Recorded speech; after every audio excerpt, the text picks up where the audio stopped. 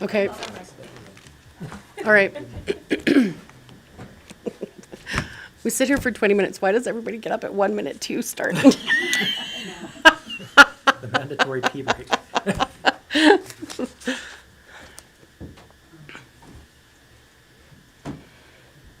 we know we got just a couple minutes left.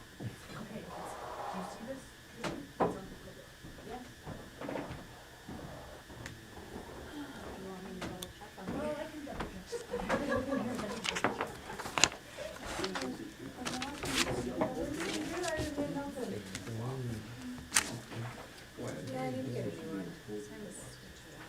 What's that? This one has got. and then the period.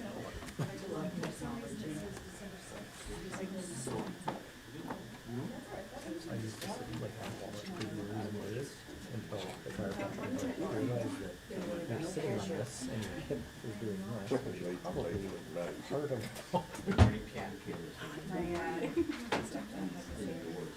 Said the same thing. To sit with his wallet. I'm used to it. I used to. You wouldn't really think of it, right? No, I used to actually put my wallet in my front pocket until phones came out. And then Well, I was the first one to pick up my binder. That's a big consolation. Yeah, I thought it was gonna be Counselor Hall. That's coming,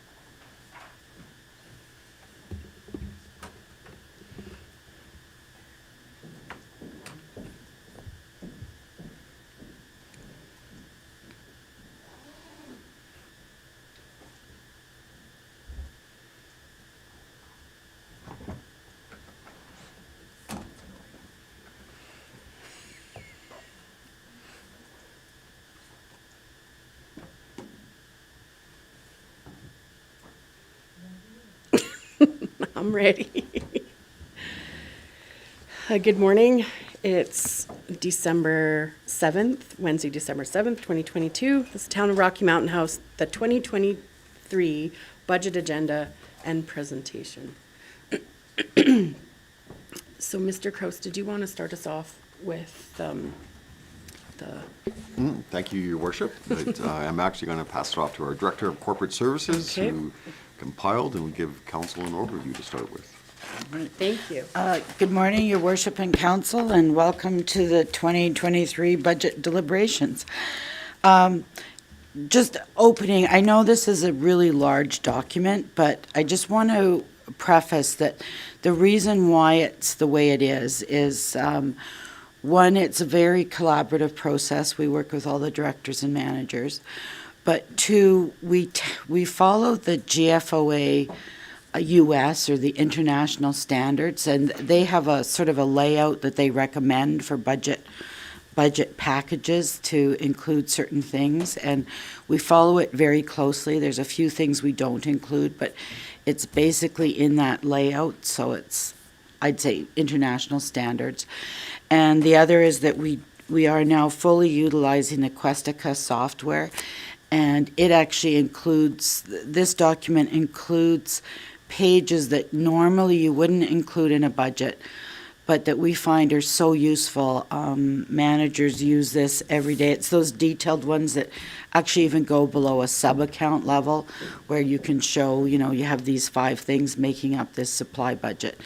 So it really does provide a lot of information. I think transparency to the public, if they have to be willing to go and read it, but it does show you all of the moving parts of this operating and capital budget for the town. So I guess to start, I'm going to go through the introduction, and then I like to do some high-level, sort of just some really high-level economics until we drill down into the the town budget. So this is probably one of the most important documents that you approve.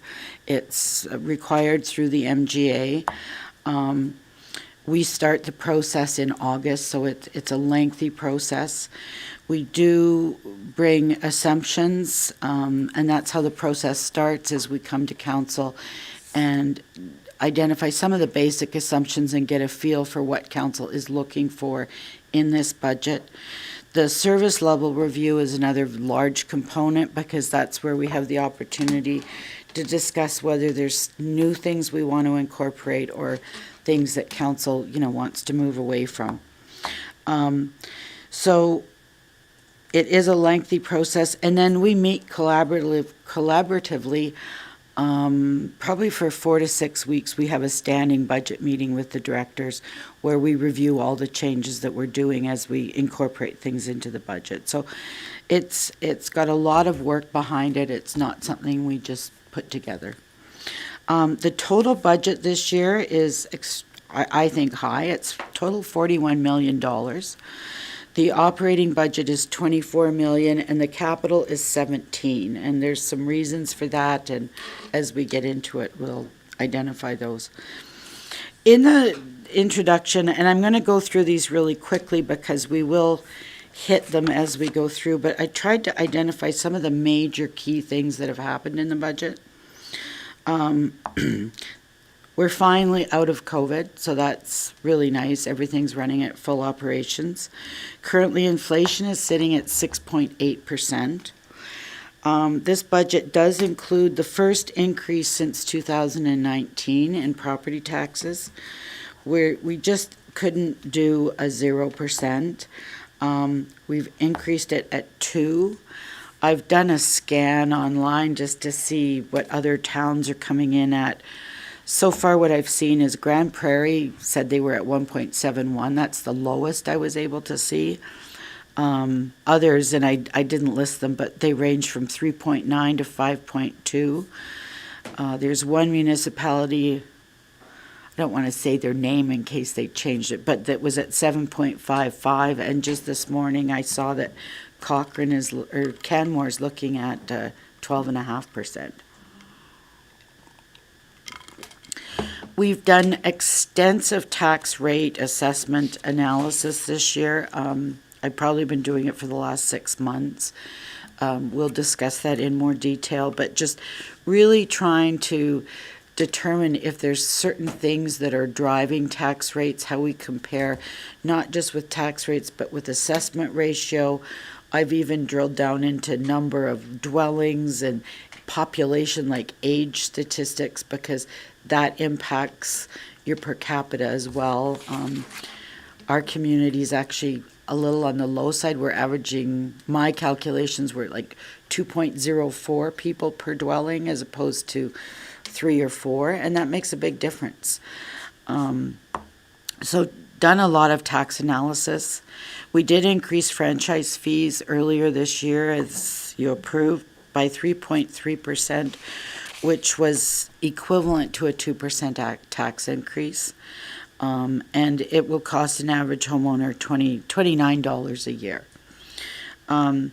There is a big increase in interest revenue. I mean, as you all know, our interest rates are going up. We always transfer the interest revenue into capital reserves. I do that on purpose. I have learned the hard way in previous years where, you're like, oh, great, we got this extra money, and you budget ongoing operating expenses, and then the interest rates drop, and all of a sudden you're scrambling looking for funds to cover these. So we transfer it to capital intentionally. The RCMP does reflect a reduction in staffing from 14 to 12 members this year. However, the contract has increased. They provide estimates going out several years of what their costs are, and their estimates for 23, their overtime is showing as significantly increased. So rather than err on the side of being too low, I've included it. We've done a lot of review on the Eco Center and Waste Transfer Station. I do have some sort of late-breaking facts and analysis when we get there. But basically, the overall deficit for the whole solid waste activity, all three sort of areas, has decreased from 223,000 in last year's budget to 71. So we've made some really big strides there. Staffing salaries have been increased by the five-year average for CPI in Alberta. That does account for 200,000. We've had no changes to staffing in 2023, so there's no increases or decreases.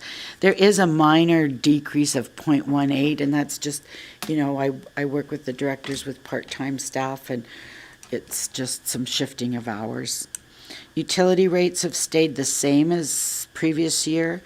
We will be looking at an increase probably next year because we're going to do a utility rate study, and that will provide us with a background as to where our rates should be sitting.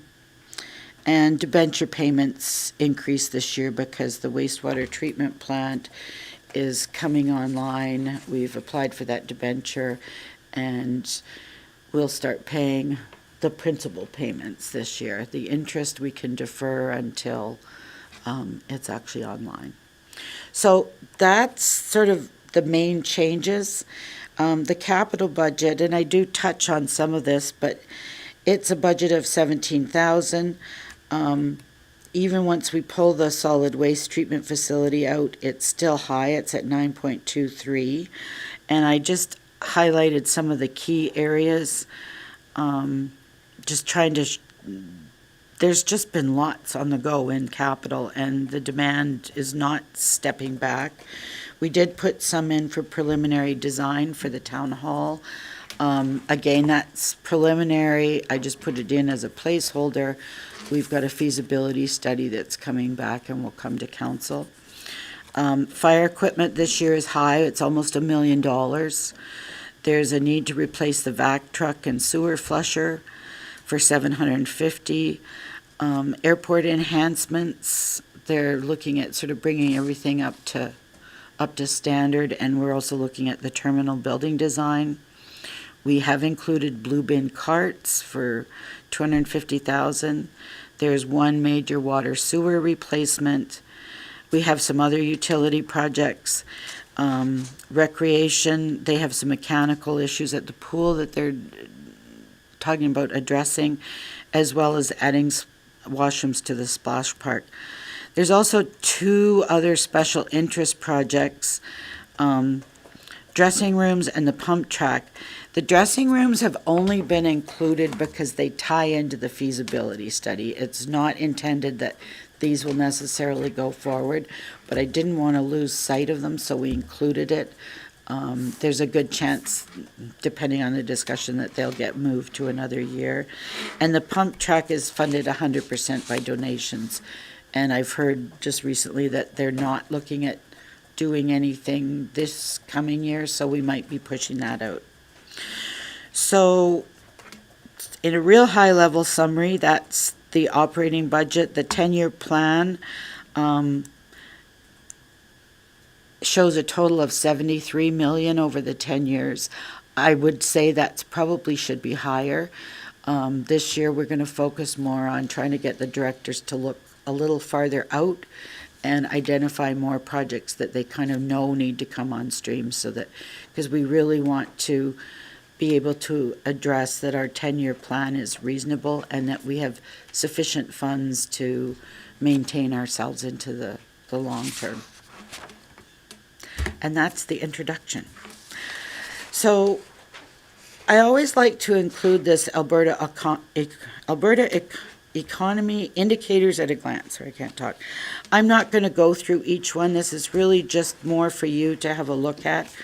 I almost included last year's because it was more interesting comparing last year's to this year, because last year we were still showing the impact of COVID, and everything has absolutely started to move upwards, which is good for our economy. Just the last page does show CPI inflation across Canada. I'd say we're kind of in the middle. Some provinces PI's up at 8.7%. But there's definitely, you know, those impacts are being felt around all over Canada. The next section, and there's actually two sections of graphs, and I'll go through them fairly quickly. We have our report card. We got one red no on it, but on financial reporting, which was a little bit out of our control because of the dissolution of the waste transfer station. It just was much more complex and took longer for them to come up with the closing entries for that. So I was very disappointed that it took so long, but we'll be back on track next year. Is it possible to get this sheet from previous years, Yes. a couple years back, just for comparison purposes? Yep. Counselor Shipple, will you try to remember to your mic? I'm sorry. That's Thank you. fine. Yes. What I'm looking for is if the sheet, which is a report card of Rocky Mountain, also if we can get some history for a couple of years back or 3 years back, just for comparison reasons. Okay. This is also, I can send the links as well. This is also available on the Municipal Affairs website. And you can not only look at ours, but any other community in the province. So, but yeah, we can certainly provide that. Okay. Thank you. The next section, I included it just because it includes explanations of what the indicators are that they collect. I'm not going to go through them. Basically, we've done well on them. The last couple years, the only one that we had some difficulties with was financial reporting when it got a little behind, but we're all caught up now. These graphs are from these indicators, so I thought, well, it's nice to see. The shaded section gives you the range of all the towns that we are being compared to, and it is all towns. I checked with someone at Municipal Affairs, and it shows you where we're sitting. So just really briefly, the first one is the debt to revenue percentage, so we're showing as low. That's going to increase with our debenture debt that we're looking at with the waste treatment plant. The biggest thing is managing the interest payments out of your operating budget. You want to make sure you've planned far enough out that as things drop off, you're able to step into that debt payment without creating any upheavals in the tax rates. The next one is the current ratio, and we're on par. We're just slightly below. The one after that is the debt service to revenue percentage. That shows a big jump. I didn't dig into why, but it's if you're adding new debt, which we did, and your revenues aren't necessarily changing, your rate's going to go up. The next one is investment in infrastructure, so we're just slightly below the median. And I haven't, well, you can see the range there, but that's what we've talked about, you know, with the transfers to capital, is wanting to replace the infrastructure on a regular basis so it doesn't get too old. On-time financial reporting, this is the graph that you can see. There's our history there. It's a little bit up and down, but that was the dissolution. The next one is population change, and you'll see that since 2017, we've been below the average. So our population has shrunk over the last probably 5 years. And the tax base balance, we're at 62%. So our residential tax base is slightly smaller than other municipalities or the median, and that does impact your tax rates. So, and the last one is the tax collection rate, and we're quite a bit, higher. We're better than the median. I like to attribute that to our staff because I know they're really diligent and they've really made a lot of effort to collect. It could also be that if we haven't had any large businesses, especially oil and gas, that defaulted. I just have a quick question.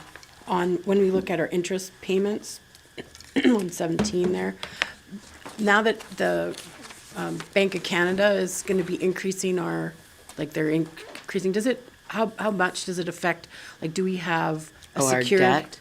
Do we have a secured interest rate so that? Yeah. Because, you know, if they've just announced like another, whatever, 1% or whatever it Yeah. is. Like every day it seems like, So when Something we do a different. debenture, it's for the full term of the loan. So like the one we're just doing is for 20 years. So debenture debt is full term. So the interest rates don't change.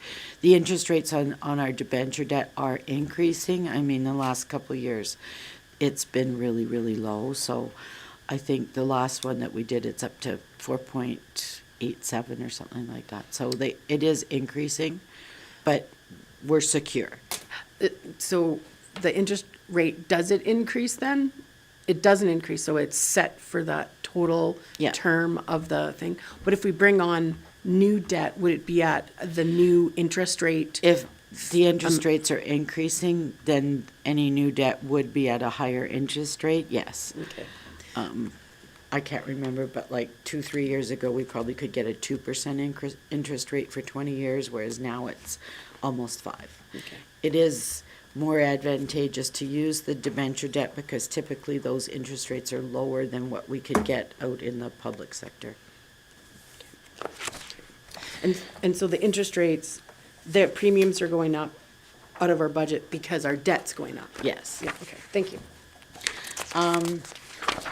There's another one I've got another set of graphs, and again, I'm gonna go through them really quickly, but they're all up on the website. It is interesting to look, because you can see other towns. These are called the Municipality Measurement Index graphs. The first one just shows general tax rate. So alone, you'll see that we're kind of in the middle of the group. This group has been selected on purpose. They give everybody an index number that ranges from, I guess, 0 to 100. We're sitting at about 76, and they recommend that if you pick comparable municipalities, that you do a plus or minus 10. This one is 74 to 80 is the ones I picked, and these are typically the communities that we compare ourselves to. We're similar either in size, assessment value, or geographic location. I included Sylvan Lake just for comparability, but they're actually higher. They're about an 84. And they're not really comparable. You'll see later, their assessment base is very, very different from anybody else's, just because of their location. But you'll So- see, sorry. So the number that they each, is that the municipality measurement index, that's based on like, It's assigned from, like, Municipal Affairs calculates it, and it's based on, they just say several factors that they use, so I don't know how they calculate it, but it's based on these factors that they've thank you. scientifically arrived at. The next one is so you'll see the residential shows us we're a little high. The next one is the non-residential tax rate, and we have a split tax rate, so they've picked up the lower of the two tax rates. When I do comparisons, I always like to do a weighted average, but you'll see that we're sitting in the middle, maybe leaning a little bit towards the lower end. The next one is just showing accumulated surplus. So they're showing non-financial assets as well as financial assets. The next graph, and this is probably the whole reason why I wanted to include these in this, is because this is our assessment composition, and I've spent quite a bit of time looking at this because I think this makes a big difference when you're calculating your taxes, because it's the base that we're using to generate the funds. We're sitting at 73 and 26. The average is a little bit different than what we are.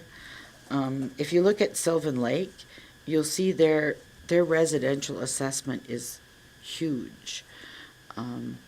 Actually, Coaldale, Devon, and Didsbury are the same, so probably for different reasons. It's like the closer you get to a large residential center, it's more of a bedroom community, right? That could be the case for Sylvan, or it's just that they've got a lot of buildings that maybe are rental properties or summer homes or that kind of thing, but they have a much, much larger residential base, which without a lot of analysis would make me think, because everybody always says, why is Sylvan so low as far as taxes? But that might be why, is because they've got so many in their base that they can generate a lower tax rate. The next one is just showing you debt per capita, so short-term and long-term debt. Again, we're sitting, I'd say, in a very healthy balance, quite low compared to other places. And then our long-term debt ratio is like, we've got an 82% borrowing capacity. The town of Innisfil doesn't have any long-term debt? Am I reading that right? Yep. I didn't go to their statements to double check, but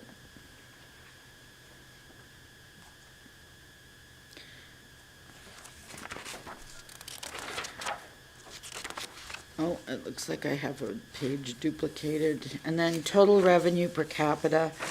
Again, it's just interesting. I did look at the details. I think Bonnyville has done something. Either they've had something really weird happen up there, or something's been reported incorrectly, because it's just, that graph looks way out. But we're certainly in the range. What's interesting is, and there's not enough data behind this for me to find out, but we're showing quite a difference between revenue and expenses. I'm wondering, is that the transfer to reserves? And we're trying to figure out if there's a way for us to tease that out of the financial information. If that is, I'm saying, well, maybe that means we're doing a really good job. Maybe we've got a bigger transfer going into capital than other communities. So we're going to try to research that a bit more. And then there's the financial indicator graphs. These have been around for quite a while. I really like these. They just give you it gives you an overview of how we're doing against our similar communities. And I did check, these graphs are based on all towns in Alberta. So you'll have a wider range of activity, but because it's a larger group, it kind of the averages should work out a little better.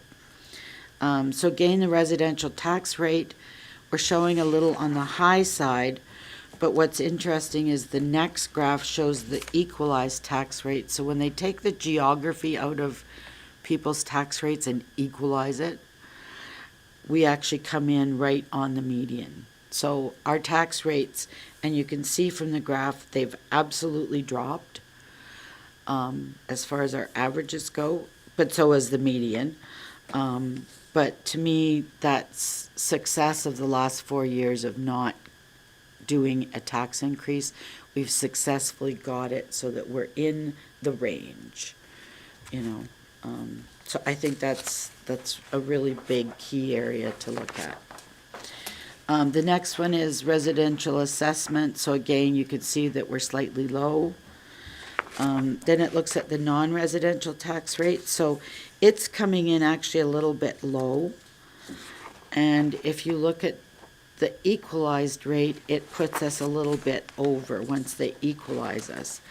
So this one I would like to do some more research on. But again, all of the research I've done and looking is our residential assessment is a little lower than other communities. Our industrials, so it's a little higher, and our rates, the industrial actually could probably go up a little bit. When I look at the split rate, typically the small business rate should be what your commercial rate is, and then there should be a bit of a premium on the large. And it's been done the other way, where the large is actually where your rate should be, and the small have been receiving a discount. And when I've looked at the tax rates, what I'm seeing is that the discount or the money that we're giving off has been put onto the residential as opposed to onto the larger. So what we need to do over the next probably 3 to 5 years is try to bring that balance more into sync so that each pool is collecting an appropriate amount of dollars. But we've made a lot of headway. Does that make sense?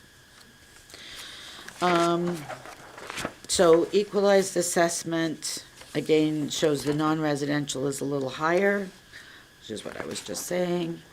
Long-term debt ratio, we're low, which is good. It means we've got room if we've got big projects that we need to debenture. Long-term debt per capita is a little bit on the low side. So just to go back to the long-term debt, the debt we're entering into right now for the wastewater treatment plant, that debt servicing will be completely covered by utility rates. So it's a little different because it's utilities and we make sure they're self-funding. So that won't impact our operations. I have a question about that. Because garbage is a utility, are we able to transfer our cells refund, into the wastewater treatment plant as a utility savings? Because it's all a utility, right? Into a utility savings?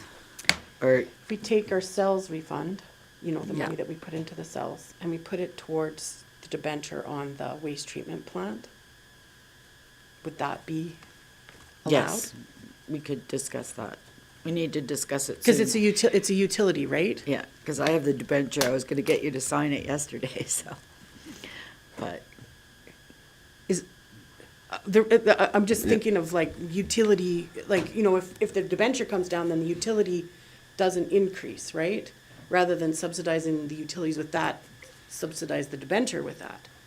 Yeah, so your worship, so from the dissolution of the regional waste, the town received 4.1 million from the selling of the assets, basically, and money in reserves. So 1 million of that we're gonna put aside for post-closure Expenses. expenses or liability. And then we need to bring it back, the remaining 3 million, we need to bring back to council to allocate. So council has the authority to allocate that to wherever they wish, and Betty will bring that back with some recommendations. Yeah. I've been thinking for a while about that, and so I thought, well, today's an appropriate time to ask that question because it cuts that debenture down and then all our graphs look a lot better, right? Yeah, and we need to look at the whole picture of where that money's, where council can best put that money. So. Thank you so much for answering that question. we're almost done the graphs. I'll go fast. So, page 44 is net accumulated surplus per capita. So our accumulated surplus is higher than the average, which, isn't a bad thing, right? And then net municipal property taxes per capita. This one, and this is where I sort of tried to do a little more drilling down. We're coming in higher. And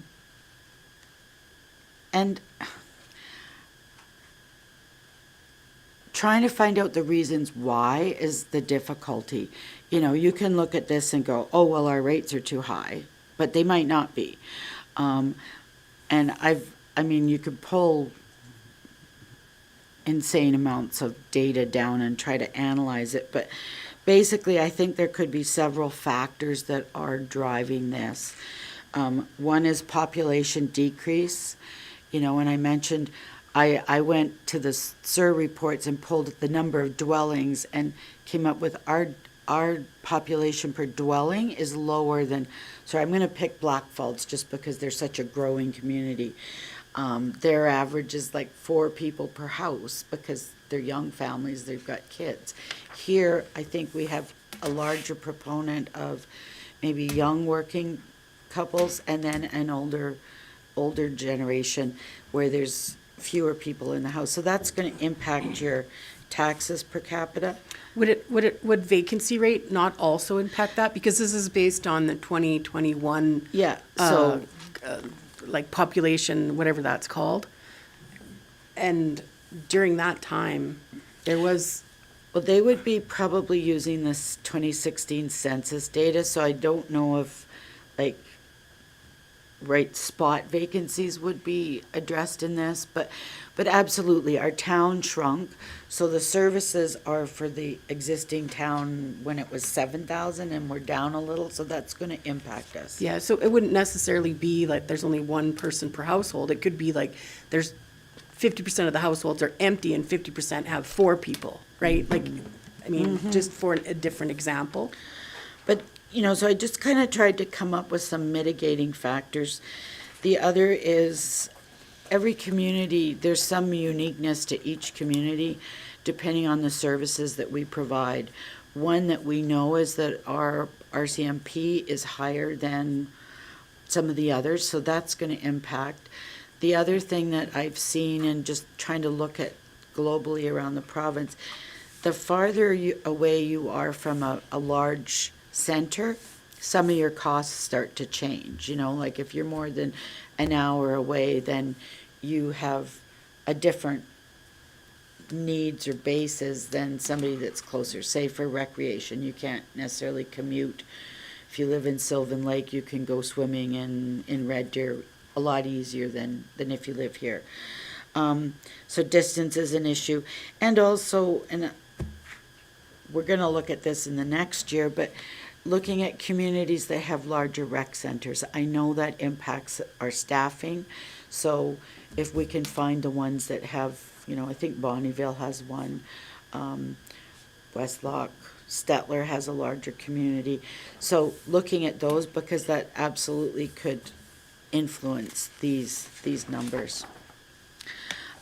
Sales and user charges per capita, we're actually a little on the low side. So again, that's something that, you know, when we're meeting with directors that I would probably want to keep an eye on and see if we can identify, is there places where we could be collecting more funds that would offset this? Government transfers per capita, we're right on track. I am assuming that our local government transfers would be included in here, which to me was interesting because I do think, you know, the county pays for, say, half of rec. So that would be included in here, but that helps us understand that rec is, you know, we're not receiving more than other communities. So that's, and then the franchise concessions contracts were a little on the high side.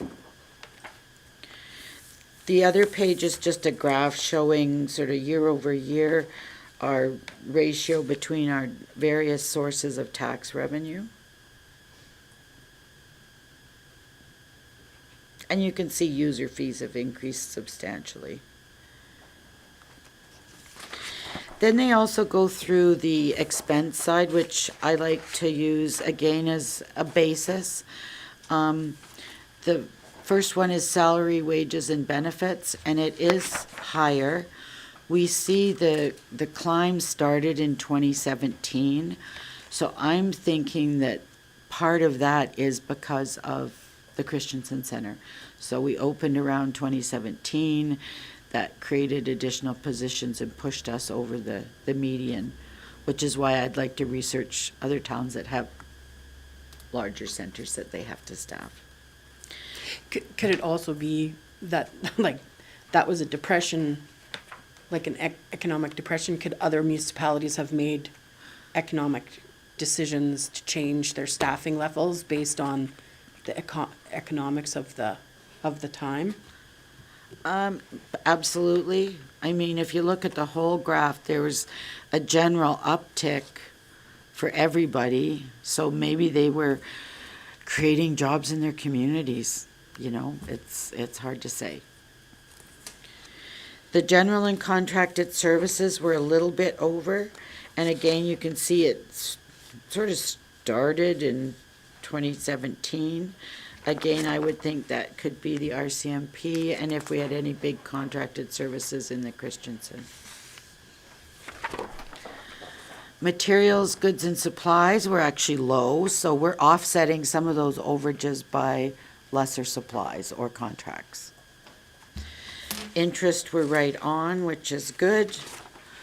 And amortization of tangible capital assets, our amortization is right on the median. So, it's the age, the amount that we're expensing every year is reasonable. And then they give you a major expenditures by type graph over the history.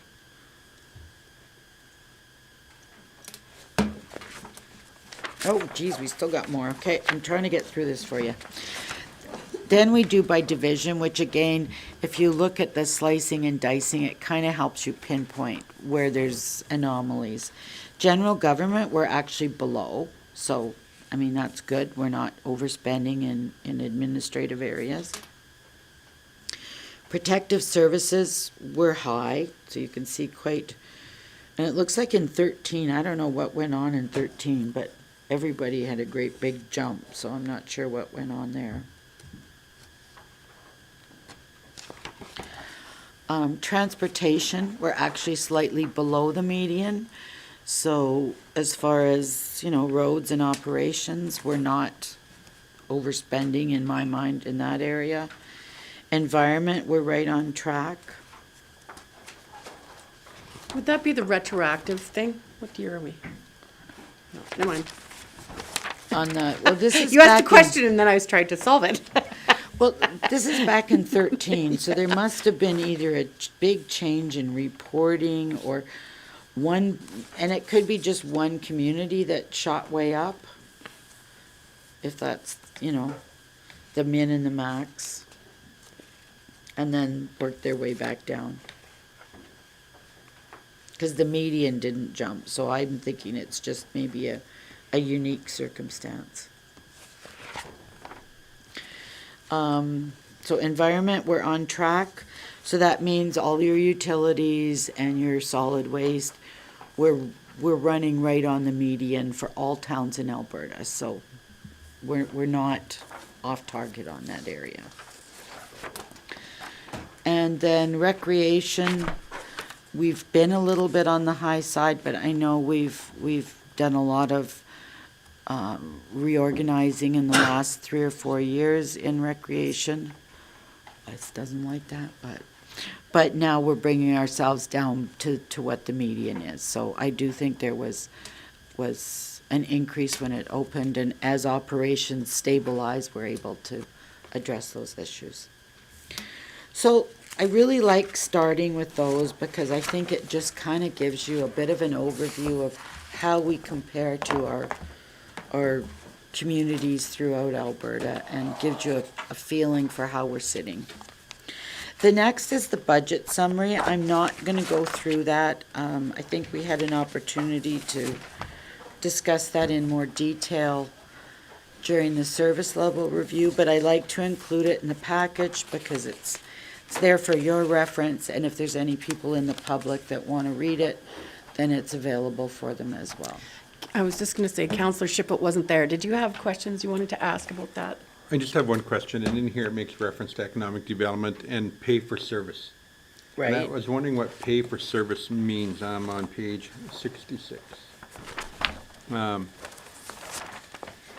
So economic development, I just couldn't get my head wrapped around what pay for service meant in that department. Thank you, Mayor, for Councillor Shipple.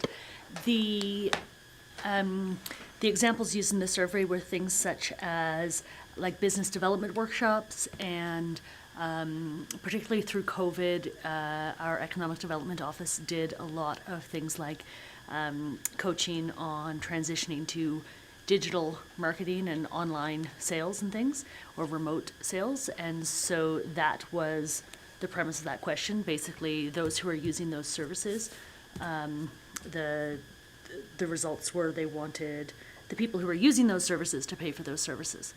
Yeah. Would that also cover some of the recreation? But anyway. Okay, no, it's okay. But yeah, this is the survey, and we had a good response. There was, what, over 200 people that, Did you have more questions in there? If this had been reviewed previously by council, then likely all the stuff has been discussed, so I won't go back on it. I did have questions, but I'm sure that I'm okay moving forward. Okay, because you can, like, it doesn't hurt to ask your questions. It's a good review for us anyways, so whatever you prefer. So one thing it talks about here is spray patch versus cold patch. What is spray patch? I've never heard of spray patch, and so I'm not sure. Is that a wrong Because question? it's talking about a slurry cover in the industrial area, and there was just comments about that. I have no idea what it is, so when I see this stuff, I go like, Oh, well, Mr. Shank could probably give a more technical answer than me, but a slurry seal is when we actually cover the whole road with a bituminous sealant. So it preserves the road and gives it an extra probably 5 years of life before we have to go in and do like a complete milling and repavement. so later on in the package, we talk about the industrial area, and it talks about putting that kind of a coat on for hundreds of thousands of dollars, and the question I'd have is, would you not be better off to go in and asphalt portions of it versus slurry it, because that road in the industrial area is in sad shape, so, but that's a discussion down the road that we're gonna likely have, so. Yes, we will during the capital portion. Yeah. Creekside, question about Creekside. Do we not have a stormwater collection system in Creekside, or is it all above ground? There's several people who have made comments about water issues in their basements in Creekside in this survey. I'm gonna have to look to Mr. Shanks on that. Majority, if it is surface drainage, I think it's all surface drainage around 54th Street and all that runs down into a catch basin, and then it goes into the storm retention pond. But it's not a storm system throughout Creekside. It's like an underground storm system. A lot of it is surface drainage. There is underground though there? Minimal. I think it's just, it all goes down the streets to a catch basin and then gets put into the retention pond. So yes, there is stormwater in that area, right?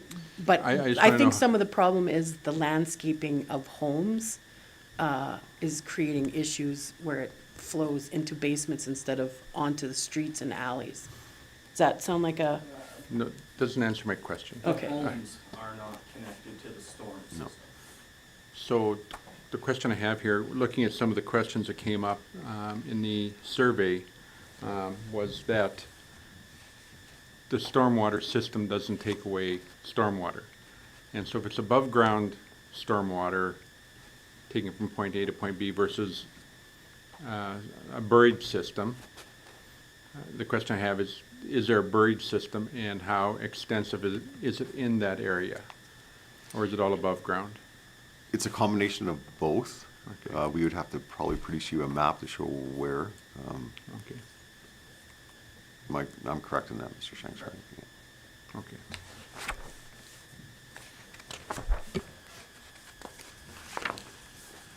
Sorry, maybe just to help Councillor Schifelt a little bit.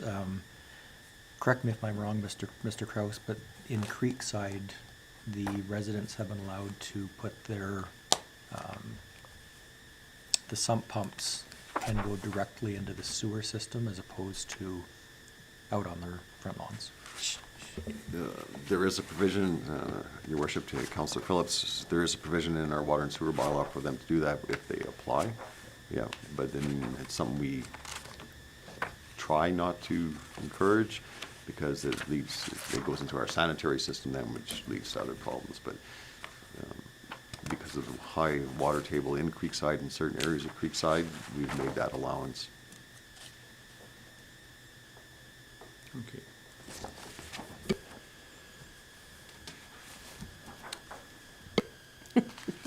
Thank you very much for allowing those questions. No problem. Okay, so I'm going to cover the summary section, and just a comment, and I think I've said this before, but I'll say it again, mostly because, well, we have some new counselors, but part of my goal in this is to provide a really high-level summary, and we also list a summary of changes, because I know it's a large document and not everybody wants to go through it. And even, when you look at other towns, there's so much there, it's hard to kind of get a real comprehensive picture. So the goal of this department is that if you go through it, you will come away with an understanding of where the major changes are in the budget. And I do provide several different versions of the budget summary, just because that way you can see, again, slicing and dicing our two major views that we look into the budget with are either by division, which is the major operating categories, or what we call object, which is type of expenditure. So the first one is meant to replicate the statements, the financial statements. It's not pure to, like, straightly translatable to the statements, but in our audited statements, the revenues are listed by object or type, so it's identifying, taxation, etc., and our expenses are typically identified by division. So I'm trying to give you sort of that cross picture. This is a summary. Again, it's not a pure financial statement, but I'm trying to capture all of the information that's in the budget. So you can see that our revenues are totaling $23.8 million for operating. The expenses are 21.9 or 22 million. We're showing transfers to capital of 1.8, and the amortization is. So if you stop there, your budget's going to be at 0, so it is a balanced budget. And then we've included amortization of $3.3 million, which puts us into if you include amortization, it's showing a deficit. The capital, and this looks really thin, but I've just included the grant income up in the top half, and then it's not an official accounting term, but below the line, then there's transfers from reserves of 5.1 million for a total of 16.8. So that's, in summary, our entire operating and capital budget. So I always like to give you a picture of that, and then we'll dig into all of the details. So that's the one summary. The next one is by department. So this is just purely operating, and it shows you a comparison between 2022 and 2023. Basically, our budgets have gone up by almost $1 million, and a huge component of that is interest is almost half of it. So it's the biggest increases are interest revenue, some tax increase, and then the franchise fees. On this one, and we'll go into the general, the biggest increase is showing in general, but that's in the transfers to reserves.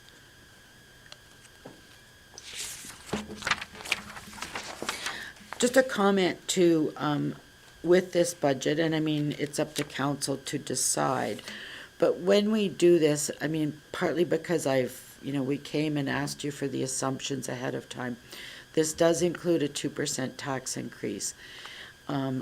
I think we've been fairly diligent in identifying changes, and you will see there's quite a few departments where they've actually dropped their services or removed things. So if we do find changes, my suggestion to you, it's not, I can't make you, but is that if you do find cost savings or changes, that we don't necessarily change the tax rate, that we look at any savings would be translated into a transfer to capital. partly because we're already doing a lower increase than, what the rest of Alberta looks like they're gonna be doing. And I think even with that increase, it's still gonna move us closer to the average. So I wouldn't necessarily wanna, but again, I know you can debate that at the end, but my recommendation would be to increase the transfer if you find savings. And so does that mean surplus? Well, say you change a number and it frees up $5,000. Yeah. I wouldn't drop the tax rate by that. I would just increase the transfer to capital by that amount.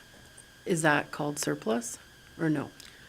No, I'd call it the transfer to capital, because that's the money that we transfer through to capital and put into the reserves. Surplus Reserves. is, Sorry. yeah, Reserves. surplus is usually on a actual financial statement if we have a surplus or a deficit, right? Sorry, I meant Yeah. reserves. Okay. I got my Okay. words mixed up. So it would go into our capital reserves. Right.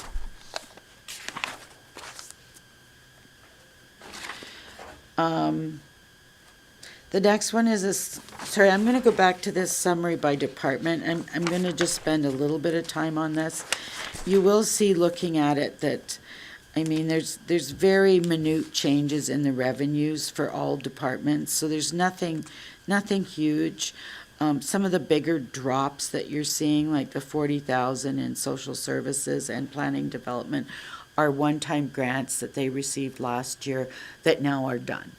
And the same in the expenses. So by division, you can kind of see the changes that the groups have made.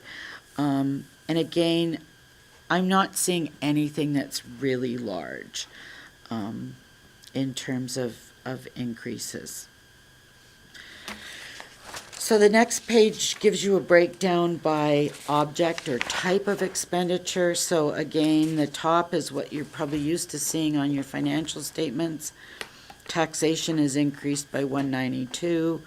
And then again, if you just kind of run your eye down the right-hand side, there's not any really big changes other than the franchise fees and then the return on investments. And on the bottom half, the expenses, again, now we're going by type. So salaries, personnel, that's people's step increases. If you're eligible, if you're not at the top of your grid, you're eligible for a step increase. Benefit increases and a cost of living. Contractual services has gone up, and I'll go into the details, but the bulk of that's from the RCMP. And you'll see that in materials and supplies, we're actually gone down. And the requisitions, and we'll hit that, we don't know what the school requisition will be when we do the budget. So I usually put a small increase. I think I've got 2% in there, but it's a wash because it comes in the top half and it goes out in the bottom half. So once we know what the requisition will be, it doesn't impact the operating budget at all.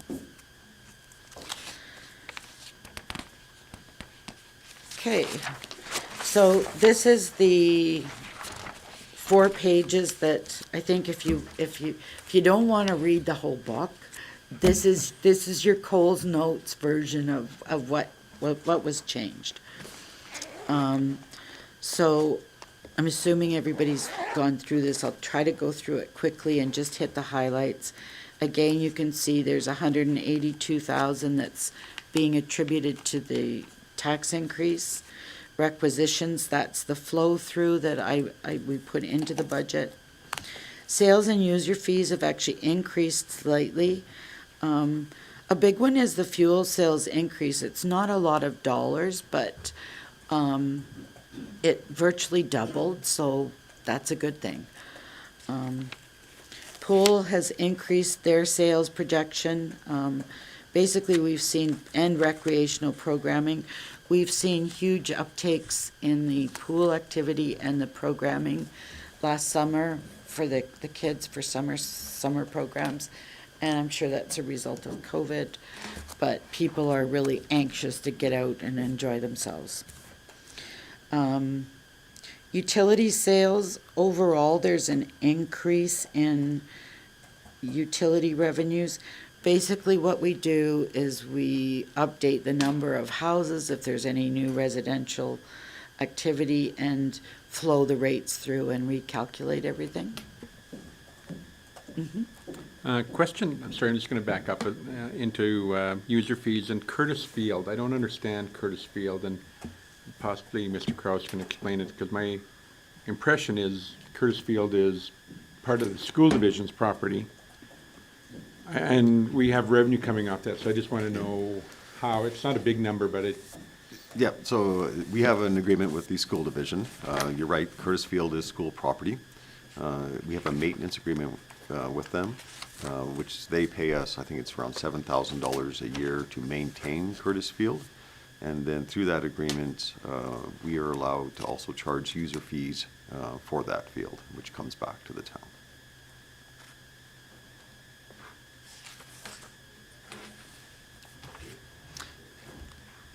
It's been, I don't know what year that agreement is, 2009, so it's been in, Is that because we didn't use it for football for those 3 years of COVID? Or it just wasn't rented out? Like you're saying it's an increase, so we've always done it the same way, Right. has it just been increase of use? I would have to, We did have an increase. oh, we've increased the contract. It was sitting at 3,000 for several years, and then we renegotiated with the school division last year, Yes. so there was an increase there. so the number here indicates $1,526, like, it's minuscule, like, is there no way of generating more revenue, or are we just privy to a bit of revenue, or the number just seems so small. That increase, I believe, is just the revenue. There's just the payment that the School. school division gives us for, because we do the maintenance on the field. Actually, the rentals have decreased, so we've actually, and it's in a different section. But if you look at the Curtis Field, we've dropped our revenues because if people want to rent the field, they pay us to rent it. So.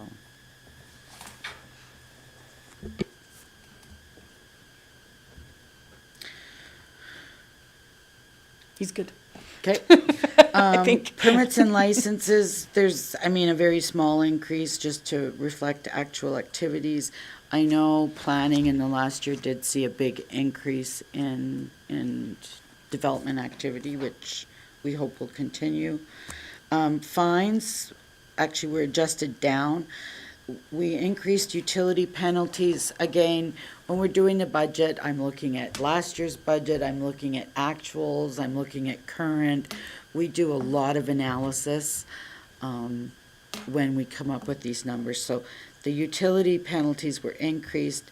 The tax penalties, I reduced the budget partly because in 2019 or 20, we changed the penalty bylaw for taxes, and it hadn't been adjusted in the budget. So we're not collecting, there's one additional quarter, and we dropped the rate, so I just needed to correct that amount. Fortis franchise fees, we increased the rates, and ATCO actually went down because their consumption estimates for ATCO were down. I know we talked during COVID because we found utilities really changed during COVID. I think it was because people were at home more, but like water consumption went up. So, you know, like there was some really unusual things that happened, so. Everybody This- bought a pool and a puppy. Yeah, this could be a COVID adjustment. Return on investment, so basically we increased 450,000 of that is estimated increases in interest revenue. And then there was some other stuff, but, yeah, I mean, and that's, I don't like inflation, but the bonus is we're able to put more money into our transfers. Rentals and leases, we had budgeted in 2021 for rental property on the old rec building on 42nd Street. That's no longer being rented, so that revenue came out.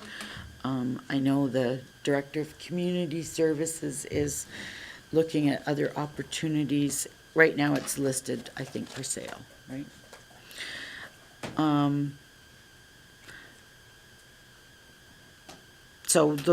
basically there was a reduction.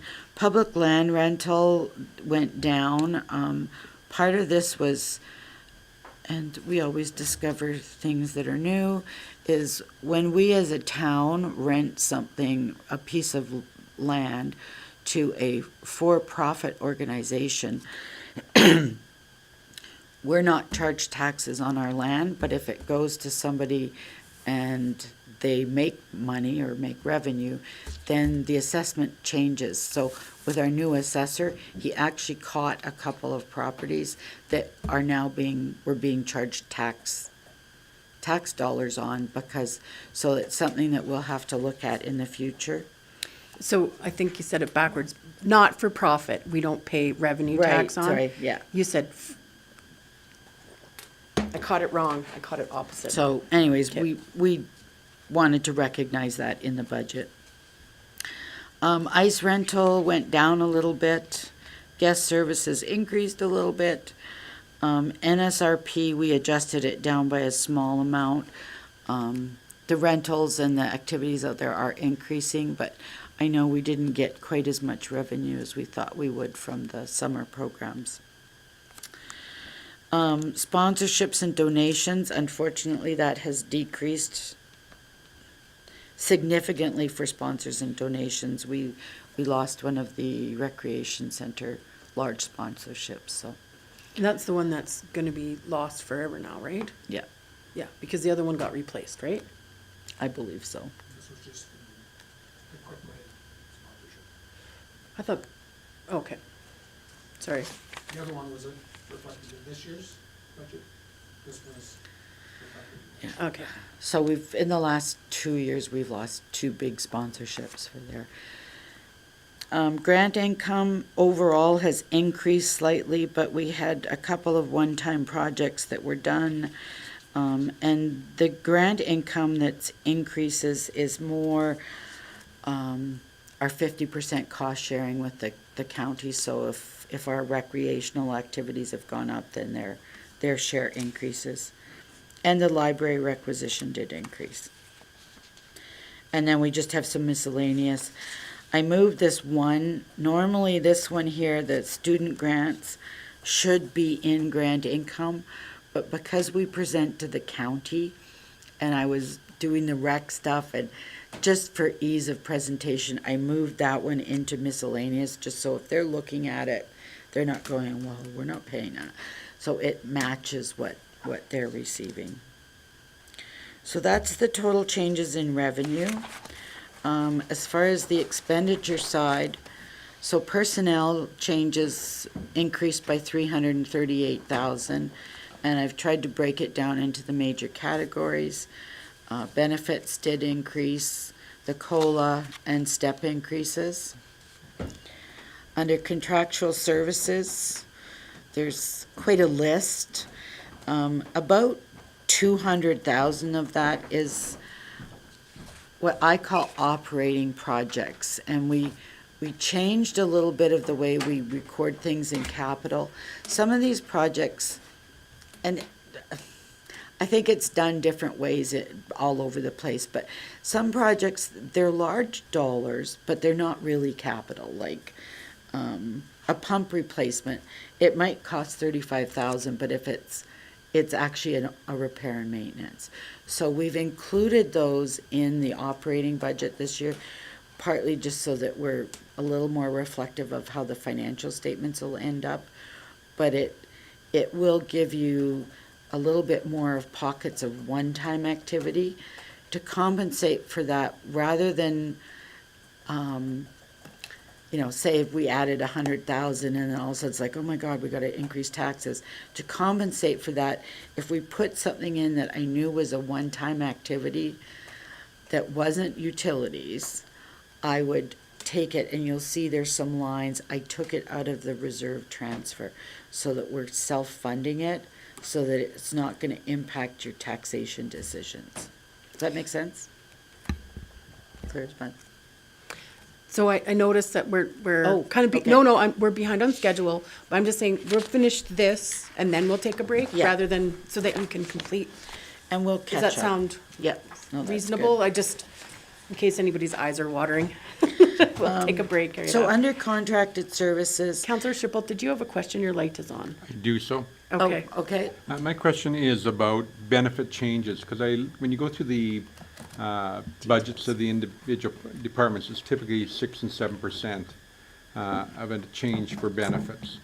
Was there a change in the benefit plan, for example, for Sun Life, or everything has stayed the same and No. that's just natural increases Yeah. of that amount of money to Yeah. keep where we were before? yeah. Okay. So under the contractual services, we did add $10,000 for the strategic planning that's planned with Clearwater County. The next few items are some basically projects that are going to happen, and they're pretty much all in the utilities. We reduced office repairs and computer maintenance in the IT and finance budget. There was a slight increase in IT service agreements. There's many, I can't even begin to name them all, of different warranty and service agreements that we have to maintain the systems. The waste transfer station and eco center, when it all settled out, we actually reduced hauling and tippage costs by about $108,000. So we'll talk about that later. Airports, building maintenance, and again, that is, you'll see it in the transfer, but there's quite a bit of maintenance that's been identified at the airport. So bringing the house and shop up to par, up to standards. We increased the legal budget slightly. Safety officers had to have a subscription to Safety Link for officer monitoring. The AFRAX communication with the RCMP community enforcement. So not huge changes, but mostly just things that prices went up. Under materials and supplies, overall, there's actually a decrease. Again, airport has increased their budget because they've identified additional needs, and I think they're doing more work. Water, I did look at water, gas, and electricity and fuel overall, and I did some big increases last year, and just looking at the actuals, we were actually able to decrease water slightly. Gas looks like it's gonna go up based on my, trending. I was looking up to September, October for the various facilities, and electricity was gonna go down. Grants and transfers, again, it's going down, but it was the one-time, FCSS received a large one-time grant. Bank charges, so every year the interest and principal payments shift. When you have a loan, you pay $10 in interest and $20, and so they're just shifting. Our estimate for the school requisition, the transfer to capital, so the net increase is $284,000.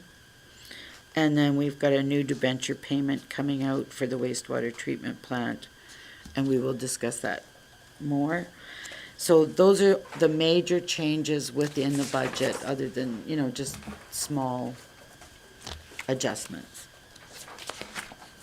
Would now be an appropriate time to take Yep. our break? Okay, so then I think if it doesn't interrupt your No, your that's flow, good. I think we'll take, does 10 minutes sound okay instead of 15, just to sort of catch? And I'm sure we'll catch up, the timelines are estimates, so. Okay, so then I think we'll adjourn for a 10-minute recess. Thank you so much.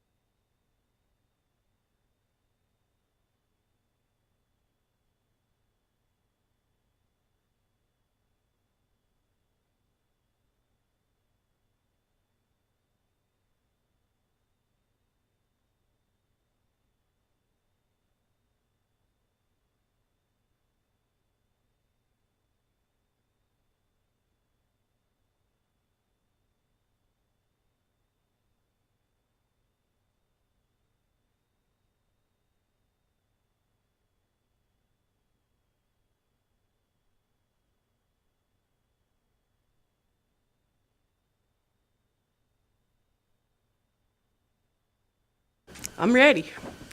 Welcome back. Awesome. Okay, we will carry on. The next couple pages in the summary, I'm going to go through them really quickly. Really, they're just in there for information. I've given you costing center, surplus deficits, sort of by division.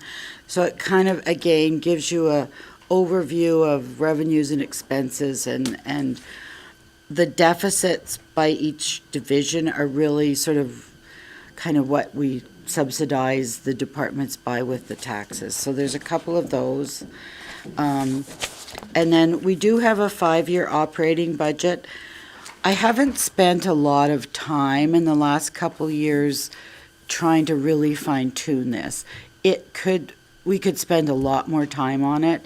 I think we'll try to look at that in the next couple years, but right now we just make really big assumptions and then flow it through.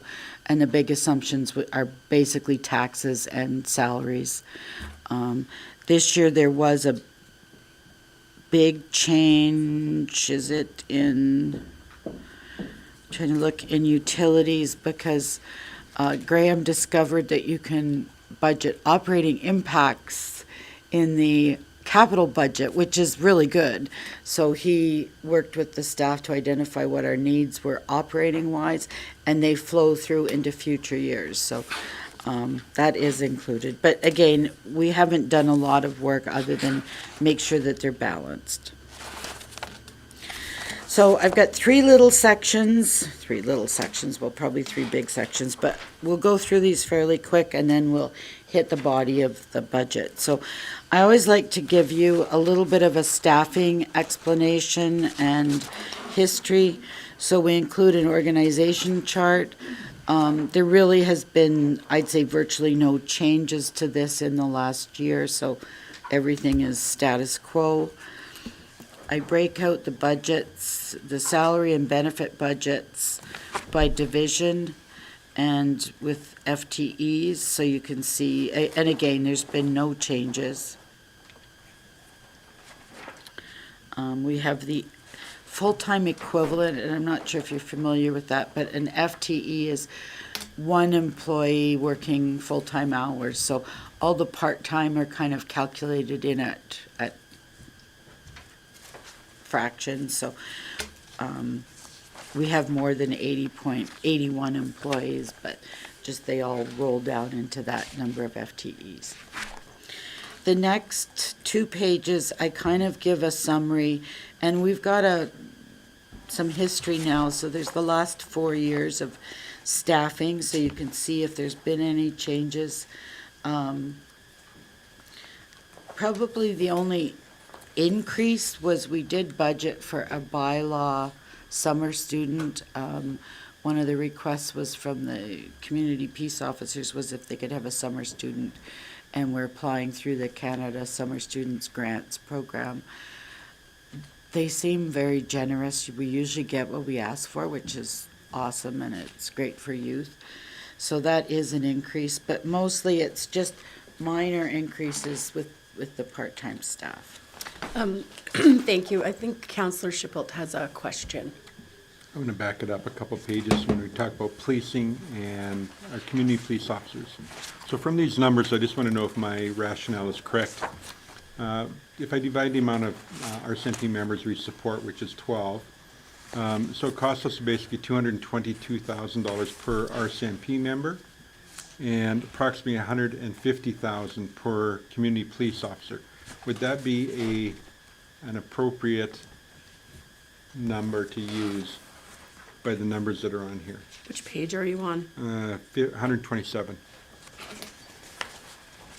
So you've got policing broke out, and then you got our community enforcement broke out, which I'm thinking that'd be our community police officers.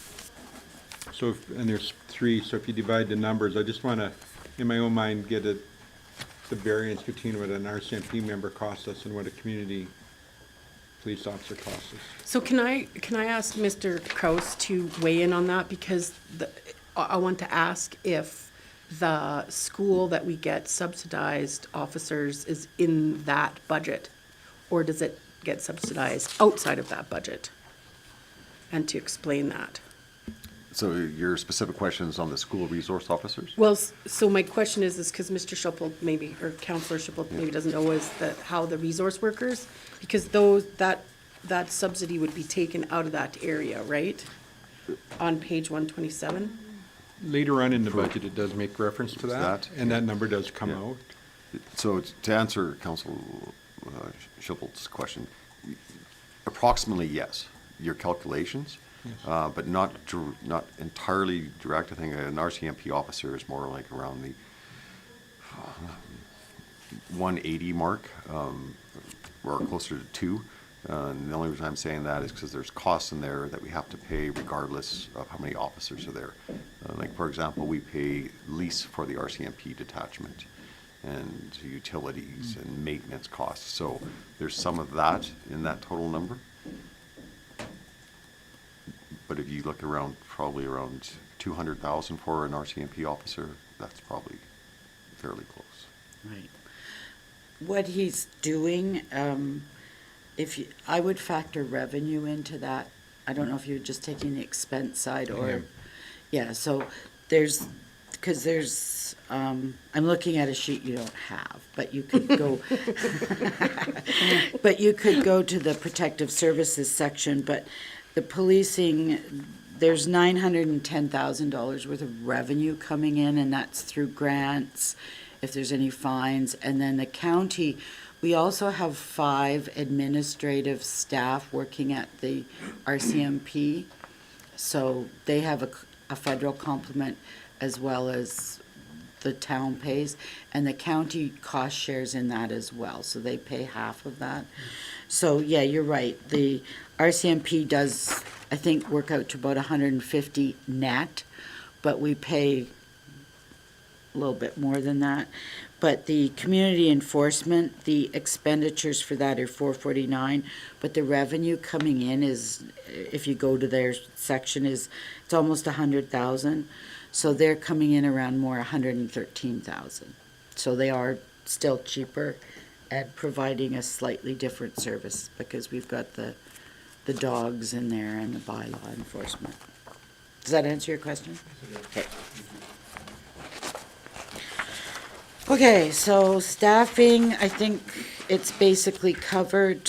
Really, we tried not to make a lot of changes. Property taxes, so I think we'll end up having a bigger discussion at the end if you're comfortable with this. Basically, I like to do the tax dollar allocation per average assessment and per tax dollar. Sorry, I have to comment, during the forum with candidates, one of the candidates mentioned that he'd like to see something, and I was like, I'm watching on Zoom, and I'm like, it's there, you just have to go look. So we do try to, I like to translate it down into something that I can relate to. I like the daily cost, or we did average residential this year, which is, again, kind of takes the number of people out of it. But on page 140, so I like to look at transportation. It's $1.09 a day. So one medium coffee to drive on the roads, you know. And same with recreation, and it's a larger coffee for protective services, so an extra large. But it kind of gives you a feel for what what services are you really paying for and how much do they cost. And per 100,000 of assessment, we put that in because then if you kind of know, everybody's got different size houses, you can look at that and go, okay, my house is worth 2 of these or worth 3 of these, and it just gives you a sense of what you're paying and how much you're paying for each type of service. And utilities are excluded because they're self-funding. So, I'm sorry, Betty, because I'm always about 4 pages behind you in my Okay. thought No, process, okay? I want to go back to staffing and benefits. Okay. I want to know if we can get a history of that at all. So I'm talking 135, and it talks about salary and benefits. So that chart, is it possible to get it for, say, 3 years back or something like that, as to what each one of those costs would be, how they compare in the past? So Yeah. it's- to me, when I look, I want to know how everything functioned prior. Mm-hmm. So I'm not sure if that's available or not. Can I make a suggestion that you go before COVID? So that would be, do you have anything this accurate before COVID? Because the numbers changed dramatically during COVID because so many of the facilities were, Well, he's talking about salaries and benefits. I'll pull what we have and see what I can put together as far as a historical summary for benefits for you. Yeah, if that old chart, if you had it for 3 years or something like that, just to get an idea as to what the progression has been to Right. today. Okay. Yep, no, we can do that. Thank you. because this is budgeted, not actual, right? Right. So we can do both and just pull it and see.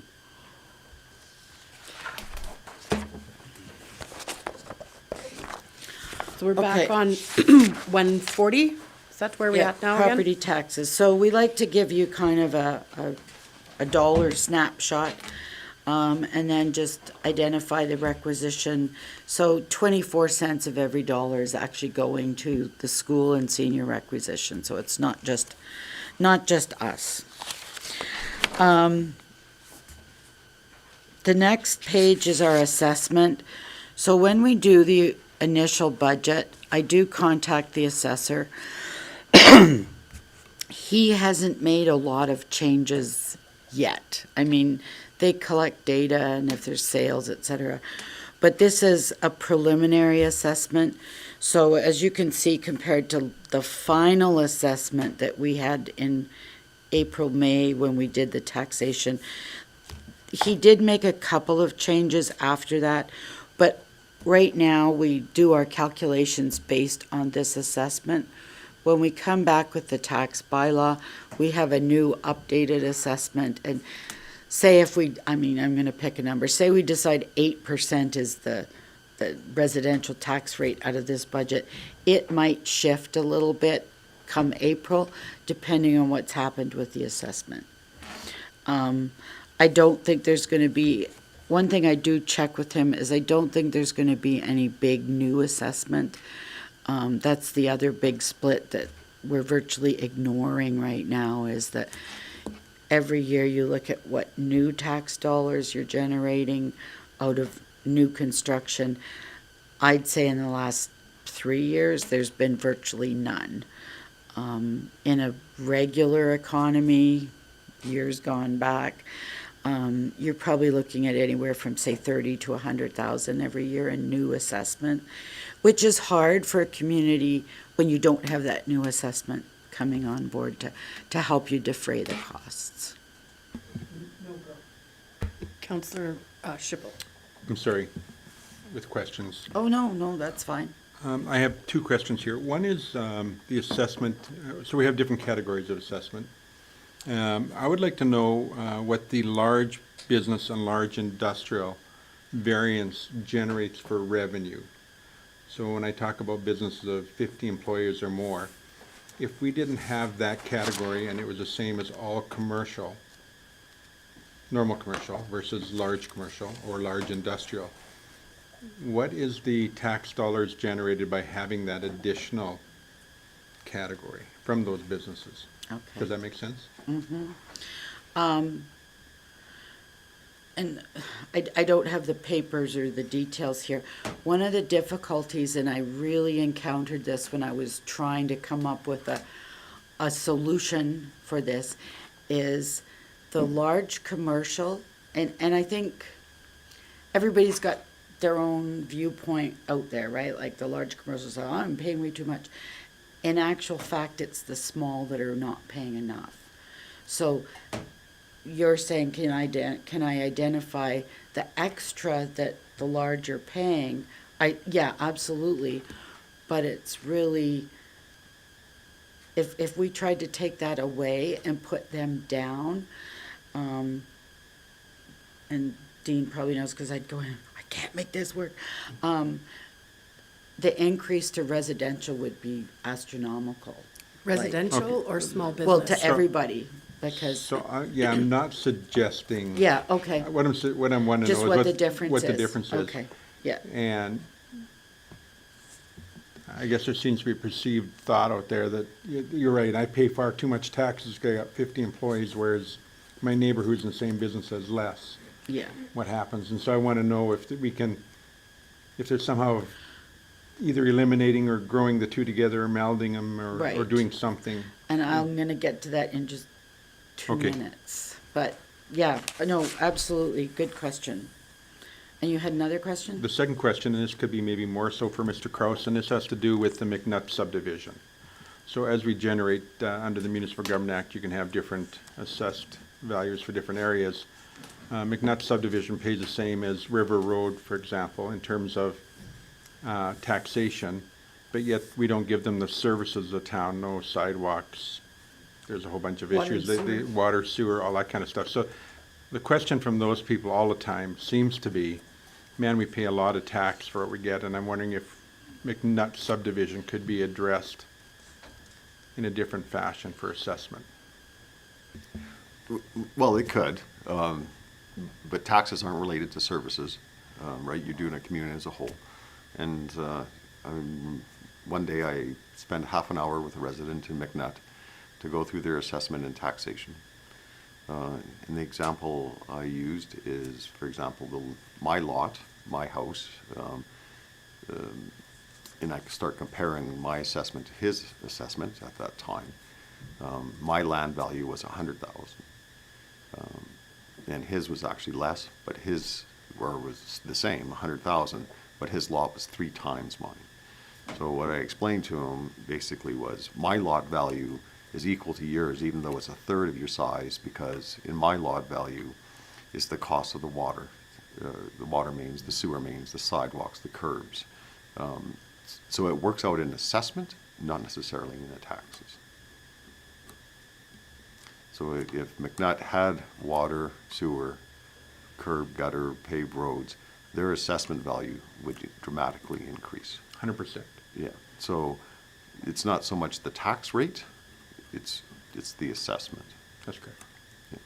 So the question I have is it because they don't have fire hydrants or anything, so they pay a higher insurance fee, all that kind of stuff, which is part and parcel of where they live. Is it a possibility to look at that and have a different If assessment? council wants us to look at a different mill rate for that subdivision, we definitely can. But you have to, but like I say, the actual services aren't related to your taxes. And, and the services, our major cost of services, the whole community receives. And, like McNutt still see policing, they still receive fire. It's not a hydrant, but the fire service is there, peace officers, recreation. So.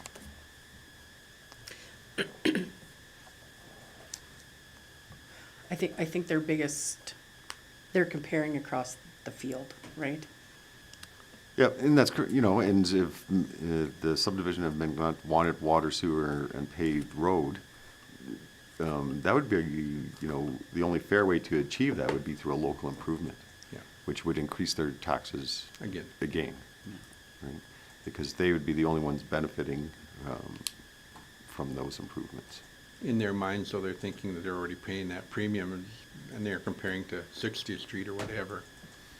So, I don't know. I guess I think that they do have a legitimate complaint.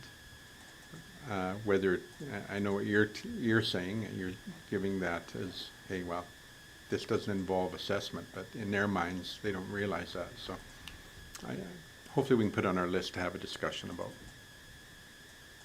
Hopefully. Yeah, if council so wishes, yeah. Do you need a motion for that? Yeah, that'd be appropriate. At the this time. next council meeting, you'd need a motion, or today? Council can make motions today. Did you want to make a motion for that now?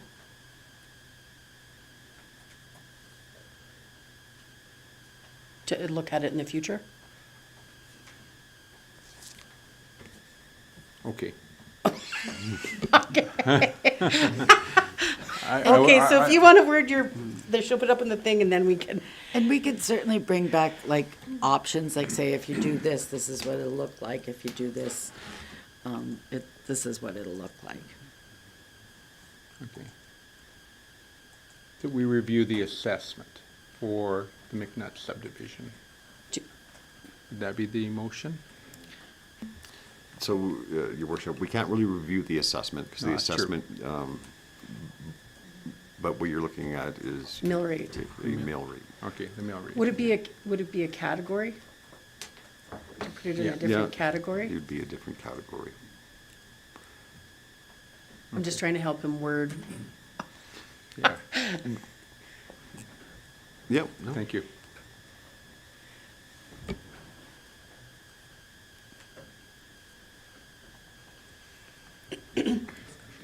Yeah, I was just, are you happy with what, up there, what it says before we discuss it? Because I want to make sure it's It may worded not have the- it may not have traction, so I think we just leave it there to see if it has traction at all. Okay.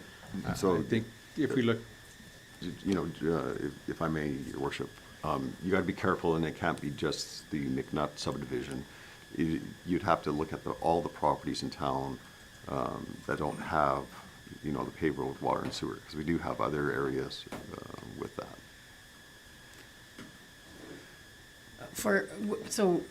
Would it be instead of McNutt, that would be a classified not receiving water and sewer services and fire? Or how would it be classed then? How would it be categorized? Is that, because that's more of We'd a have thing, to- right? We would have to, Make a new category? we would have to do a subclass in a residential that doesn't have. We'd have to work on it, so we'd have to bring that report back to council. We'd have to, and look at the big picture. I would suggest saying that we conduct an analysis oh, that'll work. of, I don't know if I want to say tax rates, but analysis of the impact of assessment and tax rates on properties. And we also want to be careful with water and sewer, because water and sewer is not supported by taxes. Yeah. Right. And I'm just looking at the assessment classifications, and I don't see anything that would indicate something that's, well, they're not out of town, but, so they're grouped in the class assessment code 310, which would be single family. So can we split single family into We'll have to look in the MGA for a subclass. subclasses? I Yeah. don't know, but we can certainly extract out the properties that you're trying to look at, so. So instead of on your, like, I'll just get the motion close, instead of up there, the addendum would be the, not tax rates, and look at subclasses of residential properties? Is that? Or do you want to leave this motion altogether till later and? I would say analysis, because that's what I'm gonna go back and do. And it gives us the scope of looking at assessment and tax rates and how they're comparing to other similar areas. So, but we definitely want to remove municipal water and sewer services, correct?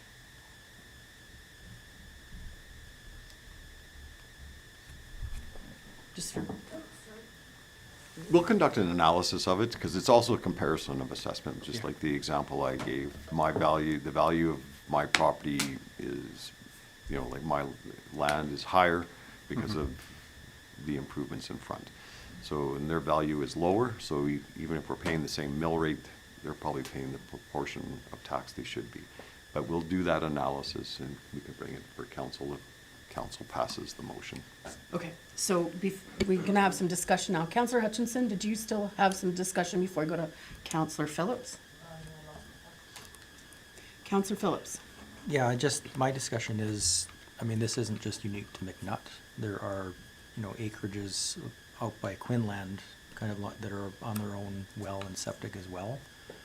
And if you look at Old Town, they have no sidewalks. So the assessed value will reflect the fact that those acreages are on their own systems. It will reflect in Old Town that they have no sidewalks. But as Mr. Kraus said, they still pay for rec center, they still pay for policing, they still pay for, so the assessed value that's a little bit lower for curbs or sidewalks works out in the end, but, I mean, we can do an assessment, but it's more than just McNutt. There's more places in Yep. the rest of town. And to that point, I think what I'm hearing from them sometimes when they go to sell the property, and you guys would probably have a better know on this, is that often taxes comes into play, that, oh, you don't have the, you don't have what they have on, say, 60th Street, that always comes up. So why do you have to pay these taxes? So you guys in the real estate industry may hear that more often than not. I have no idea if you do or don't. And I can just use the example of an acreage out in Clearwater County where people say the taxes are cheaper and they have their own well and septic systems. So over the course of a 30 to 50 year period, you will have to replace a well and a septic system, which could add up to $50,000, $60,000, $70,000. But if you actually take that dollar amount and put it back into a yearly tax amount, it actually works out very close to have town services and then to have your own well and septic. So it's, you may be paying less initial taxes, but over the long term, you're gonna pay those back in maintaining your own septic and well. Okay, so did you still want us to go forward with the motion? Yeah, let's see. Okay, so I think it's still not right because it still says municipal water and sewer services up there. It should just say, I think there should be significant differences to what's available. I was gonna say, don't take it all. there we go. Yeah, no, that was right. If you delete that part again, that's correct. Direct administration to conduct an analysis of the impact of residential tax subrate classes in accordance with the MGA. So that's suitably defined, Mr. Kraus, to give you the right direction? Well, we know council's intention. Okay. Yeah. Are you Okay. comfortable with that adjusted, what is it called? Resolution? Just one other comment, and I think part of the difficulty as well is that the residential tax rates in counties typically is significantly lower than the residential rate in towns. And, I mean, I don't even want to go into the whys and wherefores, but linear assessment plays a huge role in that as well. So they feel like they're comparable, but I don't know that they always are. And that makes it difficult. But anyways, yes, we'll Okay, so have a look at that. I'm gonna bring that motion to call a vote on that. All in favor of that motion? And that's carried. Thank you very much. Okay, so carry on. So the assessment page, I've given you that. I included a piece of back in November when council was first elected, we did a big financial overview. And this is just how taxes are calculated. And I did a sample numbers only, but it's more for, say, if there's a reader that's not familiar and trying to show them the impacts of growth and inflation and how it affects your tax base. So it's really just educational. The next page, and yeah, I know we're behind, but some of these, I think these are big discussions. When we met with council originally to do the budget assumptions, we were given, everybody agreed that we'd look at a 2% tax rate. What I was trying to do here, and I gave you 3 options, was to try to see how we could either move the splits between the different rates closer together. The last one is with one commercial tax rate, but it proved to be really, really difficult without impacting one group significantly. So if we decide to make any changes, I guess I would say it almost needs to be done over a period of time.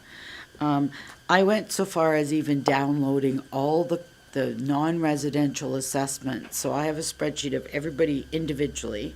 I don't know who they are, but they're split between small and large. And I would calculate everybody's individual taxes so that I could identify the the maximum change, and I've included these here because, you know, it's one thing to say, well, the average tax rate change is $133. Well, who's the highest? What's the impact? And it was 2,380. So some of them, you do have the big swings depending on their assessed value. So I'll walk through these. So in trying to achieve a 2% tax increase, we wanted to generate $192,000 of additional taxes. So I did the first one is the 2022 original calculation. So just so you can see the tax rates there and the average tax per household. So 8.79 was the residential. And we've got a couple little anomalies in the commercial that I've tried to clean up. One is vacant residential and non-residential, the small commercial, got out of step by like 0.11, so they should probably be equal, so I've equalized those. And the provincial grant in lieu was kept low. I increased that to match commercial. It's, right now, we bill the province, they pay us half. So in my mind, it was a bit of a windfall for us. They should be at the commercial rates, and the extra that we generate, I gave to the residential. So the first one is just a straight overall increase. I did do it by classification to try to maintain the percentage increases. The comparison is if you do a 2% on $100, that's a lot, and then do it on $5, it's quite a different percent increase, right? So with doing that, if you look at the different assessment classes, the residential they would have a 1.5% increase and an average change of $35 a year. Then the two that are highlighted in blue, the first one is the small commercial, we'll call it, and then the large. So both of them would see a 2% increase.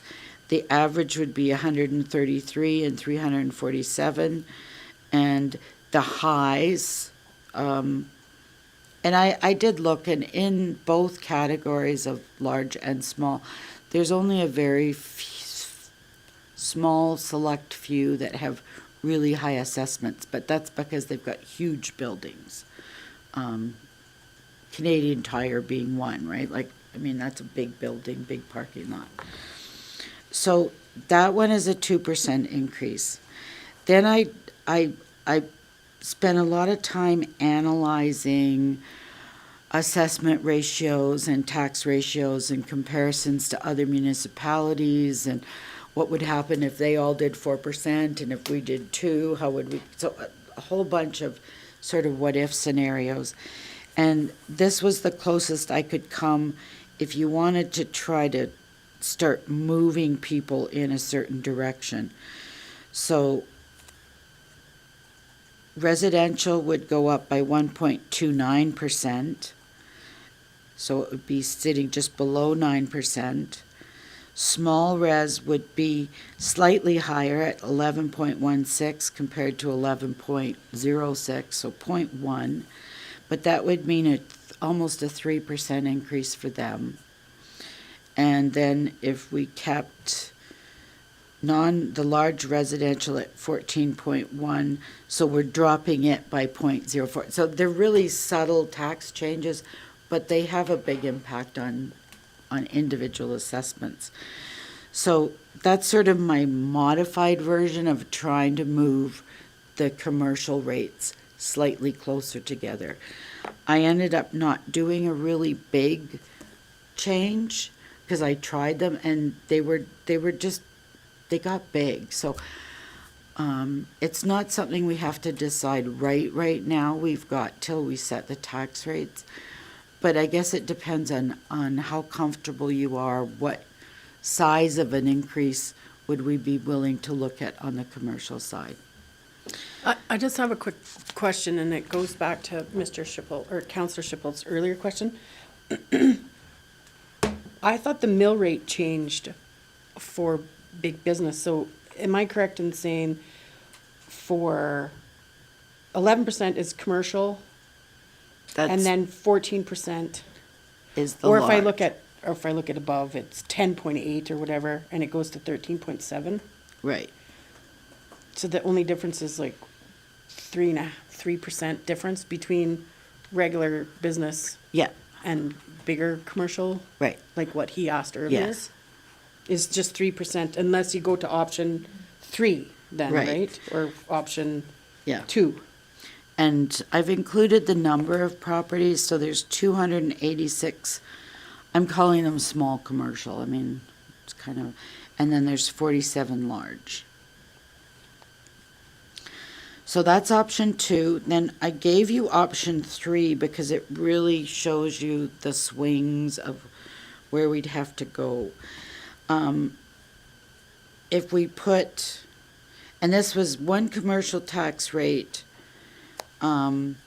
putting residential at 8.4, so it's trying to bring everybody in line with sort of all the communities. We'd have to put all the commercial to 13.4 to generate the same amount of tax dollars.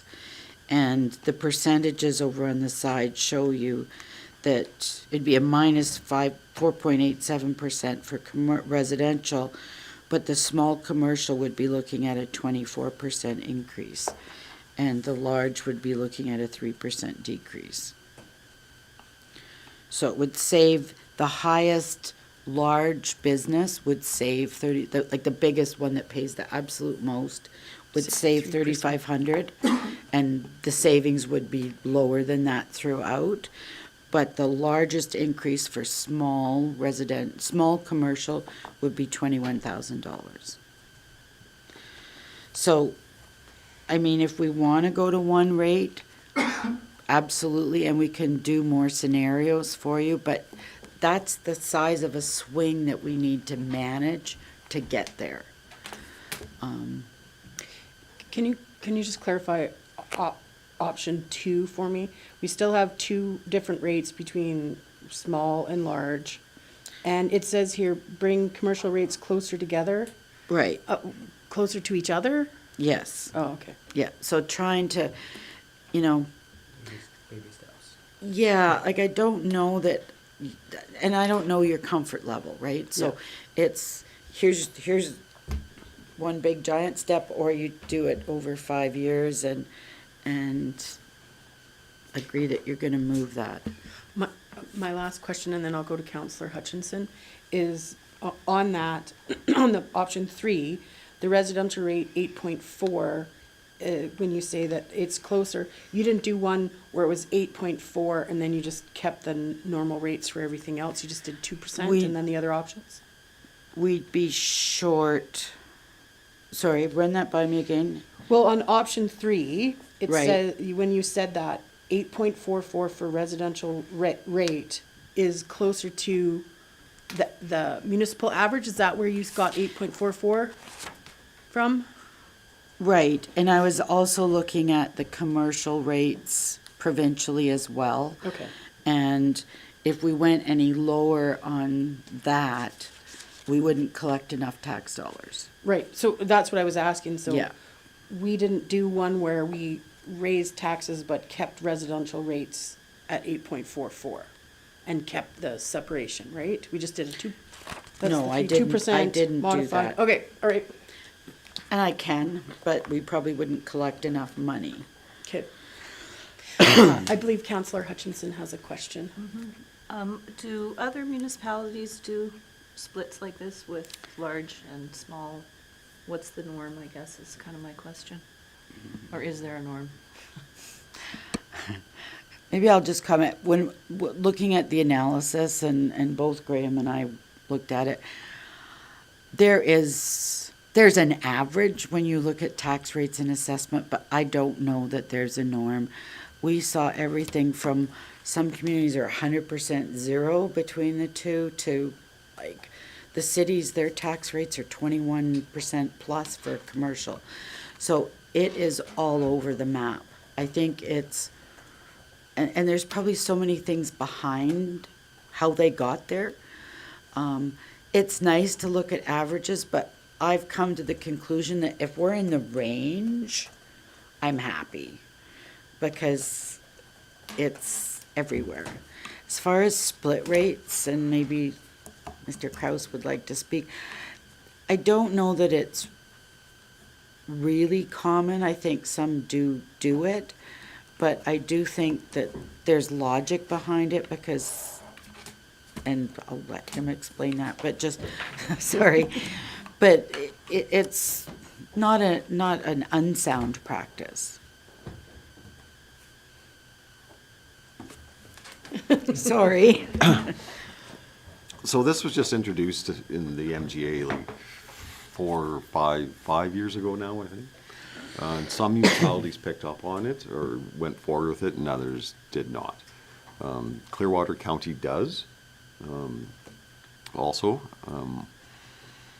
But when the town looked at doing this for large and small businesses, what it was identifying and realization there's probably only one local business that actually pays this, and the rest gets exported out.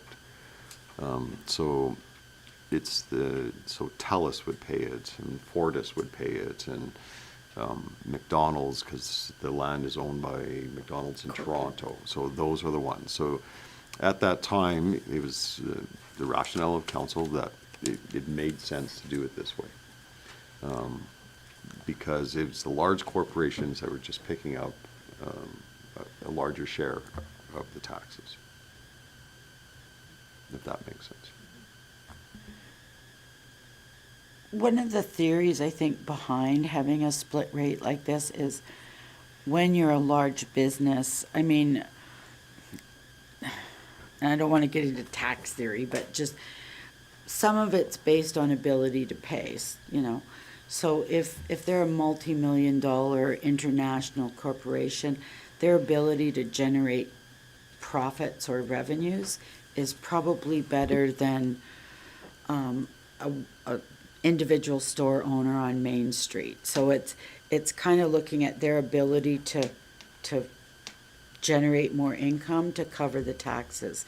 And, you know, a 3% difference, it does cost them more, but then their ability to generate is probably far superior to the, you know, the farmhouse on Main Street as opposed to the Sobeys store. So that's part of the theory behind it.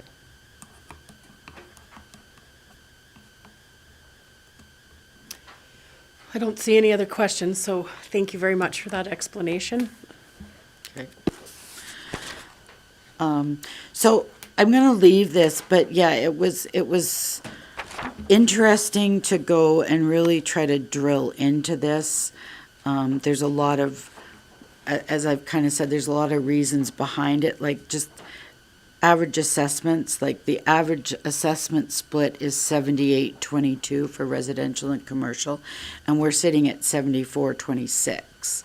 It's not big numbers, but if we go to the average tax rate when our assessment for residential is low, then we put a bigger burden, like they all kind of fit together, so it becomes really difficult to move things around. But really, when I looked at it, the non-residential could be collecting more taxes in order to reduce the burden on the residential. That's sort of the simple answer. But it makes it really difficult when we're trying to achieve all these things. So, you're kind of looking like you don't believe me. I think the common denominator in here is to increase our base, build more houses, Yeah, absolutely. You know, you want growth, right? you know, and we're limited to growth right now, so, because of land.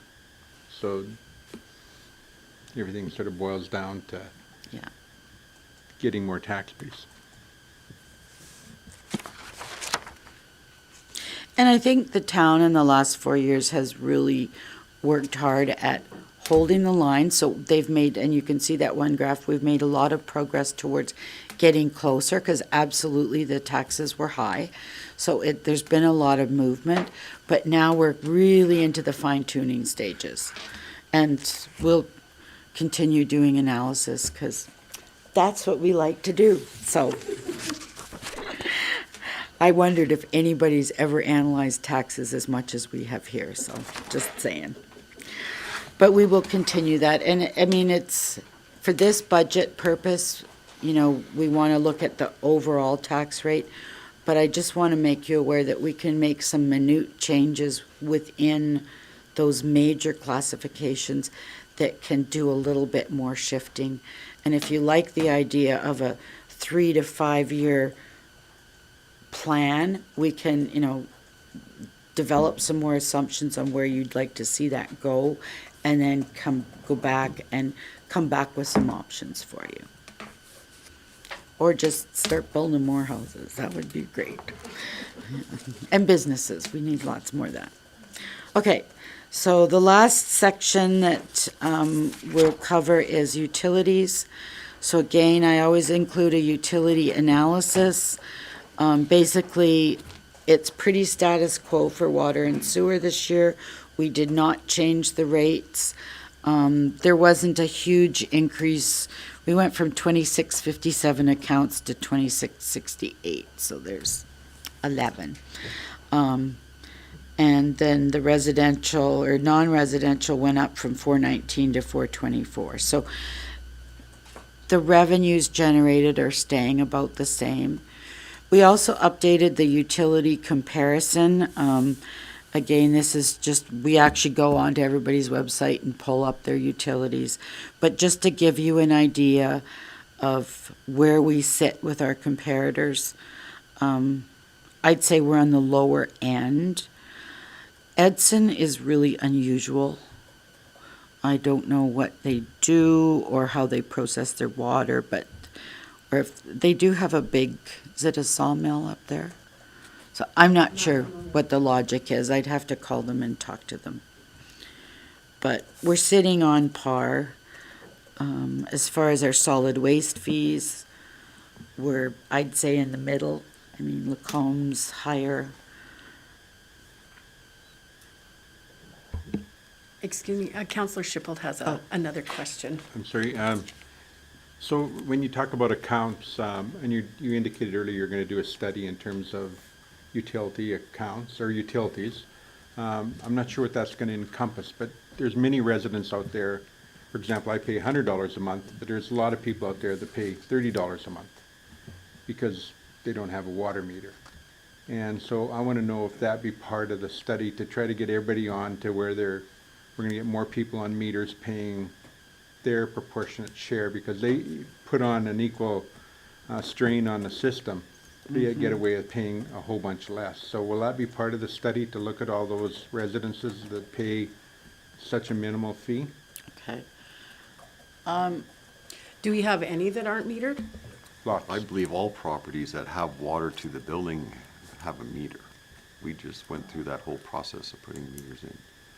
So the first thing that comes to mind is trailer parks. There's 190 stalls in town, and they're all in bulk water. So every one of those mobile homes does the same amount of flushes, if not more, than my house. And because the landowner pays the water and sewer bill, it equates out to about a $30 fee per month per tenant in those mobile home parks. Whereas if they had a meter, there'd be more revenue generated. Apartments are a little different, but could be looked at the same. So I look at multi-residential properties that are on one water meter and yet add the same strain to our system and don't pay an amount equivalent to what you and I pay in a house. Will that get looked at in the study? Well, we can, but I mean, there's one meter going into the mobile home park, for example. Correct. Right, so they pay their base fee also, plus the cubic charge. And then they would also pay, 80% of that is a sewer charge. I mean, it's something. Split amongst how many mobile homes are in there?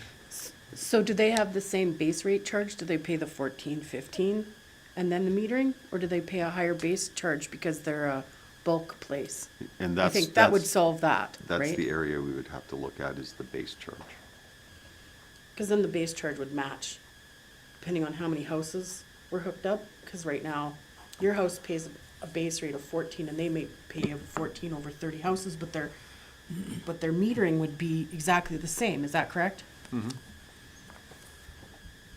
Sorry, Councillor Phillips has a Sorry, question. and one thing that I want just to get clarification on is when you're in a large apartment building, there's no individual amounts paid for garbage because that's taken care of by the building. Yep. Which would also be part of that overall bill every month, or that would be different because they're not included in garbage pickup. And I think the mobile home parks are the same. Yes, here. Am I correct? Yes. So that would make a difference because there's no garbage pickup, it's just water. Water and sewer. Yeah, exactly. So you wanted to look at the base rates, or that was just a question for clarification? Well, I'm just wondering, though, if we're leaving revenue on the table. Your worship, so that's one of the, we can look at that when we go through the study of the utility rates. I mean, because the study of utility rates can be a pretty comprehensive study. I mean, it can vary on size of service lines, and which would increase the base charge and stuff like that. So we can encompass that into that study.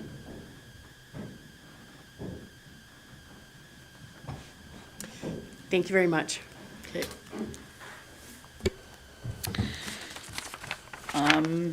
And then the last page, I didn't include a lot of analysis on the solid waste, but we went around and checked, and I know solid waste this year has been front and center for everyone. I think part of the issue is that we've made a lot of changes, and people, well, I'm going to say some people have trouble with changes. I think there's been a lot more embracement and uptake on this, and I'll touch on that in a little bit, than we realized. But just, we went through the different municipalities and we tried to see what kind of services they were providing, because, you know, people were saying, well, I want this every week, I want this every other week.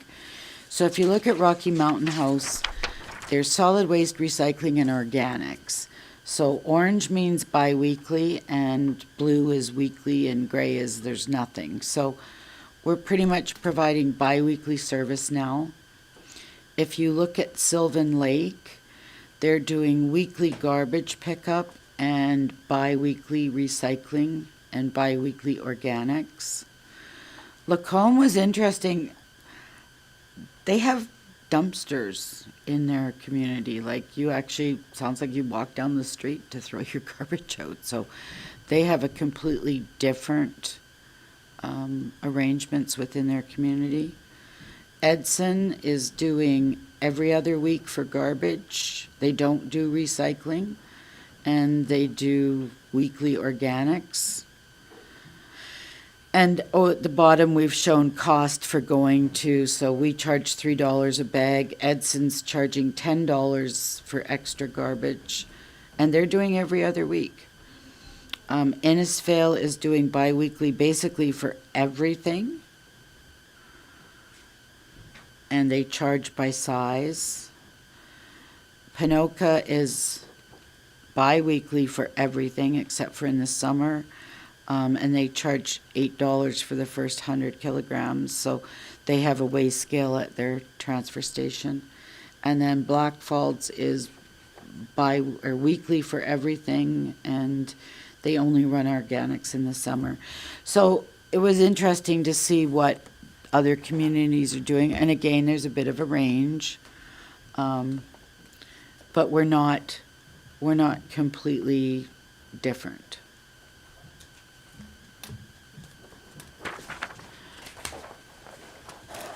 I do have an update on the, maybe we should we'll talk about it in more detail when we hit the solid waste, but I've updated all our stats for the garbage and recycling up to the end of October, so I could probably get a hot off the press for November, but I'm actually finally seeing a trend, which is wonderful. Just really overall, garbage is going down. The pickup, for instance, is going down by about 67,000, and the organics is going up. So what really, and recycling between the curbside pickup and the drop-off is basically just switched. Like, it stayed 74 kilograms different between the 2 years, but overall, so people are recycling more and not going to the curbside. But I'm totally shocked that the organics has increased. So in my mind, that means there's way more people taking on the organics and doing it than I thought there would be. It's every month it creeps up a little bit, so more and more people are doing it, and it is making a difference to our solid waste that's going to the dump, which is, that's what we wanted to see. But I guess I thought it would be more in recycling, but it's the organics that's increasing. And I do have some pages, I can hand them out, but it's really interesting, so. And you said recycling staying exactly the same? Like- Yeah, and I'll hand these out, just, I feel like I've talked a lot lately, but I'll hand these out and we can look at them, but what we're seeing is a reduction at the Eco Center. So I'm hoping we can split the cards. Right now, you just get a Eco Pass, but if we can split it to identify who's residential versus commercial, because what I think we're starting to see is that the main activity at the Eco Center is the commercial drop-off, either for garbage or for recycling, which to me makes a big difference in terms of what kind of service level decisions you want to make if it's just residential. The residential is starting to embrace curbside. So what's going to happen out at the Eco Center is you've got your commercial base, and then there's going to be a little bit of residential where, you know, I still took my recycling there because I was a habit, right? Or you have extra, so you take it in. But I think we'll start to see things leveling out. So I was really happy to see that. Thank you. Okay. So now we're into the operating budget. So the first section is general. And if you turn to page 152.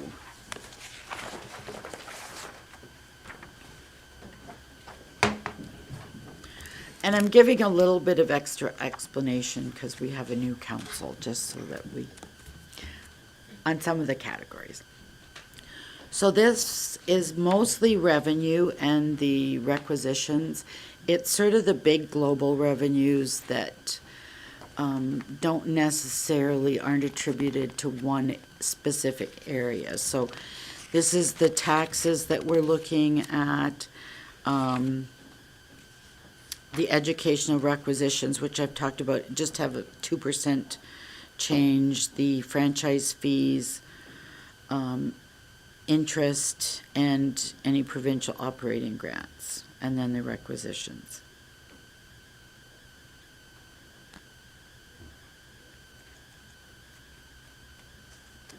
And debt, and the transfers to reserves. Is there any questions? Like, all the details, if you turn the page, you'll see the explanation. And this is where I think Questica really shines for people, because it does give you the background.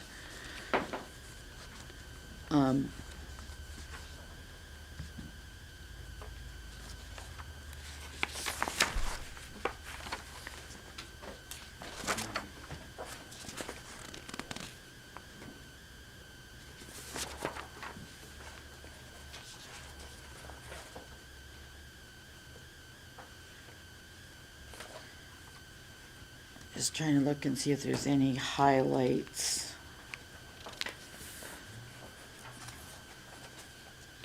The only thing I would point out is on page 155, about middle of the page, the transfer to capital, is you'll see there's some minuses, and that's when I said we put some of the operating projects into operating, I'm taking their funding out of the reserve transfer, because normally we use reserves for those. That way it's not impacting your tax rates.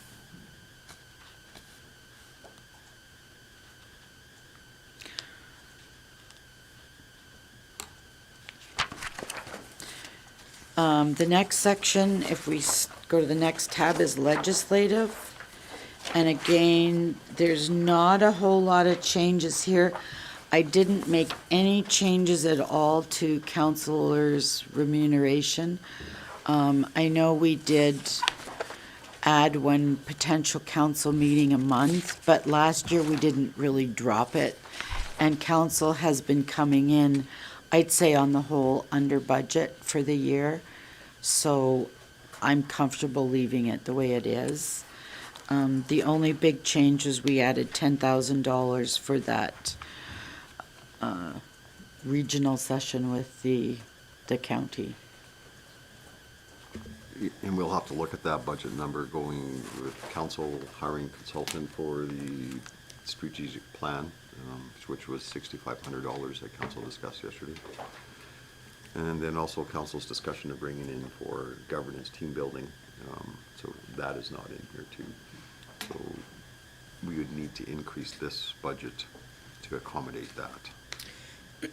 I know that Councillor Schipple, or Boniface, and seeing he's still not here today, and I discussed bringing up at budget not leaving Rocky Mountain House for service level review, and that being a cost savings with hotels, trips, travels, for next year's budget. So I'd also like to look at that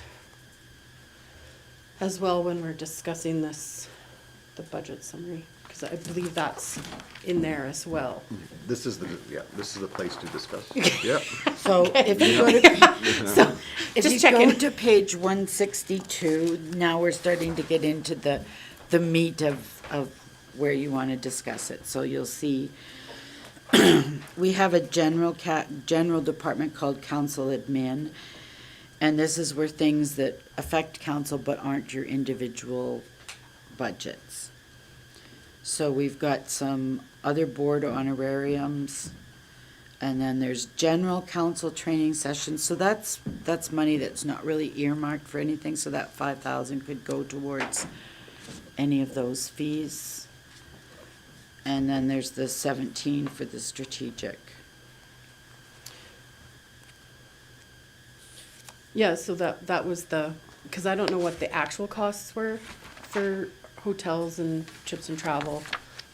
Obviously, we would still have our time for strategic planning or service level review, but not having to pay for hotels, the staff, and rent rooms and stuff, if we could just, that was one of the things he for sure wanted to bring up as a budget savings, because him and I were the same. I know that we had a post-mortem discussion just before we left, and we still Councillor Boniface and I still feel very strongly, and I certainly wouldn't mind waiting for the discussion until he was here, because I know it's just that him and I talked about it, that we'd bring it up today. If we could table that till he's available. Is there anything else that we want to discuss about service level, or the council budget? Councillor Phillips. Yes.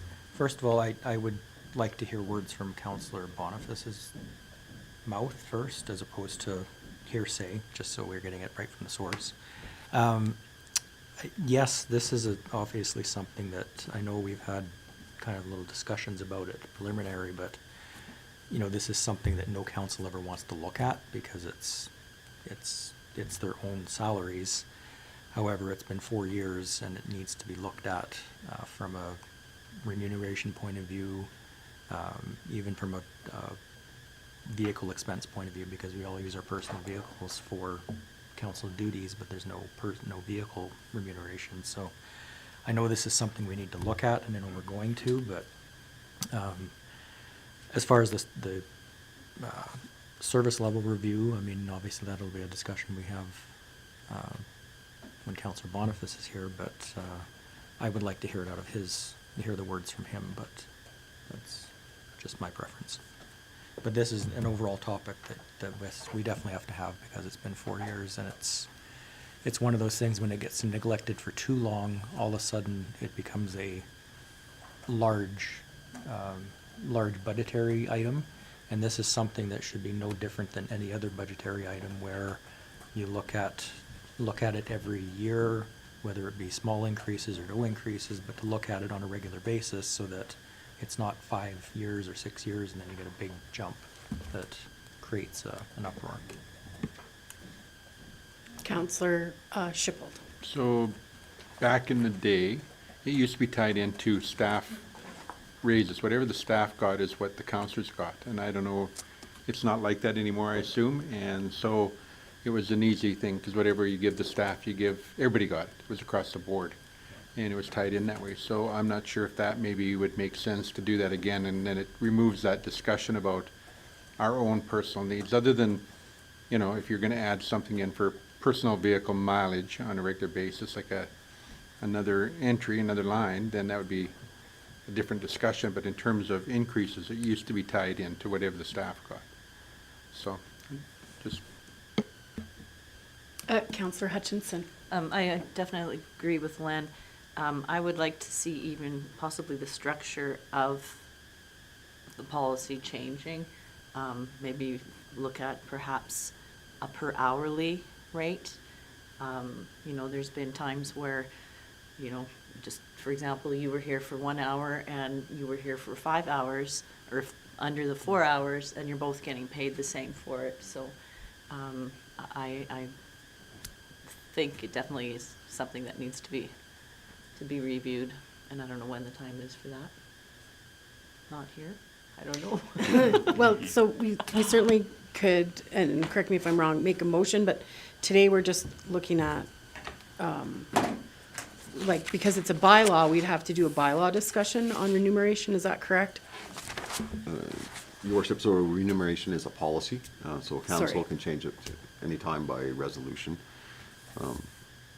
If council wants to review that, and it's going to have a 2023 budget implication, then we need to do it soon. So, Because we're looking to pass the budget hopefully on December 20th. next week, 2 weeks.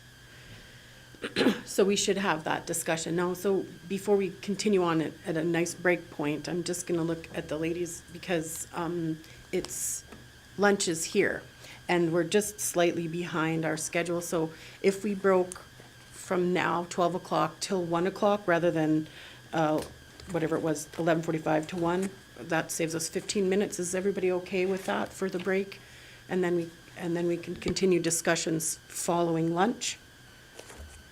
I don't see any objections, so I think we'll break for lunch now, and we'll come back at 1 o'clock like scheduled, and then that'll catch us up a couple minutes.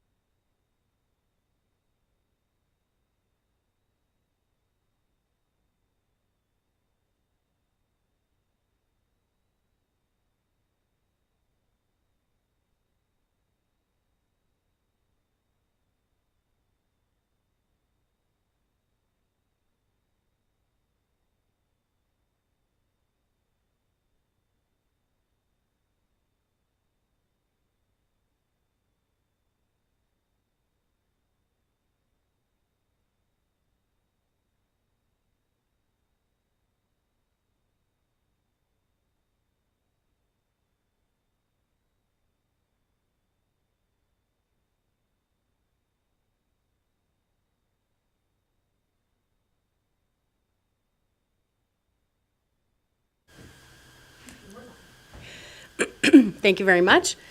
So this is the 2023 budget discussion, and I think we'll just, does somebody want to summarize where we're at, or do we want to just dig in again? Just briefly, we were on the legislative section, and we had just gotten into a discussion regarding council administration, and I think that's maybe where we should pick up at. Thank you. So, Shane, I'm glad that you came back because we were going to table this until you were here. That on page 162, strategic planning and service level review, there's a budget item in there. And I knew that you wanted to bring up that you felt very strongly about not leaving Rocky for that next year as a budget cost savings for hotels and travel. Yeah, like. Oh, and could I have you turn on your mic? I felt that it was certainly a worthwhile thing that we did, and definitely a lot of good came out of it. But if, like, thinking about it more, I like to stay more locally and do this more local. Support our own local businesses and our own local restaurants. And if the general consensus was to go out of town, since we do this for 4 years, maybe the possibility is do it every other year to go out of town, and then the off years we stay in town. That way we'd kind of divide it up and be kind of a compromise for everyone. Thank you. And so then just to bring up to speed the other topics that we're going to talk about is to review our council remuneration. Councillor Phillips and Councillor Schipple both had ideas on that, and Councillor Hutchinson as well had ideas about looking at reviewing the policy because, you know, some people attend a meeting for 1 hour and get paid that percentage, and some people attend a meeting for the whole 3 hours and 55 minutes and get paid the same amount. And so if it was an hourly fee, it would be a better, sort of more, I don't know what the word you use, but fair, maybe, yeah, way to do that. And Councillor Schippel's idea was that if we did the same cost of living increases to our salaries, it would match what we're giving to the town employees. And then it wouldn't be such a big, like Councillor Phillips says, it wouldn't be a big jump to review it, you know. So those were some of the ideas that were kicking around. And then we, just before we broke for lunch, we thought, now is the time to talk about this because it's going to affect how we do the 2023 budget if we make changes to the policy. And so, did I miss anything that we want to talk about? Oh, and could you just, Councillor Phillips, would you speak towards that? Just the topic of vehicle expenses, because we all use our own personal vehicles to go to events in town, and just some type of vehicle allowance to use our own personal vehicles. And based on our orientation, does anybody want to bring up cell phone changes, like for how we're handling it now, based on, you know, there was some discussion about the $100 credit and things like that. Is that something that we want to talk about? I'm just thinking that based on that day with no, okay, so that's no problem. I just wanted to check because that was something that people were. Councillor Schippold? So there was a couple councillors not here that day, and where the discussion was in regards to if you use your own personal cell phone for communication between the town and that number's on the business card, somebody can FOIP the message on your phone and have access to all your, the FOIP person can have access to all your information on your cell phone while they're looking for information that would be relevant to the town. And so the fear was is that do you want to share all the information in terms of text messages or whatever else on your own personal cell phone, should somebody FOIP it with somebody within the community? The alternative is that we'd all get our own personal town cell phones, which would chew up the fee that we get now, or the remuneration we get to have a cell phone. So that was where the question was with Gwendolyn when she was here for the orientation. And Tracy, they wouldn't get all your FOIPs because someone that was responsible for doing the FOIP request would sift through those, is that correct? Because you were shaking your head no. Well, Your Honor, like, when it comes to emails, we use the IT contractor and they pull right off the server. I wouldn't be asking for a personal cell phone or a work phone. No, it's for clarification, if a counselor's doing business on their personal phone via text, that is FOIPable. Yes. Would it only be FOIPable for, like, if I was in communication just with yourself or other counselors or the staff? Would that all be, or would it be me talking to my wife? No, so the FOIP coordinator would not release any of the personal information. It would be just looking for and perhaps releasing the communications between you and staff or you and other counselors. Thank you. But I think what Councillor Schipholt is saying, that FOIP coordinator would see your some of your personal Business. stuff, because they would have to go through it to obtain the town information.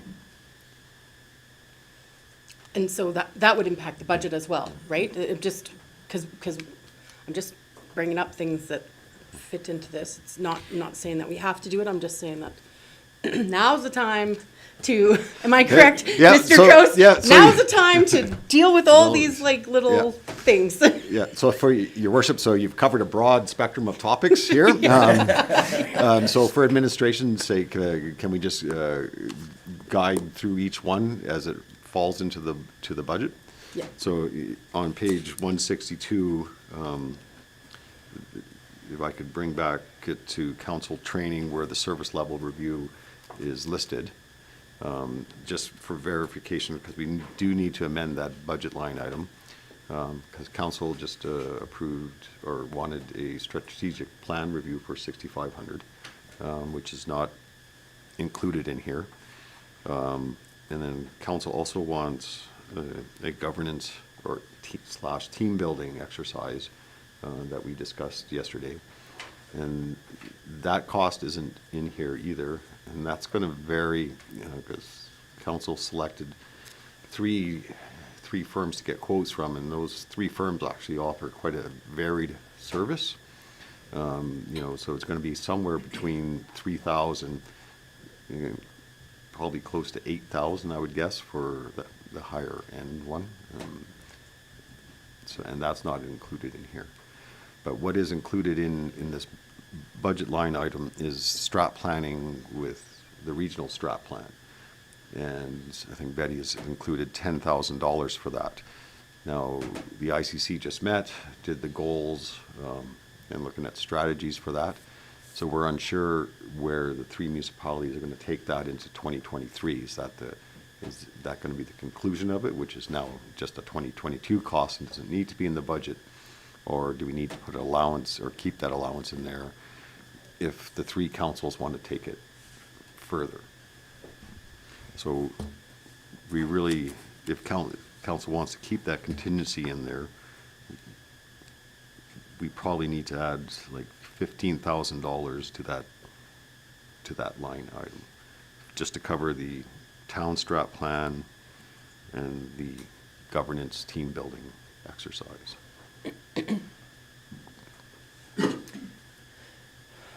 So that's going to change our budget, and I'm just saying that a cost savings perhaps this year would be to eliminate the service level review.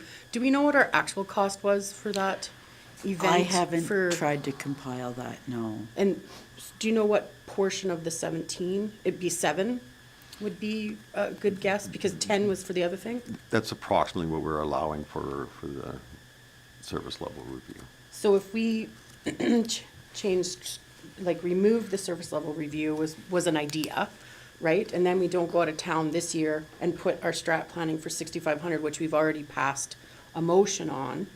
That doesn't change, and then all we'd have to do is find someplace else for the governance to fit in, the governance training, and team building for that, because we don't know the final. Does that sound like a fair way to approach this? Yeah, Your Worship, so I think council puts in the budget what they need or want for the strat planning and governance. I mean, we've got a whole budget to go through. There's gonna be, you know, ups and downs all the way throughout. Then at the end, we can see how we balance out. But- So you don't need to try to balance something out right now.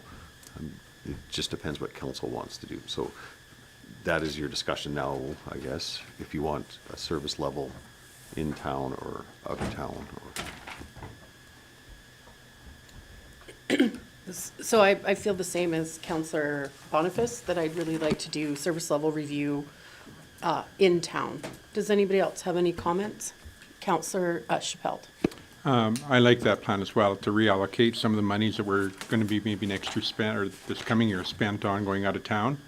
And if it's $6,500, then we can just reallocate that to the new review, or the review we agreed to do yesterday, which is basically $6,500. And the only other thing we'd have to add would be the team building exercise, or the governance training, between $3,000 and $8,000. So I would then think that we just put that additional $8,000 within the budget for that. So change the budget by $8,000 in an upward fashion to cover off that.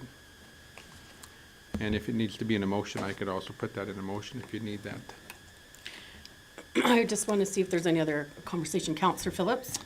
I'm kind of torn because there is a value to going out in the community. There's a value to talking to other councils and hearing their achievements and their struggles, and just breaking bread with them and having the conversation and networking.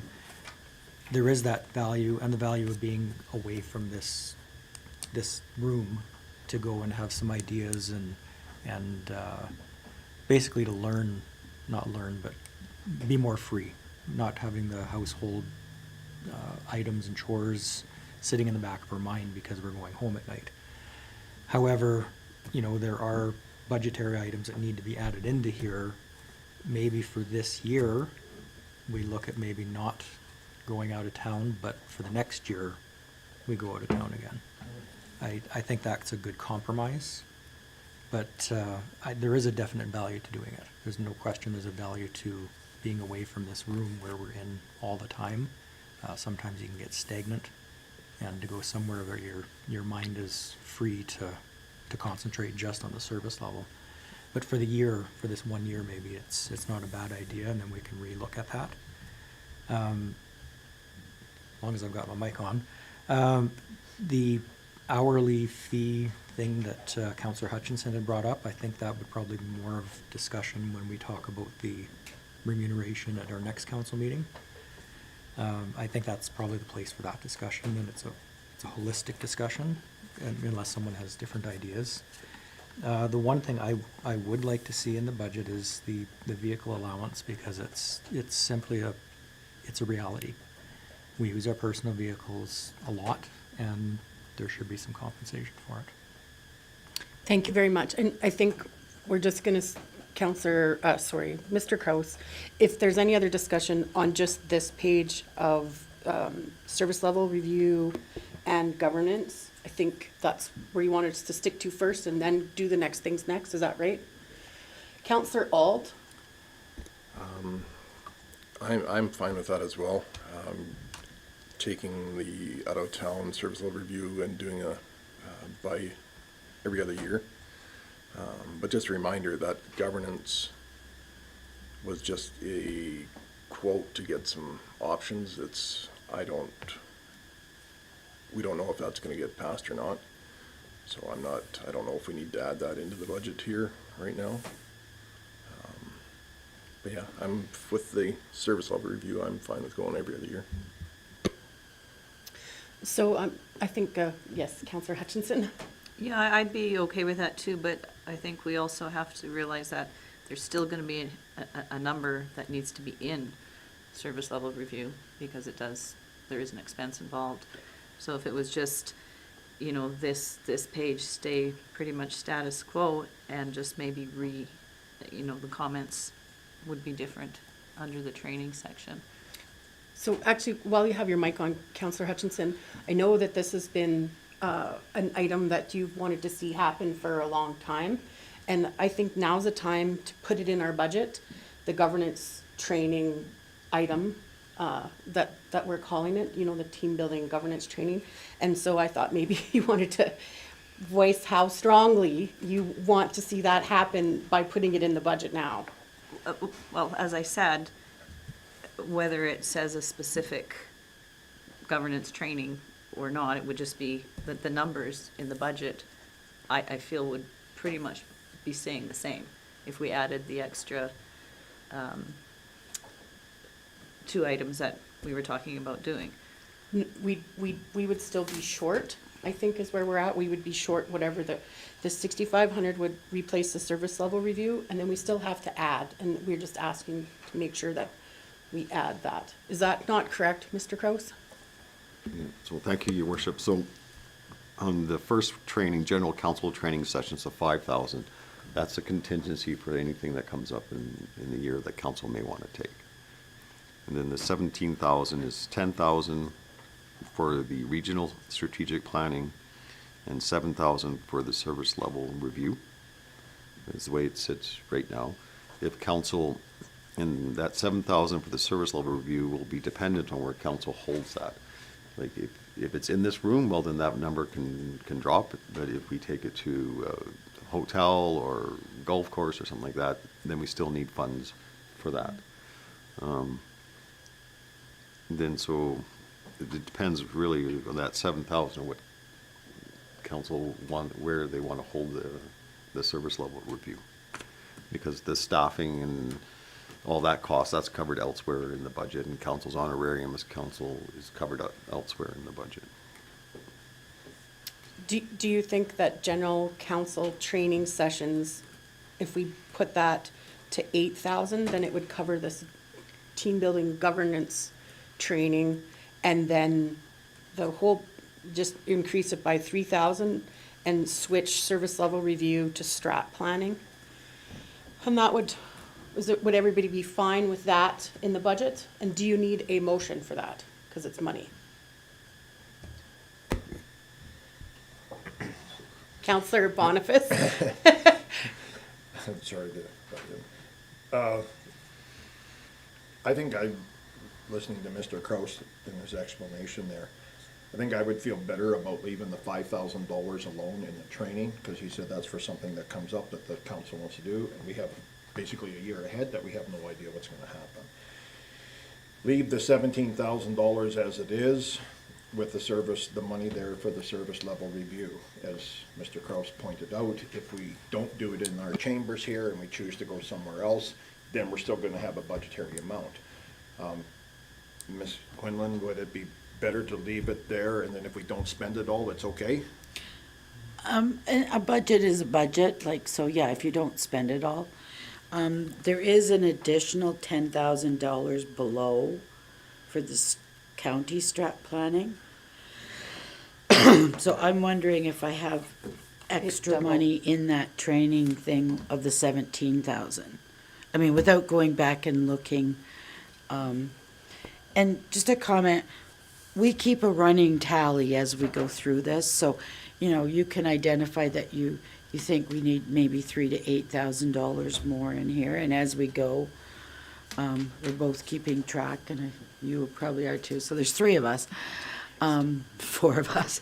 So, at the end, we can go through the items individually, and then you can say whether you should decide here too, it's good, but yay or nay, the whole picture, because we might offset some of these things. Did that answer your question? Yes. So, Mr. Kraus and then Councillor Phillips? Yep, so my apologies, I didn't, Betty, you had the Sorry. 10,000 below, sorry, Yeah. I thought was included in this one. So we might have an extra money in that training of the 17,000, because I'd have to go back and look if that's 17, we just have 17 every year. And it's for those two things, so. That's why actuals are nice. Well, But you I know don't we wanna don't be have them that yet. precise Yeah. to, you know, but, yeah. So Counselor Phillips? So, looking at the strategic planning for the Clearwater County, I think we're close. If I can boldly say that, I think we're a lot closer to having a strategic plan. I think that's probably maybe a little excessive. But I would like to just keep it as is, add, $3,000 to $5,000 for now, keep the tally running, and see where we end up at the end of the day. Just that way we have the money for what we need to do for everything. Just another comment, when we're doing like year-end work, and, I mean, we try to be as accurate as possible in the budget, but it is a budget. As a department, we usually look at if you can keep it at the bottom line, like, so overall, we've got 66,000 for council administration. So if we ended up going a little over on some of these training issues that you're discussing, but I'm also looking at, we've got 12,000 for general promotions and public relations, which I know sometimes gets all spent, sometimes doesn't. So, we kind of look at the whole picture per department. So you have a bit of wiggle room. Okay, perfect. And I wanted to echo Counselor Phillips about the ICC. And we're really close. We have one more session that's already been included in last year's budget. And we haven't made any next step decisions on budget at all. So leaving it there isn't gonna hurt anything, because we haven't done any next steps yet, right? Counselor Hutchinson? So on the governance training we spoke about yesterday, could we not either subsidize it or use money out of our individual council training budgets for that? Because that's possibly not going to happen every year. Hopefully we just have this, it's just kind of a one-time thing, so. Absolutely. Yeah. The other thing is, like, we're increasing taxes 2% if we can find a cost savings by taking out service level review and other things out of this area that we're not using. That would be handy as well, right? Because who knows what we're gonna need on the next page. So do we want to make any final decisions on this page, or just leave it as is, and then we could come back and say we have a contingency to look at this closer, to make cost reductions or additions later? What does everyone feel? Counselor Phillips? After the discussion that we've just had, I think we leave this page as is, and some of the lines may go over, some may go under, but overall, we'll deal with the $66,000 budget that we have for it.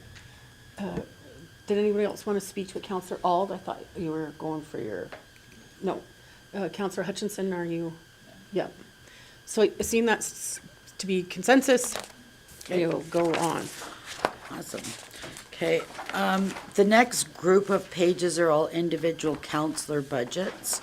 So the first one is the mayor. There's been no change.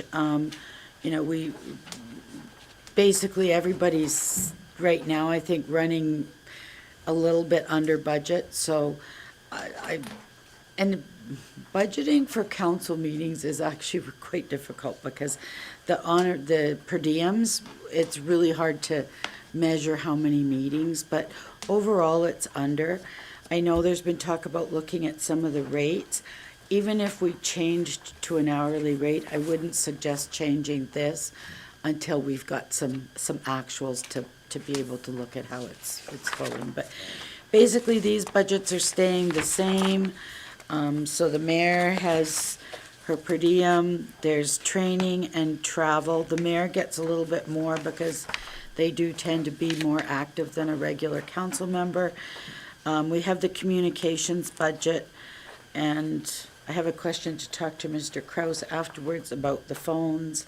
There is the $100 a month, and then electronics allowance. So we'll talk about that after, I guess. Yeah, and I think it's really a decision of council, your worship, of whether you want to maintain the $100 or we look at supplying town cell phones to each councillor. I mean, we would just make it happen Yeah. within this budget. I don't think it's going to be a big budget implication because, Just a comment, if you had town cell phones, and I don't know who all has email on your own cell phone, but I know our IT manager is vehemently against having people have town email on your personal phone, because in the, two reasons. One, in the event that you were to leave here, the only way we can clear out any data that's been downloaded to your phone is to wipe your phone, which wouldn't be a nice thing to do. And the other is they're very intense about security and getting hacks, and just having that one thing that's not going through our VPN, it just enables them to, we can't protect it the same as we can a regular cell phone. So, and we can get phones, we have sort of a corporate deal with cell phones, so it's really easy to add 6 phones, and then the cost can be absorbed into the allowance that you've got here. Counselor Hutchinson, and I- then Counselor Alt.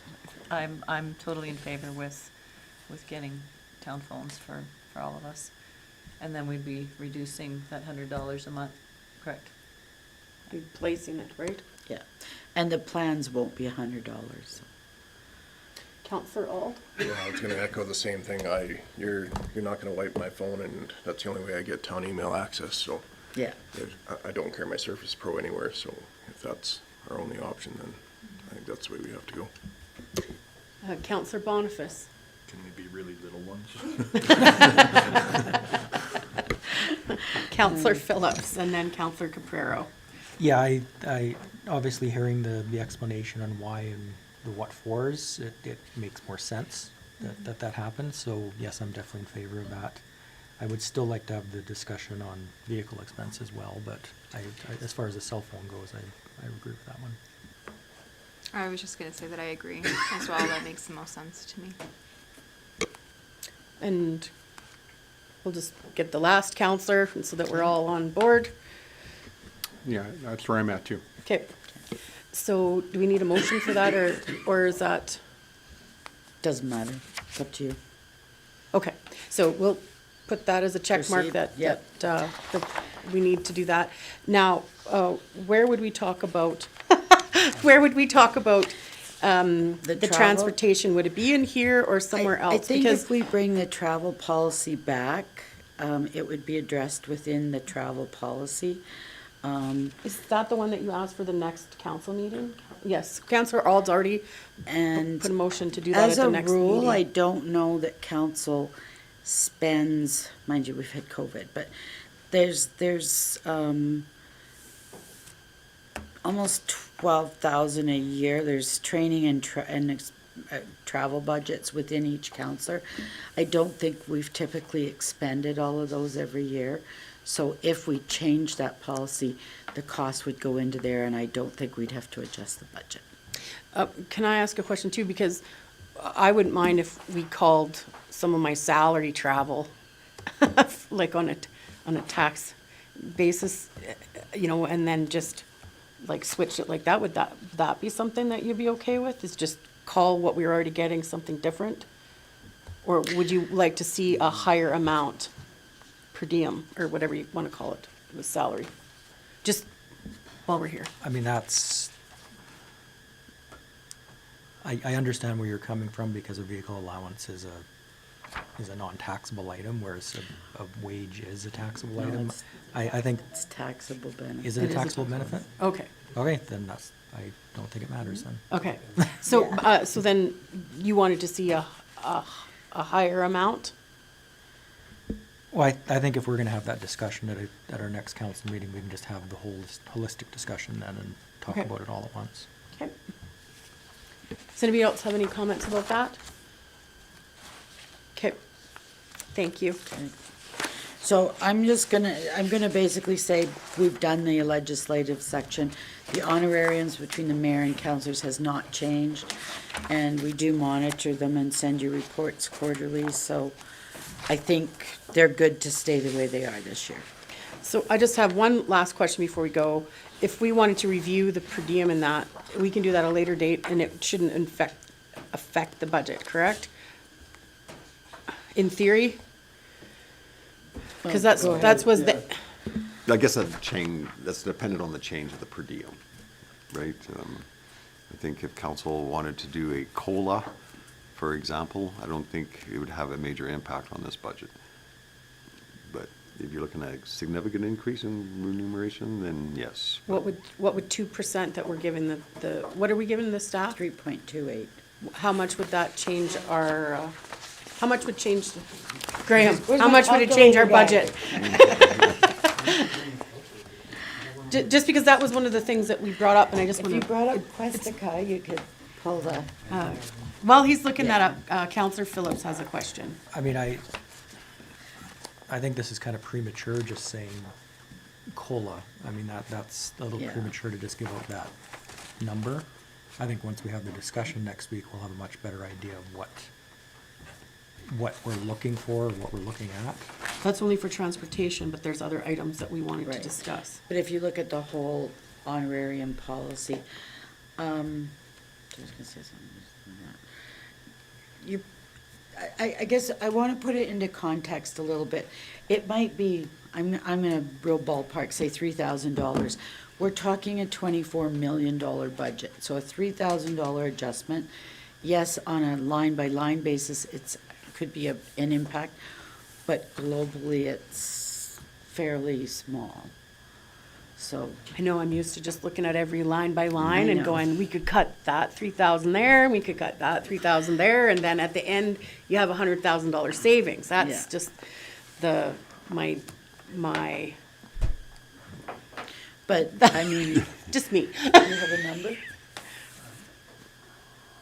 Yeah, so like 6,500 is $7,000. It's So- 3.28%. That's what the, And that's on our, So do you want that on a Post-it note to look at the end, or how are we gonna address that? we'll add it to the list. You can vote at the end.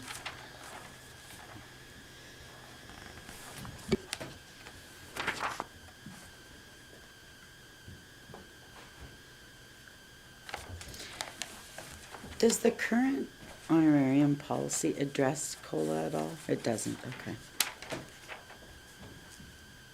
No, and that's the problem that keeps coming up is it gets neglected for 5 years and all of a sudden it becomes, wow, look what they just, what has happened?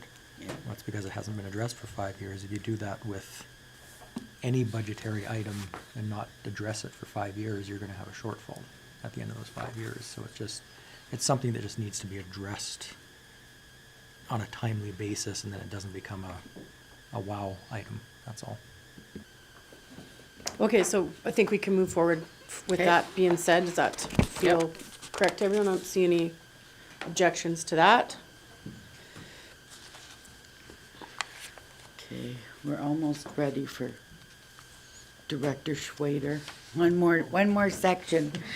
The next section is administration, so that includes, again, we've got a general corporate, the CAO's office, finance, IT, communications, and this town building. So the first page, and just, I don't know if you picked it up, I know I like to roll things up, so there's lots of little income statements in here, but we have what we call a division, so administration is a division. So in this section, there's a roll-up of all the departments within the division. As you go through it, you'll see ones that say department, and then we have cost centers. Not every department, but quite a few of them have cost centers in behind. Two I'll pick on is utilities, water and sewer. They've got like 5 cost centers all to themselves.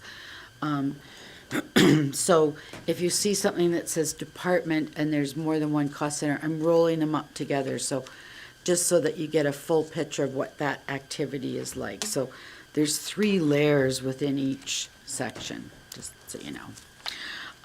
If we look at the administration overall, you'll see there's a decrease of 46,000. That's the tax penalties that I referenced.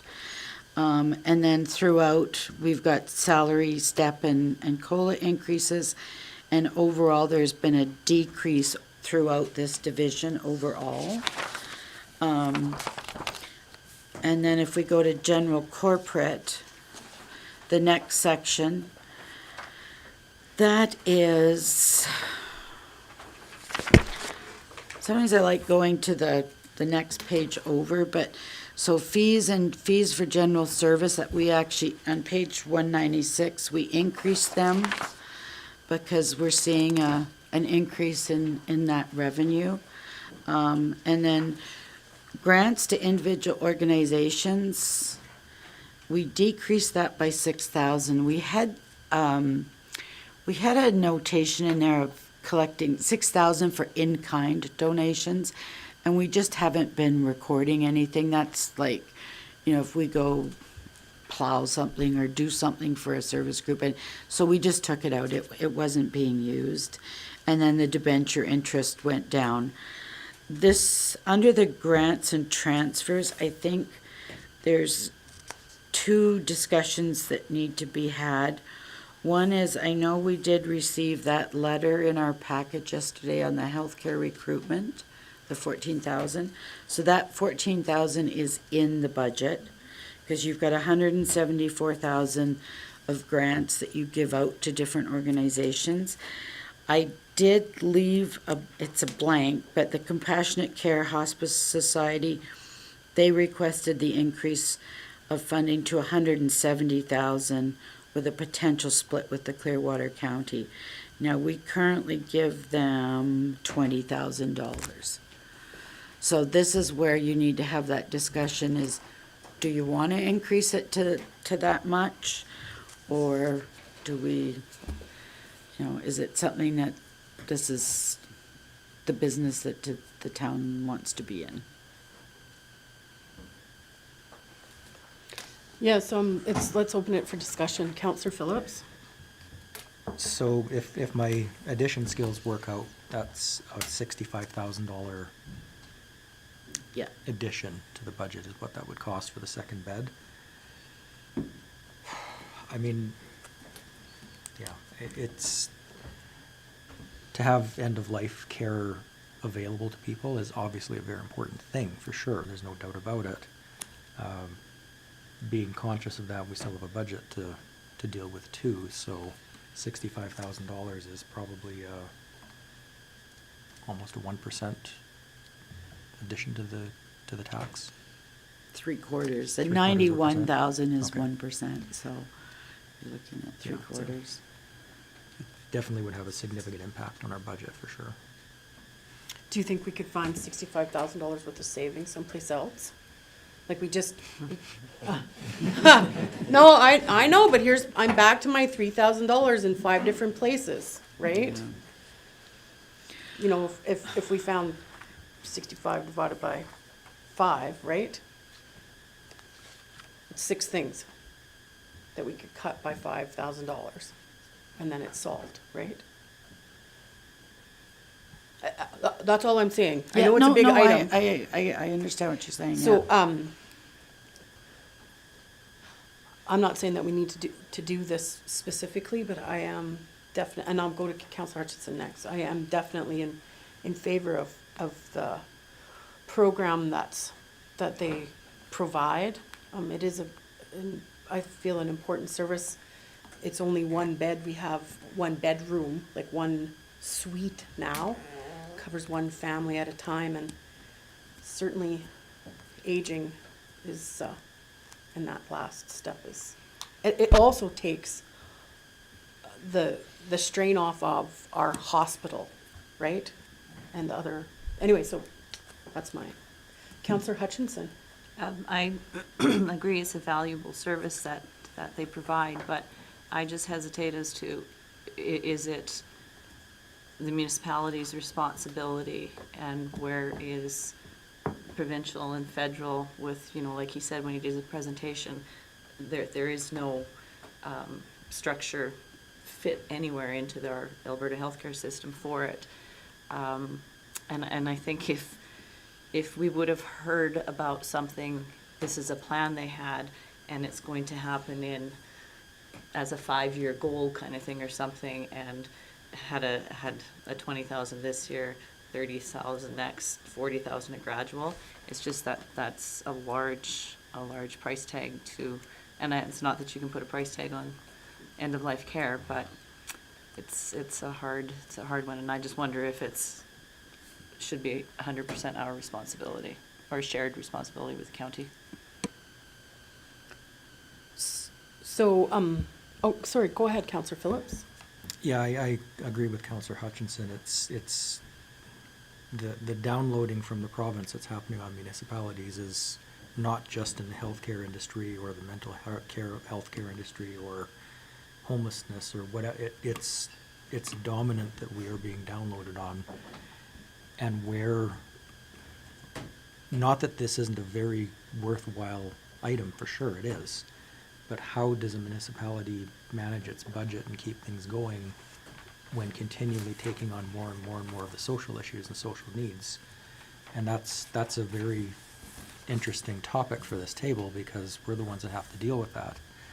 One thing I would be cautious to look at is saying we need 65,000 for this, so we need to cut 65,000 somewhere else. I get where you're coming from, Mayor. It's just one of those things that we've had 0% tax increases for the last 4 years, and that was trimming the fat off. Our budgets are now lean. They're where they should be. Is there some things we can cut on? Possibly, yes, for sure. But to say, if we're going to add this item, we have to cut somewhere else, just to be cautious of that kind of discussion, that's all. Yeah, well, my comment comes from this budget's done with a 2% tax increase. So we've already given a 2% increase. I don't want to come out at the end of this and do more than a 2% increase. It's all where I'm going at. And yes, it is a 2% tax increase. The CPI is 6.8%, so we're not even keeping up with CPI, so it's And can you tell me CPI again, please? inflation. Consumer you. price Yeah. index. Yeah, so Consumer price inflation says everything costs 6.8% more, so we're not keeping up with inflation. So it's just, I'm not saying you're wrong, I'm just saying just something to be careful of, that's all. Yeah, I just think that us increasing property taxes increases inflation, because it's a sort of domino effect, and so I'm just trying to be conscientious. If we are going to add something, then we have to subtract something when we already know we're in an increased situation. Then I'm not complaining about that, I'm just saying it's a discussion item. Councillor Auld. I'd just like to know whether, has the county said yes or no to this in their budget this week? So, Your Worship, to Councillor Auld, so I have talked to Mr. Emmons about it, and they will be deciding this week. So they're going through the same budget discussions as we are this week. They're doing it today and tomorrow, I Listening think. to the news and all the responsibility of the homeless shelters and the compassionate care, trying to figure out whose responsibility that actually falls on, it seems that it's more federal than it is provincial or municipal. So I'd just be really cautious on trying to going down this road, because once we start, then it's a yearly. I don't know. It's a tough decision, because it is such well worth. But is that the municipality's responsibility? Councillor Boniface. I agree with all the comments, but I will also add to it that the federal government is gonna be dumping everything on us, and we all know that. It's happening more and more. And I've only served a year, and I've watched how much both provincial and federal have dumped on us. Anybody who's had to sit with a loved one that's dying and in a cold, sterile hospital room, as compared to being in a room that's got some furniture and a flower and a plant and that kind of thing. I realize it's a lot of money, but I also think that if we can do it, we need to do it. We need to, just our dog park comments yesterday that were given to us, you know, what about the rest of us kind of thing. I think it's time to look outside the box. If we have to slash something else to look after somebody at the end of their life, to be honest, I'd rather not have an oval skating rink, and I would rather have somebody pass away with dignity. Thank you very much. I appreciate that comment. Councillor Phillips. And I completely get where you're coming from. I'm not saying this is not a good service to be providing. It is. The difficulty is we have a homeless issue. We have an addictions problem. We have social needs that need to be met. We have mental health issues. We need more social workers, and we need this. And as a municipality, how do we come up with the money for this? Because we're talking all those problems together, we're talking millions of dollars. And I don't know how we can address those problems without having partners. Because we as a municipality, we can't do it by ourselves. Municipalities were never designed to deal with social issues. We were designed to build roads, keep the water flowing and the toilets flushing and lights on and things like that. This is a whole new realm that we have to figure out how we can make it work. There's a lot of need. There's a lot of social needs that are going on that we have to figure out how we can do it without spending millions of dollars, because we haven't got millions of dollars to spend, but the need is there.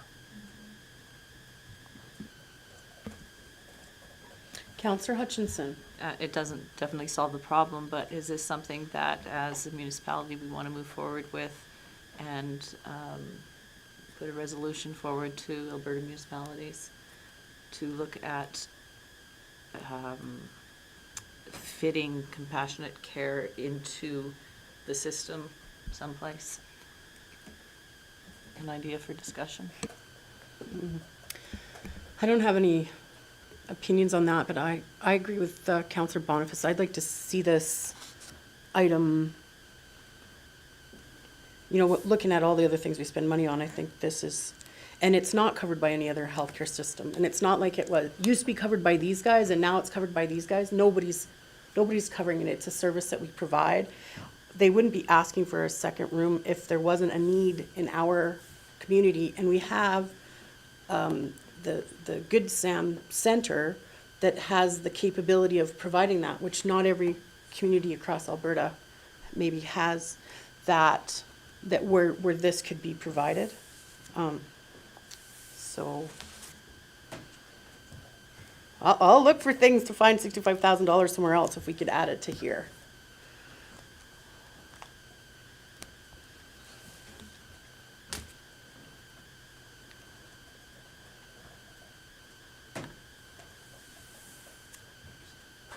What's that? Bake sale. A bake sale. Okay, maybe we'll move on. Sorry, go ahead. Your worship, it's not really a matter of trying to find 65,000 by cutting somewhere else in the budget.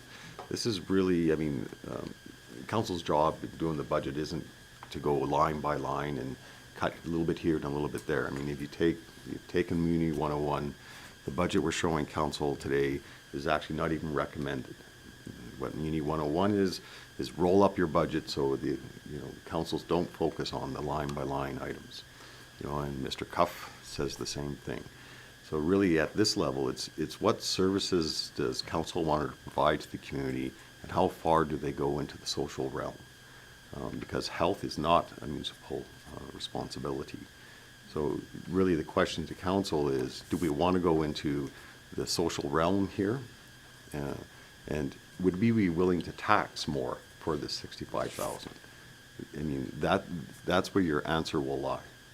It's not about taking away from other citizens by cutting out the oval, because that's enjoyed by hundreds of people. right?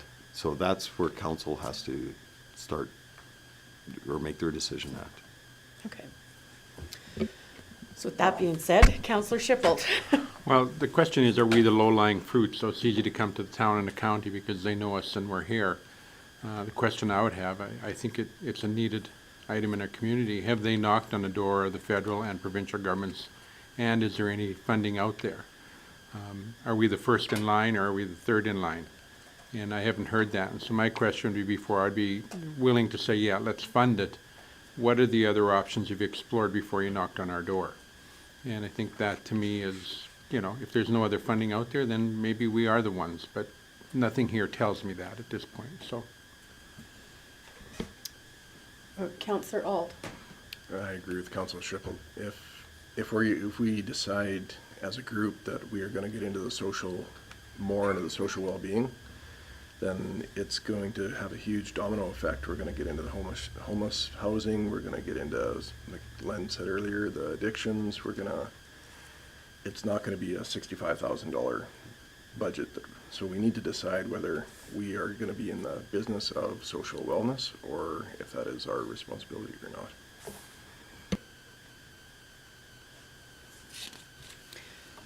Okay, so,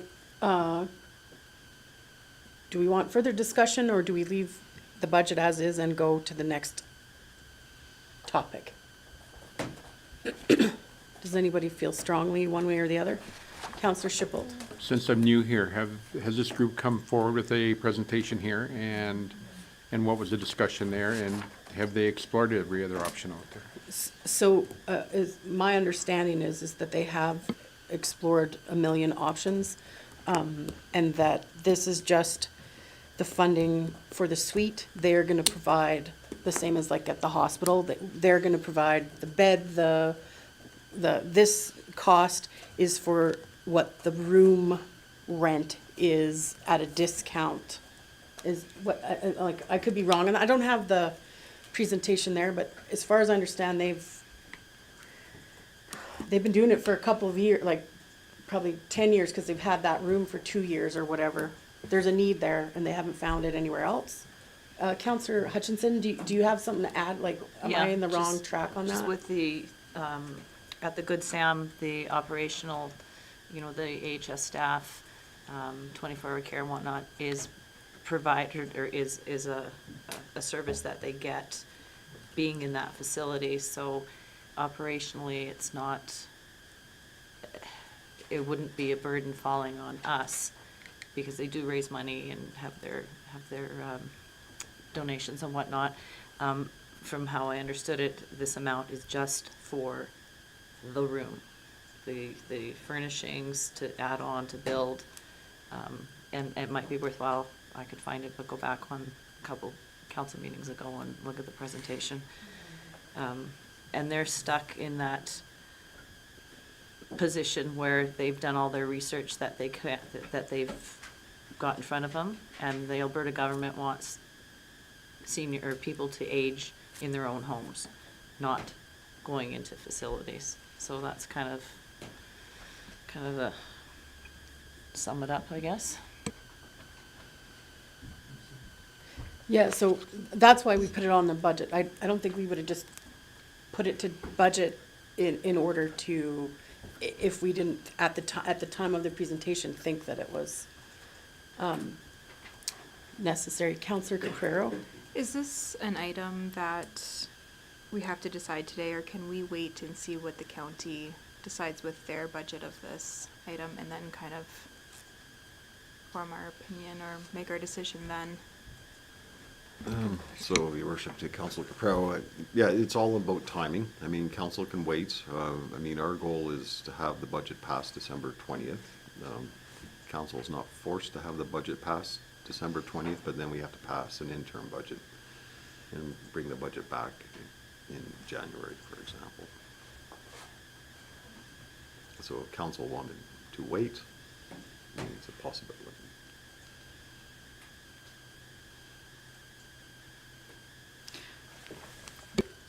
Sorry, I'm just going to comment. I mean, based on what Mr. Kraus said earlier, it's almost a policy decision this level. So, I mean, I think you need to decide whether you're in that business or not. Your options for funding it are, yes, you could cut someplace. The other two areas where I always look first, because they're a little more flexible, one is taxation, so you increase by another 0.75% to fund it, because the community sees it as a dire need. Or, and he doesn't like this one, sorry. We reduce the transfer to capital, but again, that comes at a price, because we're really trying hard to increase our transfers to capital. But when we don't have money to shuffle, that's the easiest big pot we can dip into. Just a comment on the budget, and yeah, the last 4 years we have not increased. There's always going to be a little extra in the budgets, but you need that. I think I've said to council before, on even a $16 million budget like they used to be before inflation, to have about $1 million surplus, in my mind, is a good thing, because that means you've got some room for emergencies. If we had 5 water main breaks or some kind of catastrophe, we cannot manage that within our budget. So we've seen over the last couple of years, the surpluses are getting smaller and smaller. I mean, the year before it was 300,000. This year, when I did the preliminaries, it was actually like 160. I think by the time the dust settled, we had some RCMP stuff that came in, and with the dissolution, we actually have a small deficit, or have a deficit in this last year. So the fat is gone from the budget. We're not generating $1 million surpluses anymore. It's not happening. But that's your comfort zone. I mean, that's 1/24th, whatever percent that is. That's not a lot in terms of the size of this operation and the things that can go sideways on you. And the MGA does mandate that you don't want to have deficits, so you want to have a little bit of comfort. I think we work hard with managers so that I don't see the year-end spending. I don't see, there's not a lot of extravagance here. I mean, walk through this office, like it's not, you know. So I think you need to decide at the policy level. We can do a running total, but at the end of the day, those are the 3 places where you can find the cuts. Councillor Alt. I think this is something we need to really look at when we're doing our strat planning, where we see the municipality going.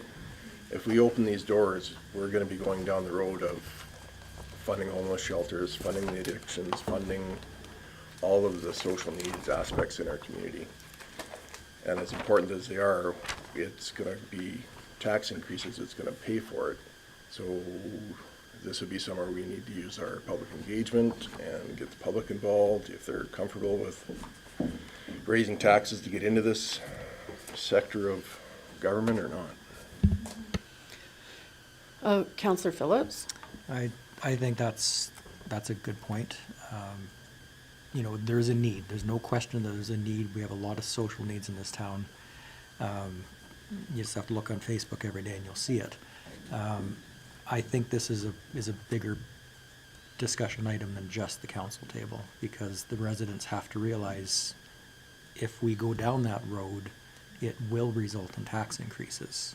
Are you okay with that? Because, you know, that's the big picture. People don't want their taxes to go up, they want services. So which services do you want? Because if we want to provide homeless shelters and addiction centers and mental health facilities, we would have to increase taxes. So I think that is something that we should be talking to the public about for sure.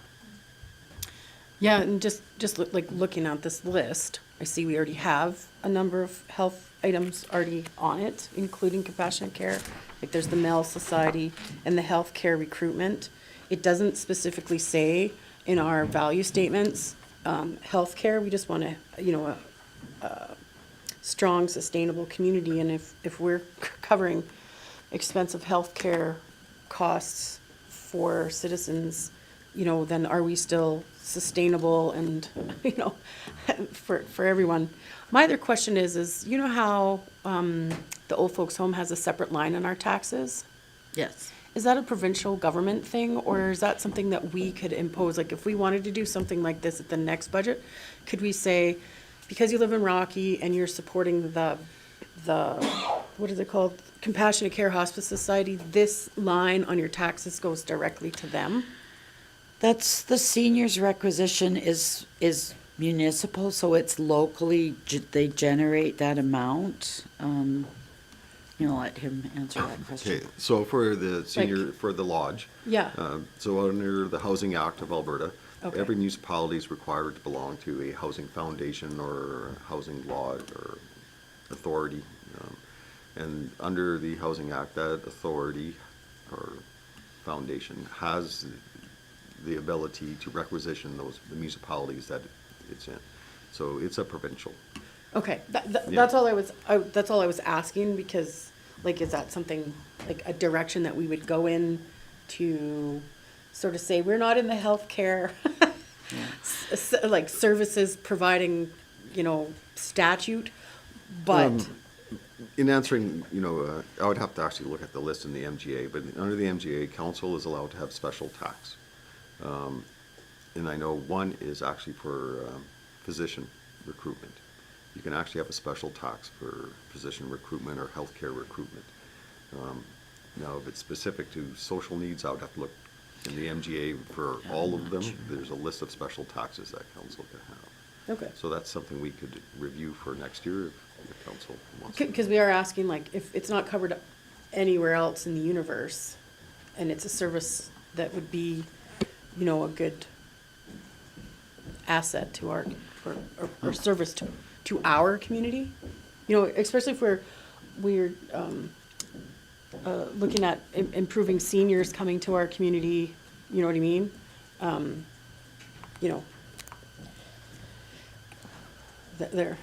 it's a service that a senior would feel, you know, valuable, right?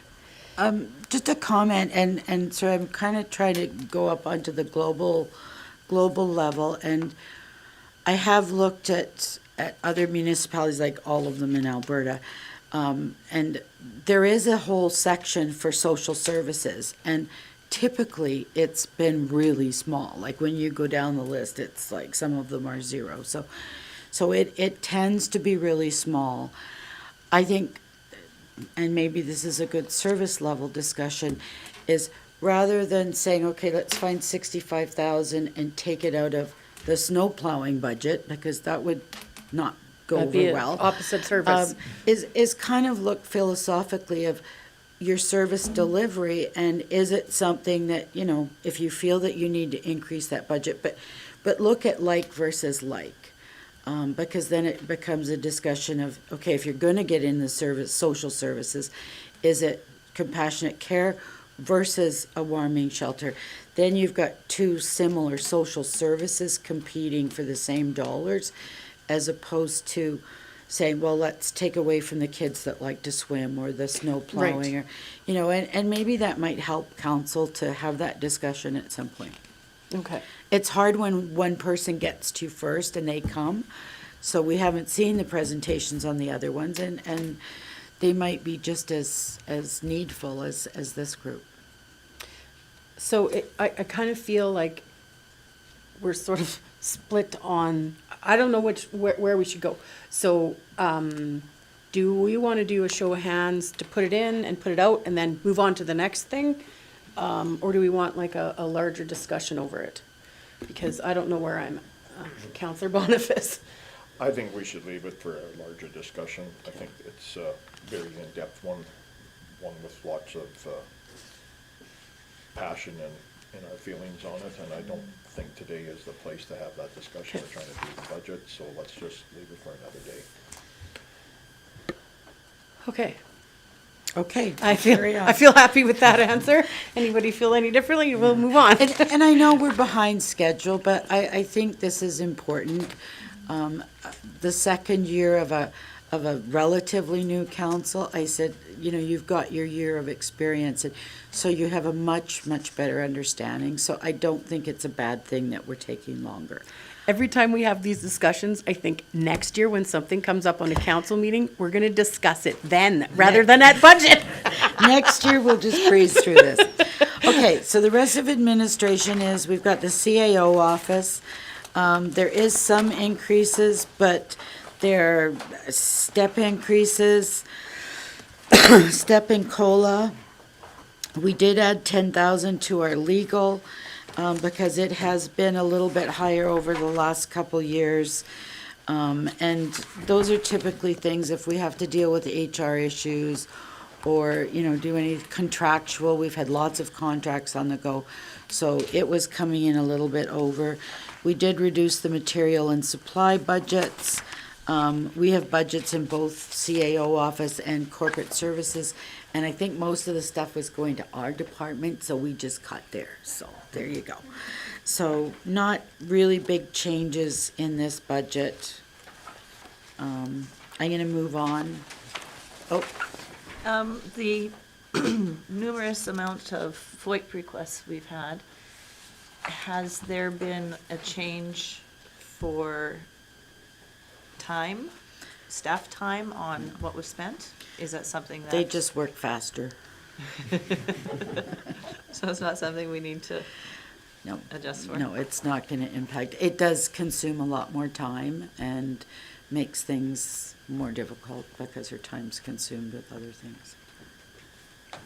Typically, we just push other projects back. One of the projects legislative services is working on is reviewing old policies and bylaws and bringing them up. So, but that's kind of a maintenance function. So when we get a large FOIP request, Tracy puts that to the back burner and focuses on that. So that's how we handle it. Can't eliminate them. No. Okay, then the next one is finance. If you look at page 205, this is the summary. I do have actuals here, but they are rolled up to a higher level, so you kind of just get to see the. So again, we dropped the penalties to be more in line with the actuals. Contractual services went down a little bit, and then personnel, it was STEP and COLA. The biggest changes were, I decreased postage by a little bit. We are seeing a decrease in postage, but then we're gonna ask for new postage machines, so sorry. And office equipment maintenance, we just weren't using that budget, so I dropped it down just to $3,000. That's kind of if something breaks or something goes wrong, we've got some money to cover it.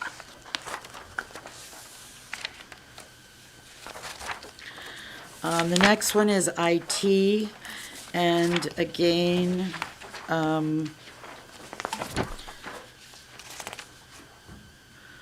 overall, actually, we dropped this one by 11, so there is a decrease.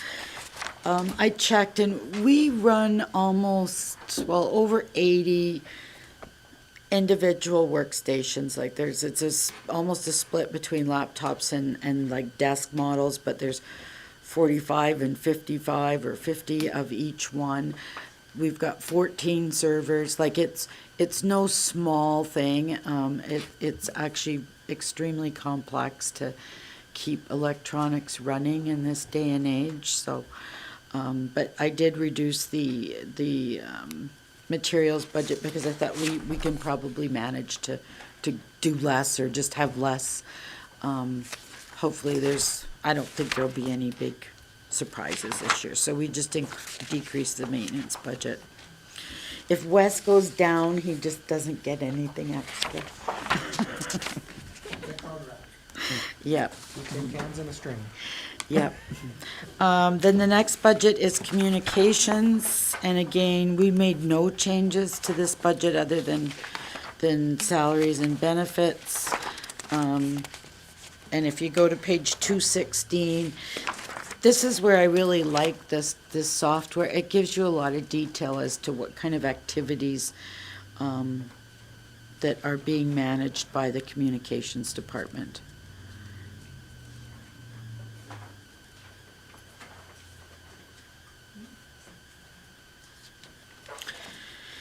And then last but not least is the town hall.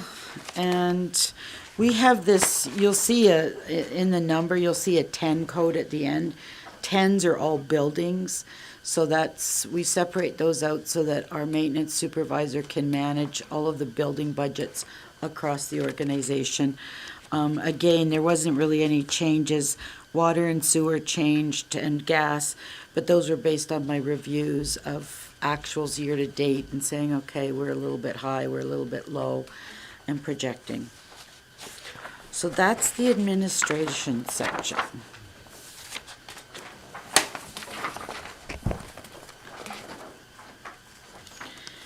The next section is protective services. I'll maybe speak to well, I'll speak really quickly to fire and RCMP, and then you'll get somebody else.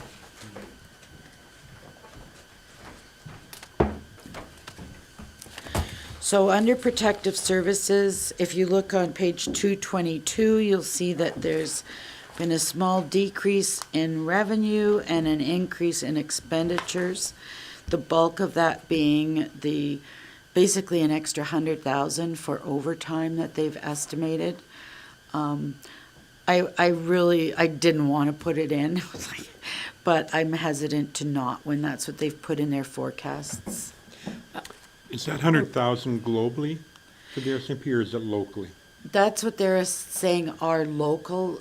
Typically in prior years, they've budgeted 98,000 for overtime for our division, our area, for Rocky.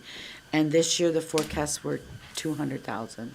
Counselor Phillips, and then I have a question. So my question would be, I know we went from 14 officers down to 12 officers. Is this a way of them to get some of that back? And the other question would be, is there $100,000 equating onto the provincial side as well for overtime? Because there's just as many officers on the provincial side, so if we're getting that large of an increase, is there one happening on the provincial side too? So when he gives his policing report, he's mentioned a number of times that he didn't know why it was on our side versus the other side for that answer. So even he didn't know, because we question him. We question him every time about budget, because it's a big impact on our community. And so even he couldn't answer that when we asked. But if you have a different answer, that's interesting to know. But I don't. All I can say is, one is I suspect the RCMP budget is done nationally. I mean, and they've probably got lots of data. So I don't think they could skew the overtime because we dropped down to. I think you're probably seeing a lot more overtime all over the place. So that's their forecasts. Whether the provincial side here has more, I really couldn't say. yeah, we did ask, like, we did talk to him about that. If you want, we can bring that up. The police meeting is on Monday. If you had a specific question about that. And I had a question. Go ahead. I would think this would be a discussion with our local detachment commander, but almost a discussion with K Division as well. I would be very interested to see if this is on the provincial side as well, because if it's only on the municipal side and not on the provincial side, there's a problem. So I don't know if that's a detachment question or a K Division question. So Your Worship, I mean, we can ask that question for sure. We can ask K Division directly for that, and they should be able to provide us with the answer. But you also got to remember, they just got a 25% increase. So that's going to increase the overtime cost too. So that's probably part of it.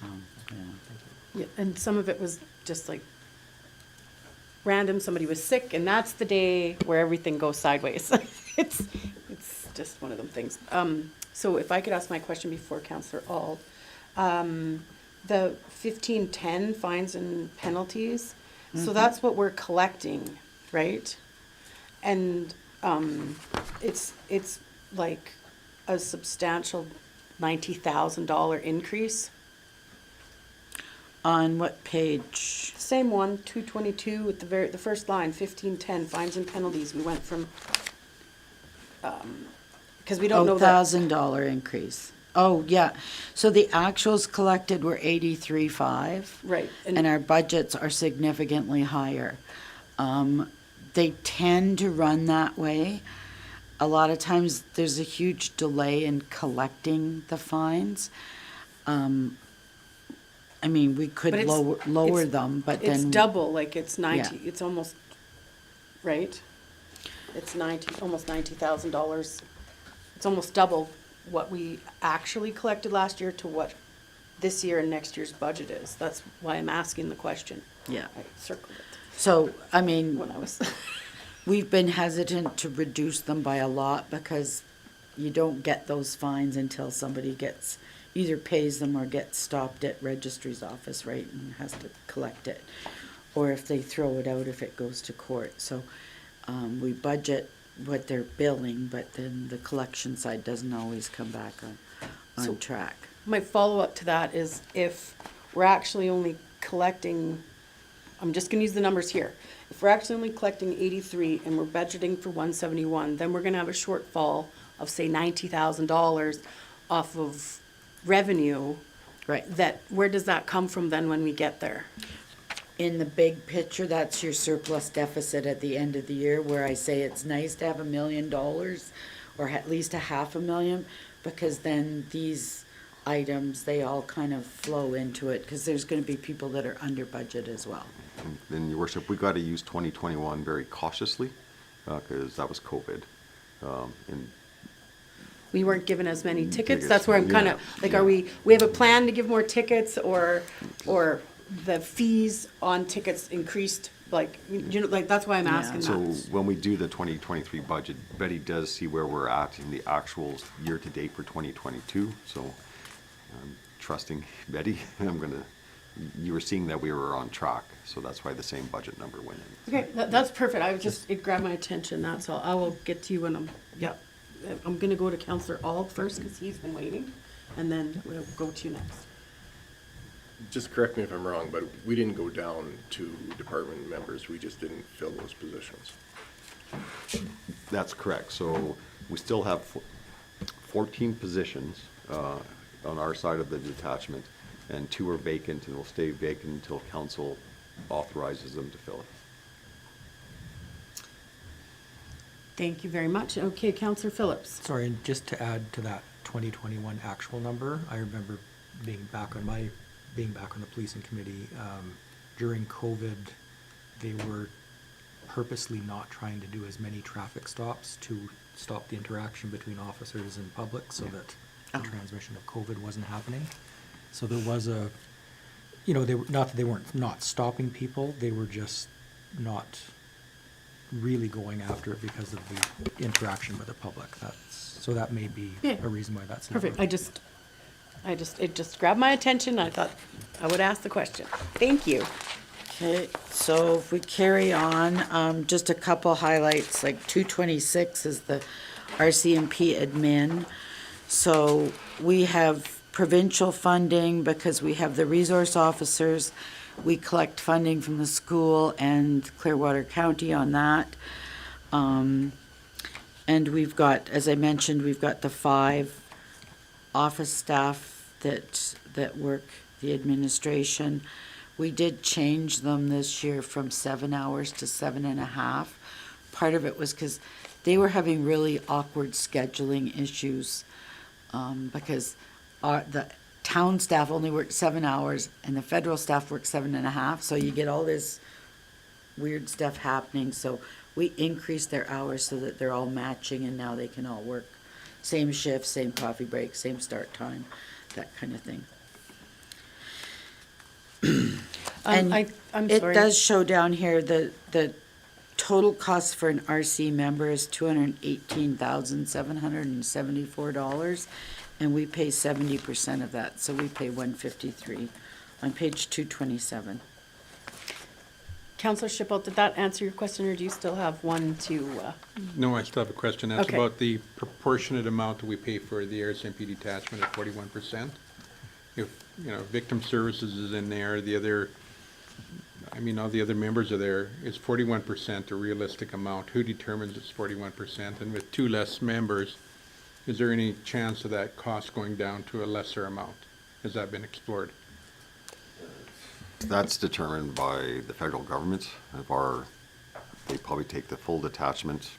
I think there's 16 officers on the provincial side. There's 14 positions on our side, and then they just take that and figure out their calculations. We don't have input into that calculation. I had figured that we would have a decrease last year when I was calculating all of that. I can inquire just to see, I'm sure they set the 70,000 that we pay every year. I don't know if they do a true up at the end of the year where they look at the actual FTEs and adjust based on that, but I can inquire and see. But technically it should, if we drop 2, it should go down. It depends on if they're using the 14 with the 2 that are just not being filled. That might impact it as well. Okay, next, but, huh? Well, you might question, it might go up, so. Worthy of pushback. He who does not ask does not receive. The next area is fire administration. Operationally, we basically get the requisition from the county and we pay that. It's actually gone up $8,700 in this last year. That's the requisition that they presented to ICC. So that's the major change in the budget. And then we have the fire hall, so again, that's just, we're looking at a little bit of building maintenance and utilities for that building.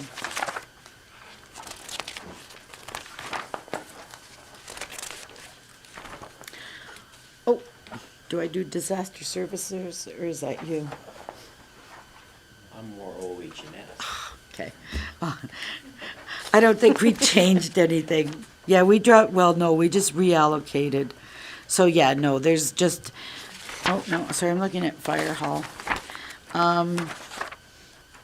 We actually dropped some of the contract of the training budgets, and actually moved it to supplies, so there's not a whole lot of changes.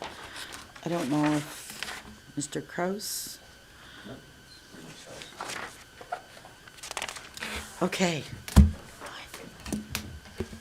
So I'll briefly talk about community enforcement. It falls under my department. There's 3 full-time officers. We just have a new one that started in October. He's in his training stage right at the moment. In regards to the budget itself, nothing's really changed a whole lot. We budget for $75,000 for fine revenue. We've had quite a few tickets issued for 2022. We're up to 681.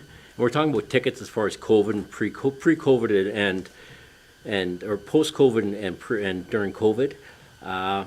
During COVID, we wrote 357 tickets in 2020, and then 458 in 2021, and this year we've written 681. So, you know, as far as numbers-wise, they have gone up post-COVID. Fine revenue is based or projected at 161. I don't know what percentage we get from that, 70%, 65%. So we budgeted $75,000, I believe, for 2022. In regards to the budget itself on 243, the major increase is this communications-wise, safety for the officers. We are introducing the RCMP communications with the peace officers in regards to the radio and subscription that we'll need to access for our peace officers to communicate with the RCMP. Also with the e-ticketing, we've got Smart Squad and Report Exec, which works hand in hand, which has cut down on the paperwork for my officers to come back into the office to do their paperwork. It's more or less when they write a ticket, all the reporting gets done right there, so they can spend more time on the road enforcing the bylaws.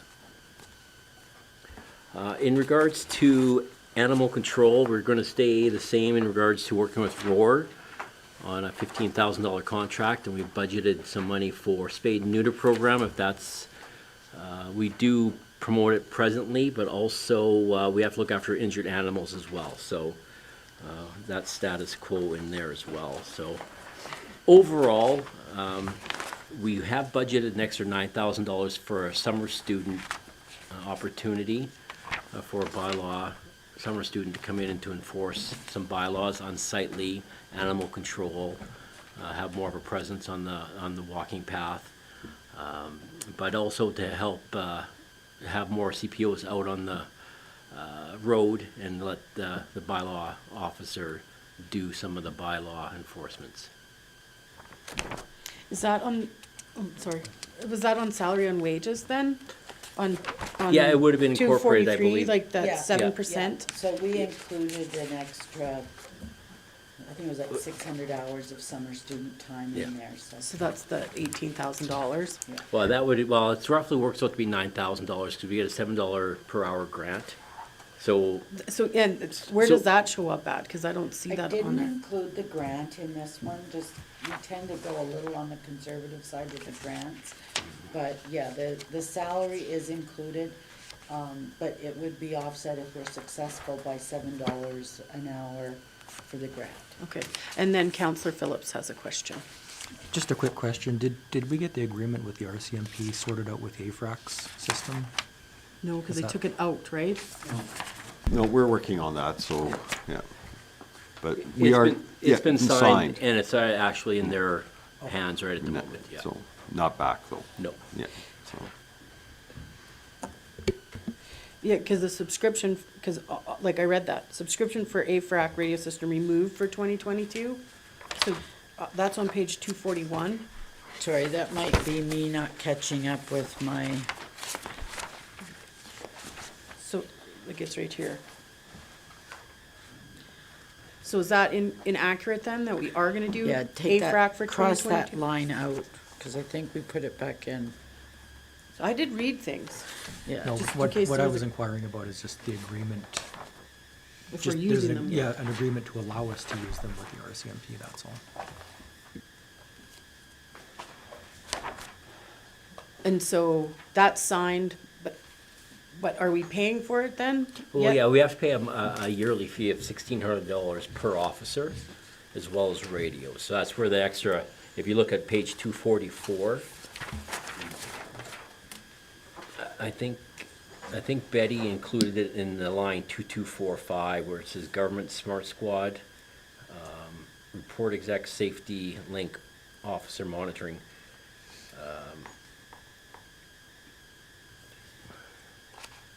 Also in 2217, AFRAX with RCMP for 3 members. That's the increase for this year. $6,500? Yeah. 65, yeah. Oh, okay. So then, we think that that's going to, is that your question? No, I was just, because I know it was ready to go, we were just waiting on the agreement. Yeah, we're more or less waiting for to be able to use it. the Soul Gen's working with the RCMP in regards to rolling it out at this time. Okay. Counselor Shippold? On that same page, there's a subscription rate paid in US dollars. Correct. And I question what that subscription is. That's our report exec, which helps or does all the reporting for the officers for all the files. So right now we're up to 1,100 files per year. So that's the program that's used with our Smart Squad and our e-ticketing that it works with. We're hoping to, the Soul Gen's rolling out a new program. When I say program, a new software program, that we may be able to get rid of the report exec. But it's a common reporting program that all the CPOs use across Alberta. Did you have another question? Nope. Okay.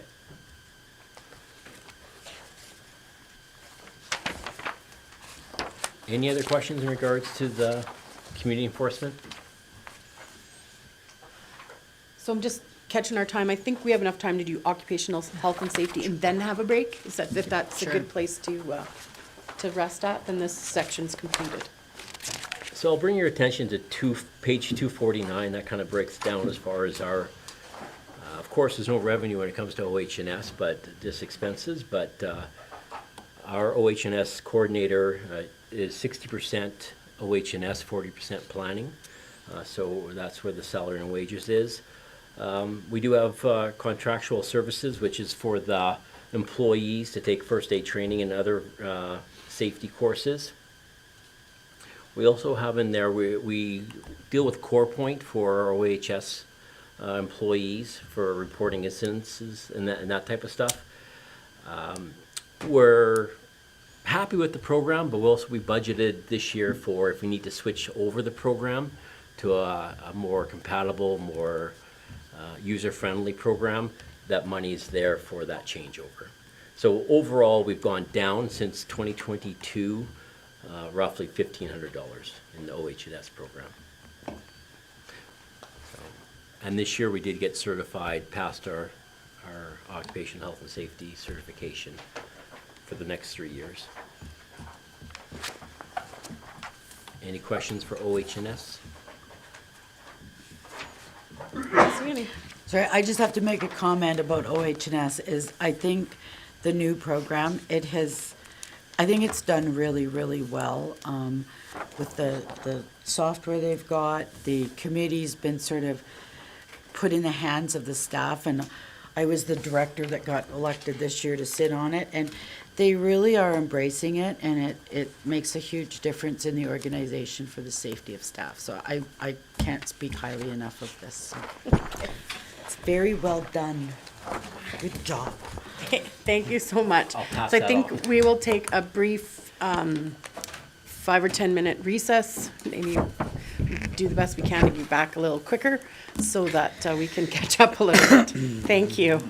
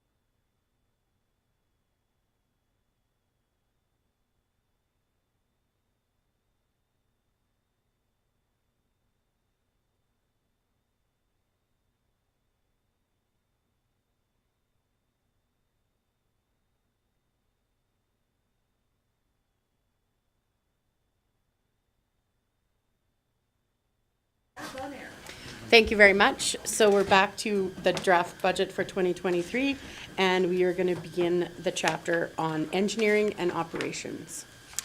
Great, thank you, Mayor. I'm going to give a bit of an overview, and then Mr. Director Shanks will go through the operations, and I'm going to cover, there's not a lot of revenue here, probably more in the utilities section. If there's revenue, I'll cover that. So overall, if you go to page 252, actually 253 shows a really good shot of these guys working late at night. I don't know when this was taken, but yeah, when there's a water break, it's all hands on deck and you go till it's fixed, right? But overall, there was basically a increase of $22,000, which out of 2.2 million of expenses, that's pretty small. So we've really tried to keep the budgets, not a lot of changes. So that shows you that. Then the next section is common services, which is really, it's kind of a catch-all for services that affect all the transportation departments, and we just have some major areas there. And I'll let Councillor, or Director Shanks, Councillor Shanks. Close. Good afternoon. Common services, so that provides the operations with all the admin for everything we do out there, whether it's roads, sidewalks, parks, playgrounds, you name it, we do it all. I'm going to go fairly quick, I think, through these numbers because we don't have a whole lot of change. We have some decreases with the salaries, wages, benefits.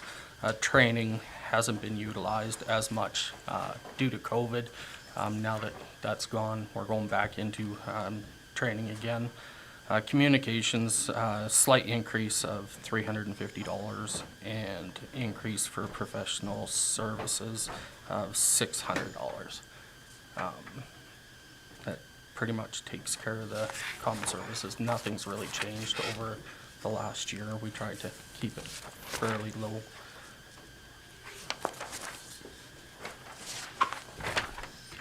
And common services buildings. Yeah, common services, the buildings, I don't take care of those, but I can go over them fairly quickly. We do have two increases, slight increases for those, and they are, what are they based on? Our security system, ambush, monitoring, our camera work, whatnot, down at the operations yard. Everything else is really unchanged for those. Power is decreased. The fleet. So with the fleet, as you know, we own all of the equipment. Doesn't matter whether it's a grader, dump truck, snow plow, lawnmower, weed eater.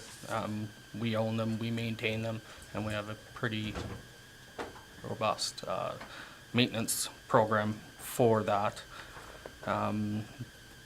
The big increase this year would be for our fuel.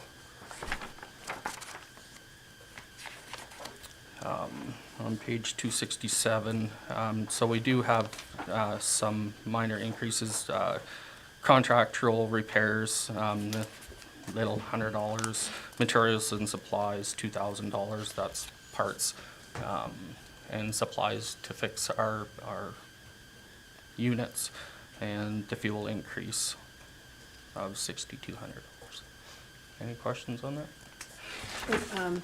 Councillor Boniface?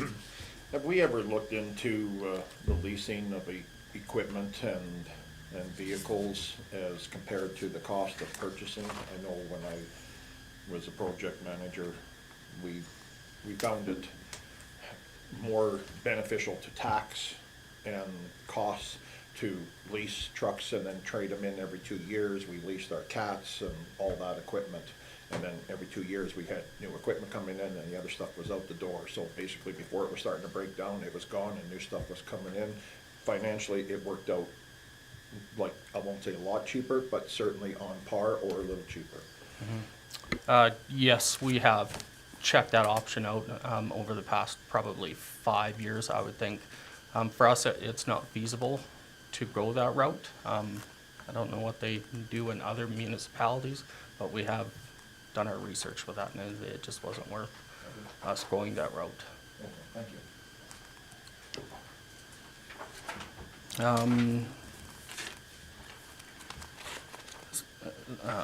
So with the, actually, let's move on to roads. So we have 4,000 contractual infrastructure maintenance, $4,000 higher, and that really is for our crack sealing program. Fuel costs for that crack seal, carbon tax, all that good stuff. Just while we're on roads, is there a map that shows like the general, like sort of like 10-year plan of what area is being replaced? And do you feel that that is keeping up with, like, is our plan keeping up with the need? And I mean, not just necessarily for roads, but for infrastructure as well, right? Because last year there was just that one street had so many water main breaks, but it seemed to be like adjacent to other areas we've completely replaced. And Yes, and so we have our 5 and 10 year plans for all of our infrastructure. And of course, none of it's written in stone. Anything can be moved at any given time. We try to evaluate, our project manager tries to evaluate the conditions of our roads, but also the infrastructure under the roads. If a road is falling apart, you just don't go and pave it when the water line needs to be replaced as well. So we're trying to take that all into consideration as well. The sewer, storm, whatever may be the case. And then, of course, the amount of funds that you need. Do I think we're keeping up? No. We're way behind, but you can only work with the funds that you have. We're thankful for what we get every year and for what we're actually able to do, so. is that something that we should be putting into, I want to call it surplus, but what's the right word for it? Reserves. Is that what we should be putting into reserves? Well, because are we not going to, like there's a chart that goes like this, right? So Yeah.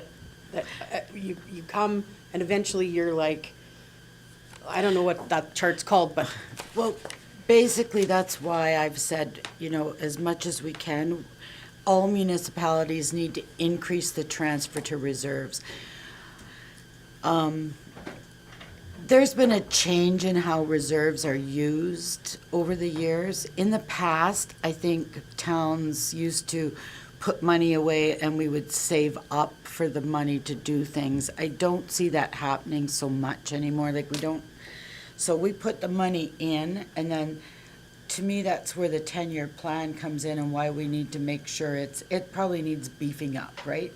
Because right now, we've got, say, 13 million in reserves, and we look at all the projects, and we look at all the money we've got coming in over 10 years. Do we have enough to maintain the infrastructure? Without looking at it specifically, I'd say probably not, just because the taxation required infrastructure it was all put in the 50s, 60s, up to the 80s. So it's just all starting to go. But that's why we do the 10-year plan, is because we're trying to make sure that going out 10 years, we've got enough. Does that answer your question? Like, Yeah, it all kind of fits together. Yeah, I'm just wondering, as, just as council, if it's something that we would be required to address as a, we're only on here for a tiny window of the, length of Yeah. the time of this town, right? And so, should we be pre-planning somewhat? Because if interest rates, I'm from the era where I've had conversations about interest rates, and it's better to pay cash. Yeah. And have the cash and pay for things than it is to Yeah. get a loan or a debenture and then pay like interest rates. And I know it's It's just that interest rates are going up, and so there's gotta be a point where it's better to have the money in the bank than it is to. Be debenturing it, Yeah. And it all balances out, and that's why we're trying to focus more on the long range. Since municipalities, they put TCA in, it was like 2007 or 8 was when, they didn't even used to keep track of their fixed assets. Like, it was like, really? You know, so they have identified, yeah, there's an infrastructure deficit, and we're seeing it more and more. We're seeing more of our buildings starting to age, and, I mean, they're even bigger ticket items than a block of replacement. I don't think as a council you could address that in one term. There's no way. I don't even know if we could address it in 2, because the increase in taxes that we'd need, you couldn't address it. So I guess we manage as best we can. I mean, I've been doing municipal for probably 15, 16 years, and you know, you look at the current budget and you go, how can we handle that? And if not, you push it out. And I mean, I've seen that for years where, you know, operations will come and say, we want to do 3 blocks. And you're like, no, sorry, you can't do 3 blocks, you can have 1. So, you know, we've pushed it out, but that's just because there is not enough funds. And it's probably going to get worse as the years go on. I don't know what the answer is. You Okay. know. Higher taxes and user pay. Okay. Counselor Chappelle. Question for Mr. Cross. If we're doing industrial areas or commercial areas, one time there was frontage tax that could be there. And listening to Rob saying, hey, we're behind the 8 ball on a lot of this stuff, and taxation isn't going to do it. Frontage tax gives us a route to access funds over a period of time from property owners adjacent to a project. Is that still available? And would we not look possibly in some areas of our community that are in dire strait, and they're coming to us and saying, hey, look, my street is crap. Yeah, we can fix it, but here's an avenue that we're going to take to do that. Absolutely, a local improvement tax. And you're always good. Yeah, absolutely. That's still a tool for council in the MGA, a local improvement tax or frontage tax. And actually, and I think I was telling council not that long ago, I had a meeting in Edmonton with a bunch of other CAOs, and that's how some of their municipalities are starting to turn to now, because of financial constraints. And the major financial constraint is our provincial grants are dropping down significantly. So how do you still repair your infrastructure with less grant money? So it's either increasing your general tax, or you do a frontage tax or a local improvement tax for those that benefit, or at least a portion of it. Like 60th Street, you wouldn't do 100% on the property owners. You would say, 40% for the local, for the adjacent property owners, and 60% for the general population because it's a collector road, like for example. But that is definitely an option for council. Did you have a follow-up? Yeah, I wasn't so much thinking residential areas as I was commercial and industrial. Yeah. Because, Yep, so, I mean, this morning we were talking about an industrial road where we were looking at doing a slurry seal, and you questioned that. Absolutely, that road, if you wanted to mill it and repave it, you could do that through a local improvement. Counselor Phillips has a question. And this is exactly why when we get in front of cabinet ministers or our MLAs, we got to talk about the MSI funding that's changing to LGFF and already starting at a decrease from traditional MSI levels. That's not helping this problem, because that's typically money that we use for projects to fix roads and such. So that's why we've got to, advocate to our MLAs and our cabinet ministers that funding model doesn't work. We need it fixed. And, just, I'm probably getting off topic here, but that is something for us and council to watch closely, because, Premier Smith is talking about the education tax. where they stop collecting the education tax and just let the municipality move into that taxation opportunity or revenue. But if they do that, they're probably going to drop provincial grants altogether. So it'll be interesting to see what the next years bring. Going further with Betty's comment, yes, we have an infrastructure deficit. Are we keeping up? Absolutely not. I mean, it's just because of finances, but where the town is better off than a lot of other municipalities is we actually have a funded 10-year capital plan. And I think as long as we can maintain that, it's an achievement for council, because a lot of municipalities do not have a funded 10-year capital plan. At least in our vision, we can see 10 years out and we can see the projects that we need to do, and we've got it funded. I think right now that is the best a municipality can do for their infrastructure deficit, because things deteriorate day by day. So as long as we can do the foreseeable future and have it funded, council's doing well. Would development assist with this shortfall if we developed different areas besides just giving us a bigger tax base? Does any development money go directly towards infrastructure maintenance that would assist with this, or? Well, that's an off-site levy, is basically what we can charge development with. And off-site levy, not so much for the deficit, the infrastructure deficit, but it helps in the improvement of existing infrastructure to take on the extra load, like to upgrade lift stations, for example. 2 comments. If you had enough new growth, I mean, every year when there's new growth, usually I look at using that money to fund any increases within your operating budget, but that also enables you to increase your transfer to the reserves, right? So that's your ultimate goal, is to get those reserve transfers as high as you can, because if they pulled all your grant funding, like if they stopped it tomorrow, that's all the money you have. And right now we're moving almost $2 million a year. So that's your limitation. Just a comment on local improvements, and I mean, they are absolutely a vehicle. I've done several over my lifetime. The place where it gets really difficult is because construction costs have increased so dramatically, probably in the last 10, 15 years, that if you do a local improvement, particularly residential, but even the commercial, I've seen where the costs come in so high that they're absolutely unbearable for individuals, to get a $40,000 bill.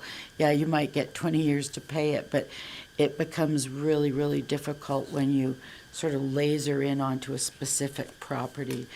And I think that hinders their usefulness a little bit because they've gotten so expensive. But I have seen them done. Thank you so much. Okay. Where are we? Sidewalks, there's not much there. Okay, with the sidewalks. Not much change here. We did drop the budget for this down $4,500. We're not doing our sidewalk inspection every year. It's every 2-year program. It's contracted out. But we do $90,000 worth of concrete work in a year. That's a lot.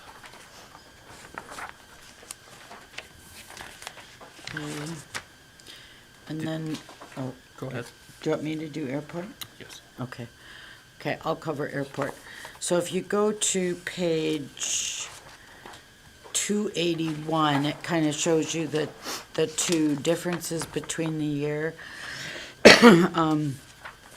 As I mentioned, our 281, and then the next page, our fuel sales have increased drastically. So we did implement a new program where they have to submit, every user has to submit a form saying how much gas they used and we just have more controls in place. So either there's way more activity or we stop some of the leakage that was going under the door. But, I mean, that's a really good thing. We're moving in the right direction. The rentals, I did move that, the $2,400 that you see, that's coming out of the land and lease rents. That's the rental for the airport house that the manager currently lives in.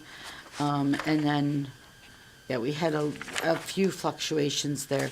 The operating grants are increasing by 26,000, and that's the county contribution.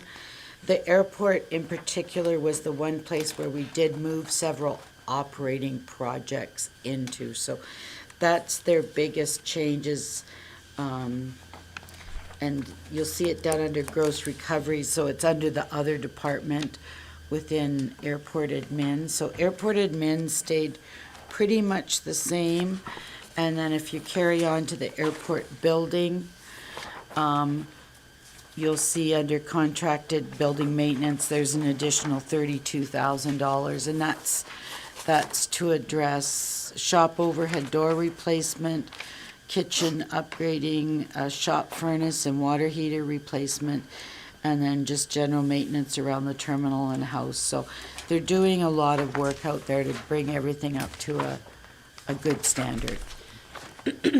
I just had a quick question because, can you tell me where the rent is for the house? Because I saw where the upgrade for 10,000 was, but then I only could see $1,600 a year for the rent for the house, and I'm like, that doesn't sound. It's on page 282, line 1560.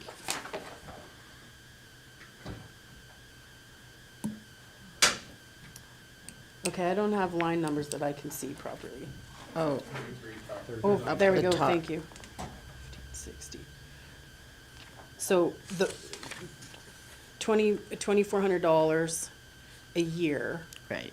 So $200 a month, and we're spending $10,000 to upgrade it? Yeah. That won't cover itself.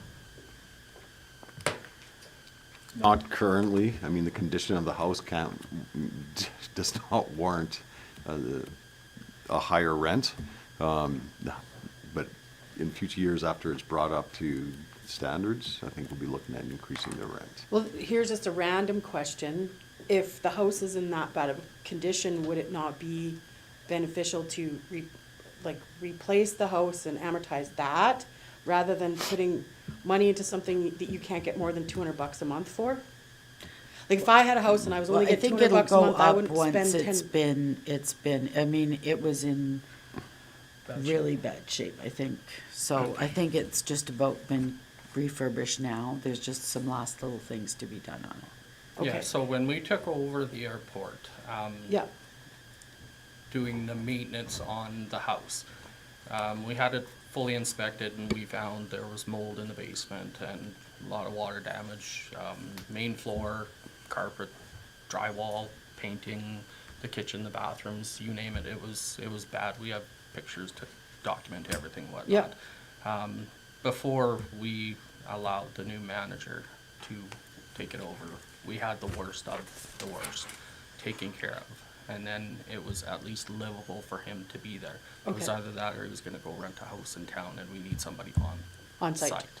Right, so that's kind of where we went with that, and it was only fair at the time to only charge X amount for something that's not complete, because his kitchen still wasn't complete, the bedrooms still weren't complete. Okay. We just took care of the worst. Yeah. The bathroom was probably one of the worst, Yeah. so. Yeah, no, I'm just like, I just couldn't find where it was, and I could only find $1,600, and I'm like, why are we spending 10 grand on something we're only getting $1,600 and $2,400 and whatever, it's not that much better, but if it's just below minimum standards and you're trying to bring it up to standards, is there a point where we're gonna start recouping some of that cost, or is it like a long-term lease? You know, like, it's fine, but I'm just curious about. Yeah, and I've made a note, we'll review it and make sure that if it should go up or down. Because. But part of the thing is they want somebody on site during 24 hours a day, so. Yeah, no, absolutely, but then like, I would do it as a caretaker, right? And then that would, all would be covered when I did business, but I'm just, if that's Yeah. the situation, then that makes better sense. That it's part of the job description that he's there 24 hours a day, and that he gets a discount on his thing. I'm just wondering where we're at with that. Cause that's, I have it on my list. I'll check it out. thank you.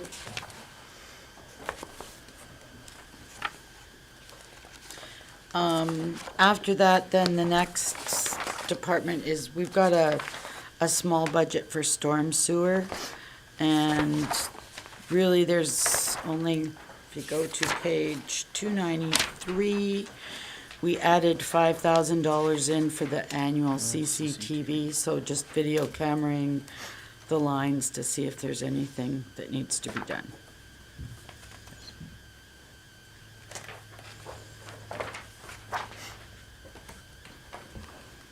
Utilities? Yep. So go over to utilities on 295. To go over the first part. Yeah, I'll just go over the first little section. So again, your divisional statement on page 296 covers all three utilities that we run. So overall, it's about almost $5 million a year that we spend on utilities.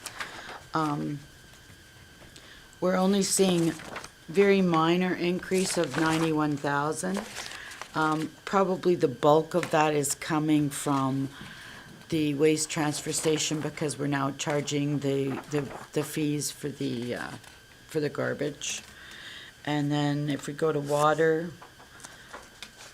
there's the summary over there. It's showing that we're about 2.5 million. And the biggest change is under contracted services. So that is Professional consulting. professional consulting. Okay, so that's, Trying to figure out what page we're on. if you look at page 300, you'll see there's 57,000 for professional consulting. And that's some one-time projects that we've added in. If you look at page 301, down towards the bottom, there's the utility rate modeling. 1/2 split with wastewater, 25,000. And then there's a receiving water body study for 32,000. So I have the circle of the half split with wastewater. Is that for next year when we're looking at the So a utility rate study, and I actually have a spreadsheet of someone who's done it. They basically come in and they go 10 years out and they identify all the infrastructure that you need for your utility system. And that could potentially include repairs and road, rehab. So they calculate what your capital costs are. They look at your historical operating costs. In our case, they'd be looking at the new costs of running the wastewater treatment plant. And then you sort of boil that all down and are able to come up with recommendations on what should you be charging per cube of water and what should you be charging for your flat rates to maintain the system the way it is. It's a really good idea to have it done every couple years. I've been involved in one. And then you can kind of map out what your utility rates are going to be for the next, say, 5 years, which gives residents something to hang their hat on. It also gives you all the background and justification. Hopefully, we're not going to have a big increase, but if there was increases, you can explain why, because you've got the numbers to back it up. Now that I have you, I saw Councillor Schipple had a question, and I missed it when I was writing a note. Okay. And then Councillor Hutchinson as well. So sorry. So on page 296, when you're talking about the utilities, there's a line in there, line 2200, contractual service for 131,000, difference from last year. On page 2200, on page 296, 296, okay, line 2200. okay. So the there's 131,000, Substantial change from a previous year. right? You just referred to a couple of professional consulting fees for about 57,000. I Where's- just can't find where the. Where's the difference? Where the Okay. difference is. So as we go through the three, like some of that's coming from, so if you go to the next page, water, under contractual services, you can see that 118,000 of that was coming from water. Look on page 297.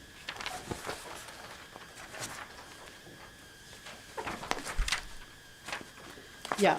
that's the same 2,200 page. for water, so water contractual services increased by 118,000 this year. Is that because the usage is up? What's contractual services then? 120 grand.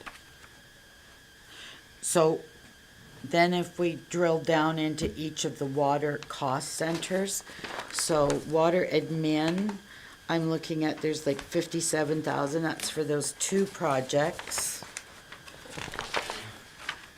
Sorry, I know, these guys have lots of cost centers, it drives me crazy. If we go to water supply, on page 309, you'll see there's a $7,000 increase under contracted repairs.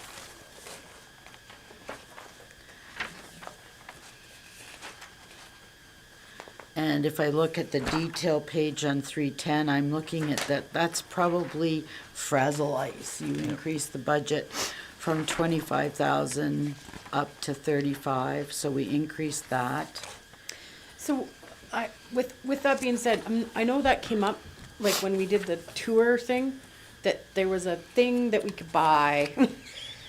Do you like my description? I'm sorry, Councillor Hutchinson, but Frazzle Ice grabbed my attention. A thing that we could buy that would be a one-time purchase, and then it would cut down our Frazzle Ice to hire a heat vac truck Yeah. thing. Do you like my technical Yes. culture? I'm glad you're following me along with my conversation because you're still smiling at me, so that's a good sign. It's all good. And then we had a meeting and we said we weren't going to do the equipment piece, and now we're increasing for Frazzle Ice again. And so I'm just wondering what, like, where that is So because we started this research 2 years ago. We brought in a local business owner, and he brought in an engineer, and they were trying to come up with a way that we could deal with this Frazzle Ice and keep the costs down. We originally thought it was around $300,000. He said no, it won't cost you that much. You know, a couple steam units, those things. the parts that I don't know the Yes. name of. Yes, you could purchase some of that, get some coil, piping, whatnot, and put it all together, and hopefully the system works. And it doesn't work that way. So this year we started digging into it a whole lot more, and since we originally got our costings for the steam units, a couple issues come up was we don't have the electrical capacity to run electric units. We don't have natural gas capacity to run natural gas units, which would be the way to go. So we would have to stay with diesel units, which come at a whole lot higher cost, $24,000 per unit, and we were looking at 2 units.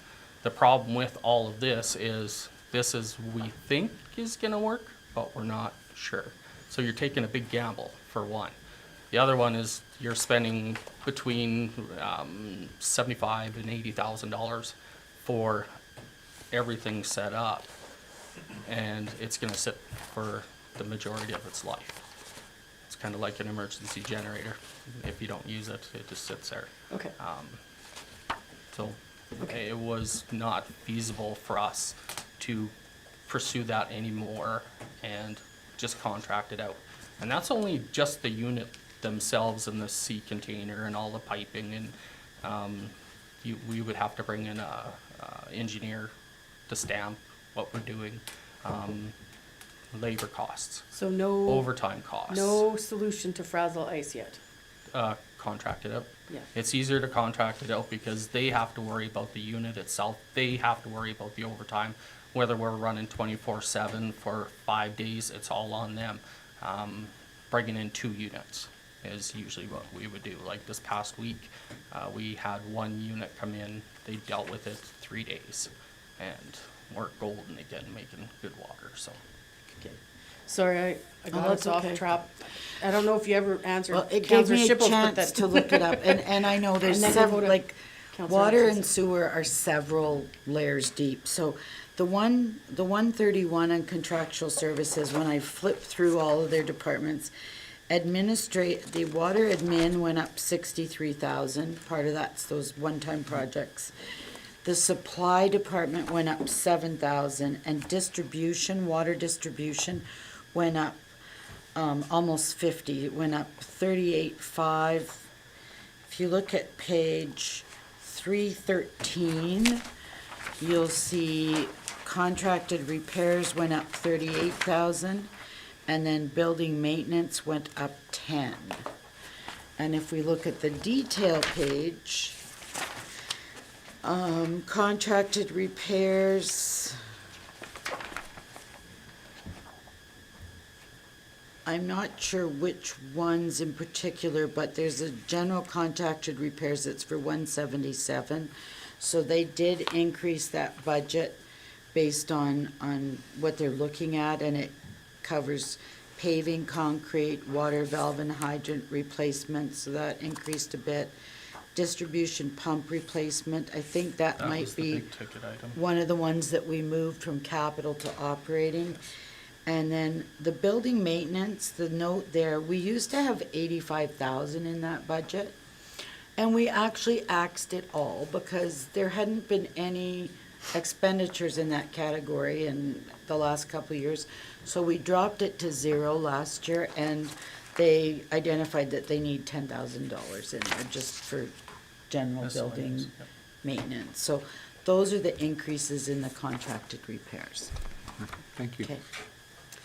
So Councillor Hutchinson's been waiting for her question.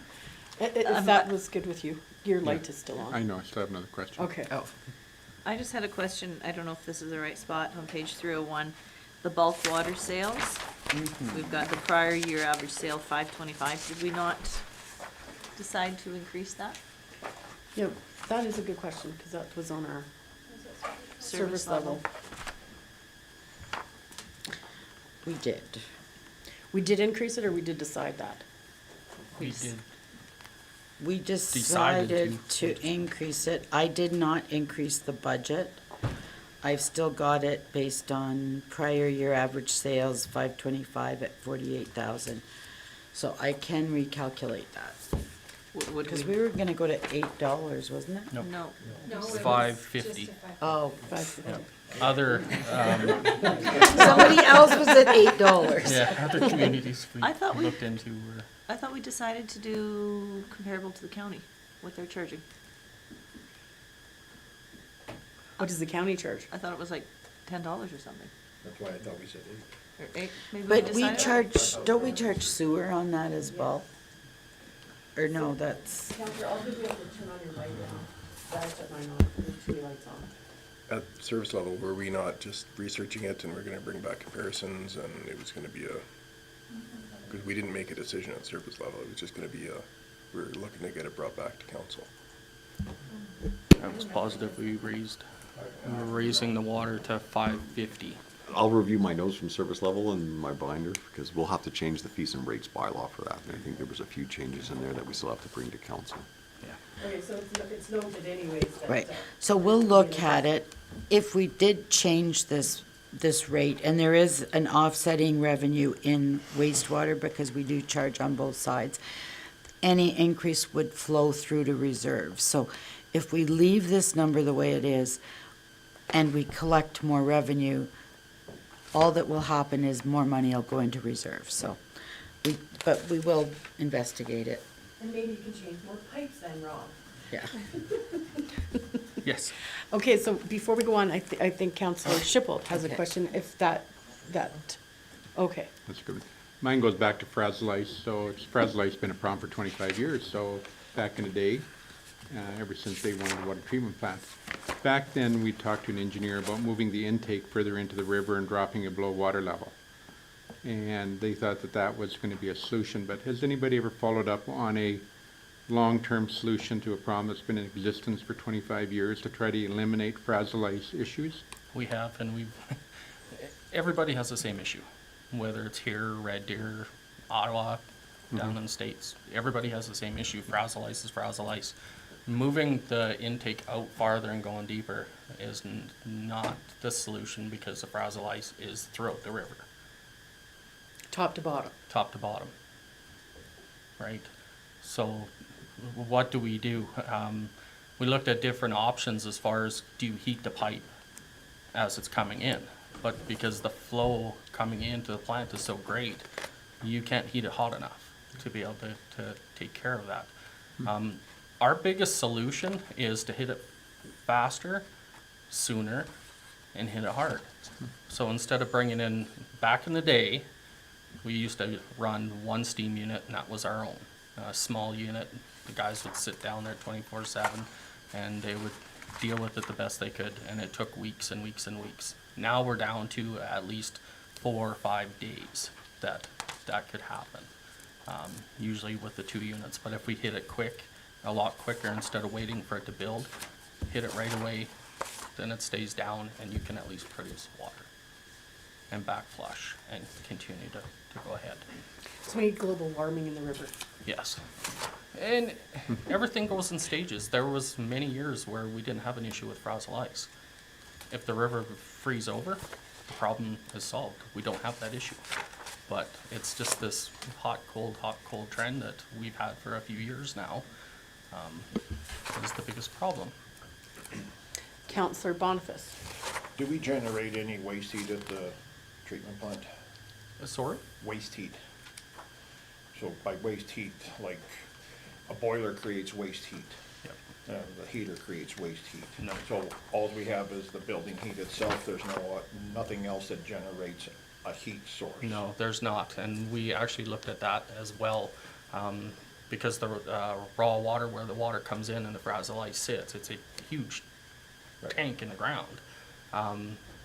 They put the big, huge Bunsen or Herman Nelsons or whatever in there, and all it does is blows the heat back up, because you cannot contain it in the hole, for one. And the other one is the issue of it changes the smell of the water because of the exhaust of the heat. So in the oil field, when they're taking, they take water out of the North Saskatchewan River to use for water flood systems. Mm-hmm. But it's a tube shell design where you have a 6-inch pipe inside a 12-inch pipe. And that heat is pushed through that on the outside, which heats that water flow coming in, which melts all the ice by the time it gets to the pumps and everything. So that's the only reason I was asking about waste heat, because it's all waste heat. Mhm. So there's no cost, it's just waste heat. Yeah. Okay. You also, we talked a year ago about a generator, and you mentioned that it just sits there and doesn't get used. But when it's needed, it's needed. Yes. So, I mean, we had talked about it, it's not in the budget. Was it decided that, it's It just is. not this year? No, it's in the budget. It's in the budget. I'm sorry, I missed Yeah. it then, I apologize. That'll be tomorrow. Okay, Yeah. Thank you very much. Saving Sorry, the I big jumped stuff. ahead. No, that's okay. So you do have a good memory. Yeah, if there was better options we could deal with this frazzle ice, we'd be all over it. It's just what is the most feasible for us right now. We're talking, like, if we were to do a system like that, like, you're getting an engineer involved in, it could be $1 million. Easy, right? And trying to do that out to the intake out in the river, it'd be crazy. But there's options. It's how deep are our pockets? Somebody would probably just run over it, right? Yeah, they would just hit it. Okay, so I think we're done with water. Everybody okay with water? I think so. So if we go to page 319, that is starting into our wastewater. Too many pages. So within wastewater, we've got lift stations, collection, and treatment. There's those 3 major components. So you'll see that our utility sales are showing, on page 319, we're showing them going up. And then expenses are going up, well, by exactly the same amount. Look at that. Probably because we balanced to 0.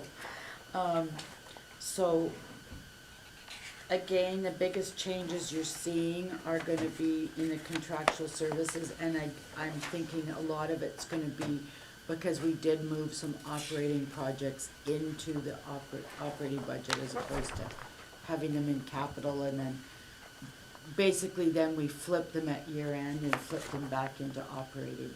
Is that the 2960 for 190,000 and then the 6,000 on that page 319? The 190 it's related to the transfers to capital. If you look at internal transfers, in 2022, there was 190. Yeah, And in 2023, I have 380. yeah.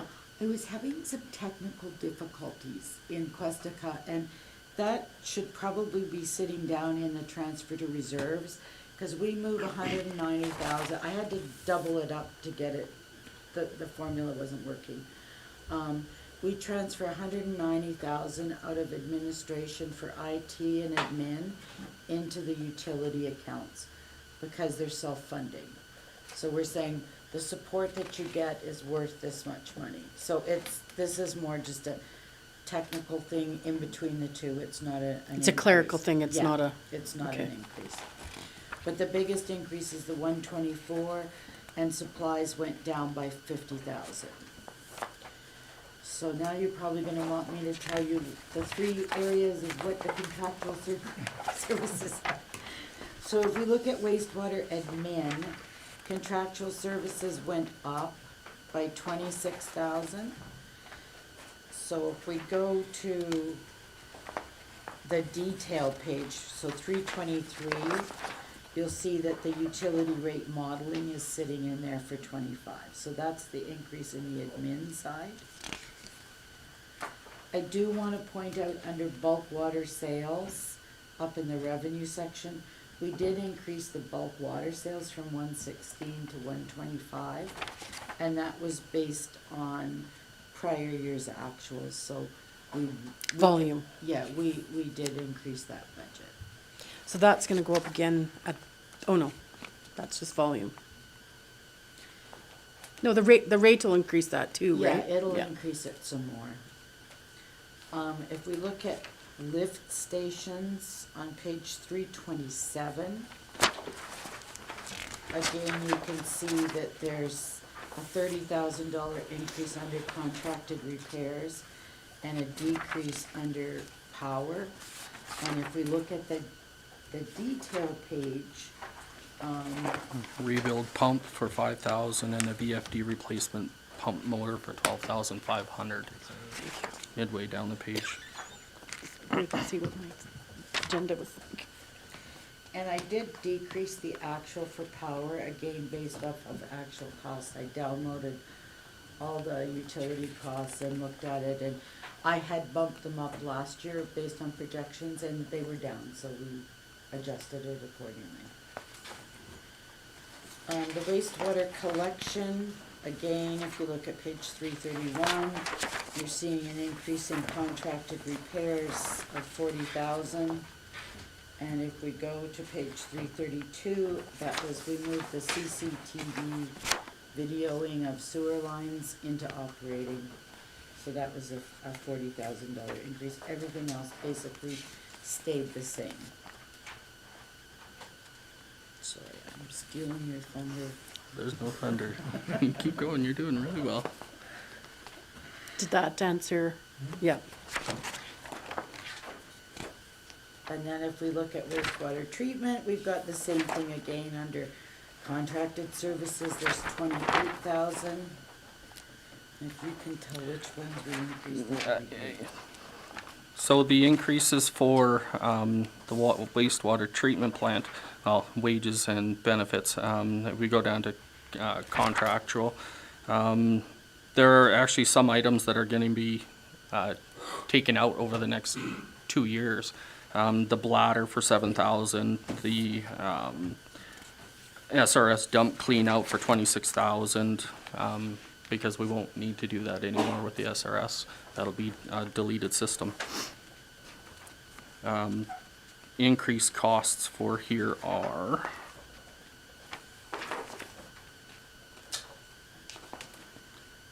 we added extra funding for the vegetation control, tree removals on the back north side of the property, and dam removal, beaver control. And there's also at the bottom of the page, you'll see there's the first payments that we're anticipating for the wastewater debenture. So on that, when I was at a seminar at probably RMA, or it doesn't matter what seminar I was at, they talked about staffing. So I don't see a big staffing budget for the wastewater treatment plant. Is that not coming online until 2024? Yes. So we're starting to pay for it in 2023, but it's not functioning until 2024? Is that, am I Like got paying that? for the plant? Yeah. Well, I see we're doing debenture payments, right, of $98,000. So it's gonna be constructed in 2023? Right. So we have to pay, like, progress payments to the contractor throughout 2023. Oh, But okay. it won't be operational until 2024. Because I was looking for operational Yeah. for that, because we started paying for it, but that makes sense now. Thank you. There was, I have circles on things, like A lot of moving parts in this budget, absolutely. Thank you so much. Okay, so now we're to our most fun department, the solid waste.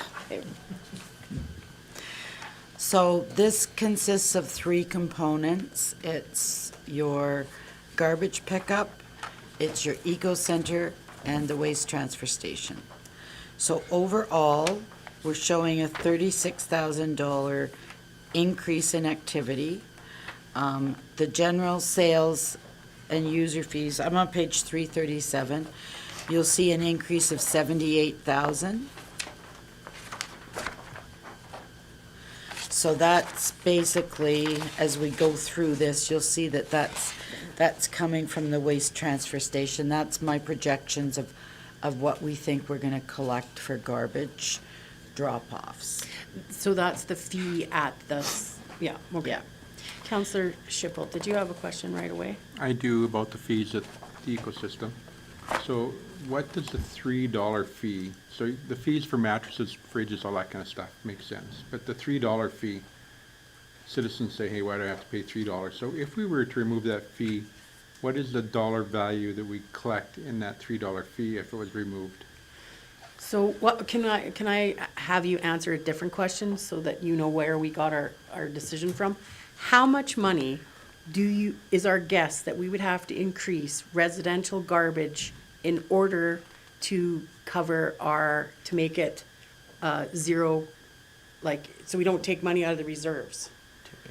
Because you had that number, that's why we decided on the $3.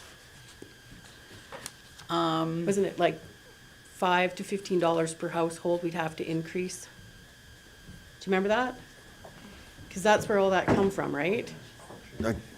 I can't quite recall that number, Your Worship, but one thing we noticed at the transfer station, that $3 fee, a lot of it's commercial users. So now they're paying a fee to dispose of their garbage at the eco center. And so where previously commercial users would just go in for free. But we have a card that you show them. Right. Yeah. And that card represents who you are. So if you don't have a residential card, if you have a commercial card, for example, you could still pay that fee. I'm just wondering, the residents are saying, hey, if you take one pickup a week away from me, so it's bi-monthly, and then you charge me $3 at the dump, why do you charge me $3 at the dump? What happens if we eliminate that $3 charge to the residents? For just residential. For residential. Okay. We don't have that number. I was saying I'm gonna try to see if we can split the eco cards so that we can track residential versus commercial usage. Somebody put the lights on. Just a comment, it was really interesting, and I mean, this topic could be discussed for hours, but when we first went to the bi-weekly pickup, and I do realize there was pushback and outcries, what was really interesting was we saved $6,000 in pickup costs, but the tonnage that we picked up in the month we went to biweekly was exactly the same. So virtually people's bins are fuller, but we're saving money because we're not picking it up every week. I do think there's a residual, and that's what I'd like to try to split out now of the users at the waste transfer station. I think the biggest band of them is probably commercial, who are using it for free, because now commercial businesses either have to have a bin, or they can, you know, if you're a smaller business and can't have a bin, they drop it off at the waste transfer. So there's inequities there because it's free, right? So we're making a group that probably should be pay. There is the smaller band of residual residential clients that, yes, if you go over your bin usage, you do pay. Overall, all of the three streams of pickup that we have between recycling, organics, and black bin, those three pickup streams, you can still put the same amount of garbage that you have out at your curb. We're just asking you to separate it. That's the biggest change. And I know it's been tough for some families, but it's really diverting the waste from the dump. Does that make, I don't know if I got that clear enough. Well, I'm gonna go to, can you shut your light off so she can turn hers on, because she was in line? And I want to go further to like where we got up for that number. So, like, because this is the decision that we all discussed was garbage has to cover itself. It can't come from property taxes, right? So we were in debt and pulling money out of reserves in order to fund garbage. So we had to come up with cost recovery, or everybody's rates would go up. And one of the assumptions we made is that commercial users were using residential cards to take their garbage, and we went to do a user pay system. And please jump in if I'm not explaining this right. We went to a user pay system so that anybody that was over and above residential, or anybody who's using their residential card for, say, commercial, but aren't reporting it that way. So even just having two cards isn't gonna work, because if I live in town and I have a business in town and I'm taking my business garbage to the dump and I'm using my residential card, so I don't have to pay for it. Do you see what we were doing? So we had, I don't know what the dollar amount was that we're trying to recoup with the $3, but we still aren't pulling all of it out, right? We're still 71 in the hole. Yeah, so, sorry, and I don't recall that, I'd have to dig through my files and stuff, but in 2022, we projected a deficit of 222,000 for solid waste, which we're gonna have to subsidize. It's dropped by $150,000 with the changes we've made. I think part of it is letting the system settle down, because we did make a lot of changes. Ultimately, we now have 3 streams curbside. So you can have exactly the same amount of garbage, you just have to spread it out. Otherwise, yeah, your black bin is gonna not close, right? And I think we're starting to capture the usage that's at the commercial level and identify that. Did you have a follow-up? Because then I'm gonna go to Councillor Hutchinson. Well, I did, because I'm not sure if I'm gonna get my answer or not. Okay. So my real question is, what does it cost us for if we removed a $3 fee that was strict, if we could capture the residential usage, what that number looks like? I mean, is it 10,000 a year or 250,000 a year? Okay, I've projected, based on our usage and sales fees that we've gotten this year so far, I projected that we're gonna generate about 78,000 in garbage collection fees at the waste transfer. That is gonna be split into residential and commercial. I can't tell you the portion that's residential. You're right, it might be 10,000, I doubt it would be 50. Does that include mattresses, fridges, and all the other stuff? That's just all. strictly the $3 fee. You're saying 78,000. So And 5,000 a month is what we're collecting there. It's 5,800. I just downloaded it and checked it. We're at 38,000 so far, and it's running around $6,000 a month. So we're collecting a lot of money. I'm really quite surprised. $200 a day, So, 70 people. But if you look at the sheet there, the sheet tells you that we still aren't yet, but we're getting so close to being break even, where we don't have to pull it out of reserves. Because is that not the law, that it has to be? it's not law, but it's, I'd say, best practice. Okay. And so, Counselor Hutchinson, if you're good now, go to that one. Two comments that go back to Dale. I look at it and I try and explain it to people. We used to only have 4 pickups a month. We now have, on our off seasons, 6 pickups a month. And it's just like Betty had said, we've now got, instead of putting it all in one, you've got your 3. And I thought that we discussed part of charging the fee was to promote the 3 streams that we have to use, that we wanted to encourage people to use the system as we've set out, because it is more service than what we had with just garbage. I just remember it needs to be a cost recovery so that we're, Counselor Boniface now. At convention, I spoke to a company that was at that trade show that dealt with garbage, both, a company like that picks up our recycle and our garbage and everything. They had said that other communities, I talked to them in length about how residents in our area weren't happy with the fees of the dump and everything else. They told me that other communities that they work for, it was a 4-year period before everybody accepted it as the normal. So, I mean, we've only been doing it really for a year. 6 months. 6 And I months. think, you know, we still got 3 more years basically at that rate before everybody kind of goes.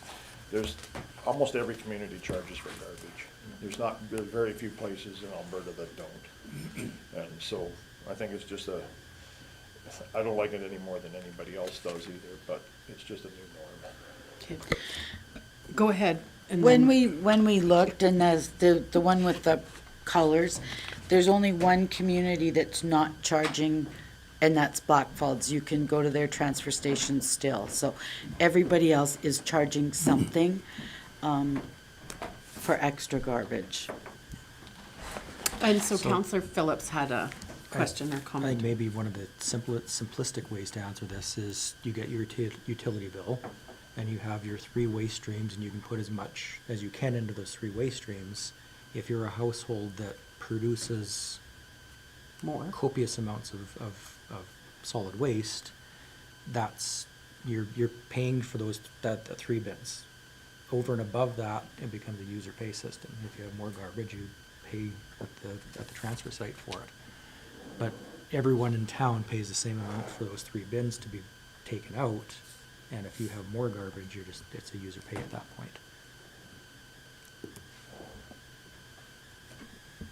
I think we understand that.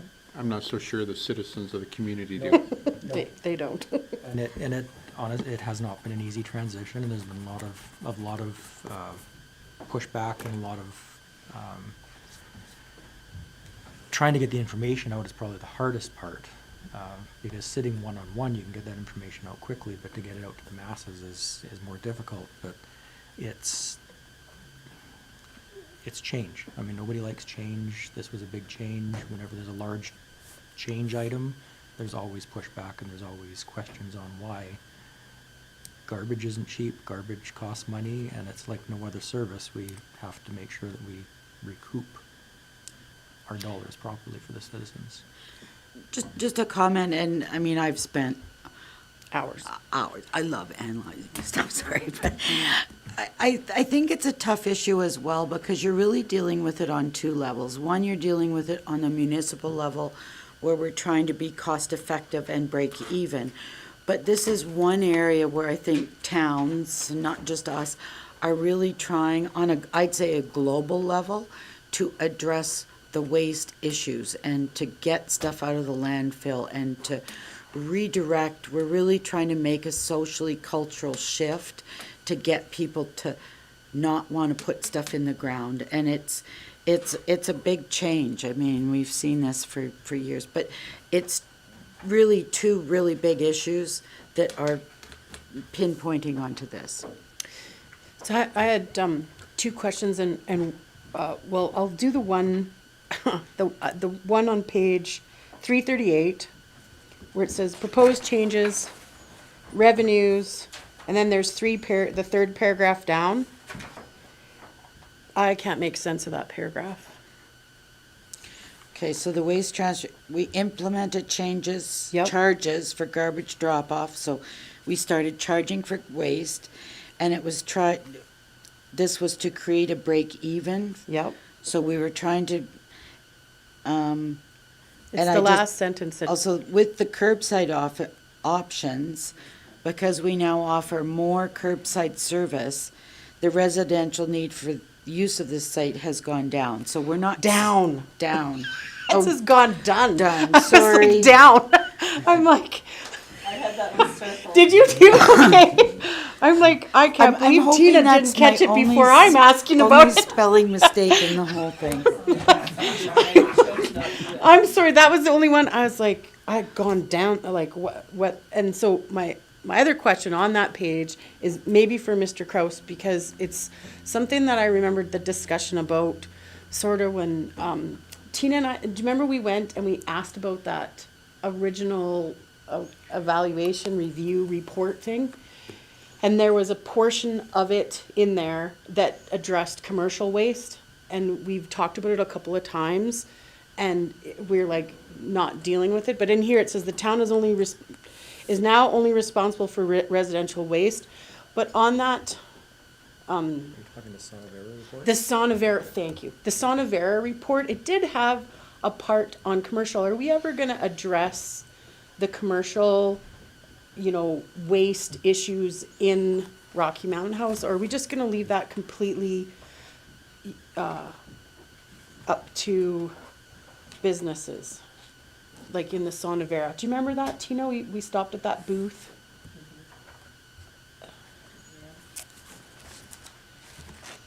It just because I highlighted the town is now only responsible for residential waste. And then because we're not collecting any commercial waste revenues on utility bills or anything like that. Didn't Sonavera have some recommendations for commercial, or is it sort of like a moot point at this? Mayor, I'm gonna have to review the report on waste. So what I recall from the report is suggestions that we provide like organics to commercial and stuff like that. Yeah. Oh, Are so- we? Yeah, that's So what not I'm. waste, but like organics. Well, it's sort of part and parcel, right? Because we're not doing organics for commercial businesses, like with green bins and things like No, that. we're not. We haven't ventured or explored that yet. If council wishes us to, we can. Okay, so it's just not, it would be a council discussion that we'd have to do? Because Yeah. I'm just thinking there's like a couple of apartment buildings that now are not being good stewards to the universe because they don't have a system for like green, blue, and black. They have a dumpster or whatever their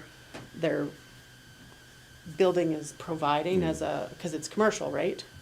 Yeah. Okay.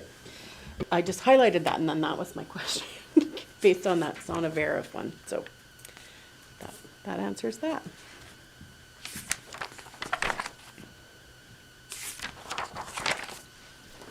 Carry on. Okay, so we were at the front of solid waste admin. So if we look at solid waste admin, if you go to page 340, and these are all kind of interrelated, but this is your garbage pickup. So the biggest changes to well, there's really very little changes to garbage pickup. The contracted services went down by about 15,000, and I have adjusted for our monthly pickups for the fees and then tippage. So it's just a combination. Sorry, I'm starting to get tired, I can tell. It's a combination. So when I recalculated everything, it basically went down a little bit. And you'll see that throughout because we've tracked the waste weight, the weights for all three streams and for the two sites, curbside and the station, and recalculated the hauling and tippage. And there's been definite shifts in each one.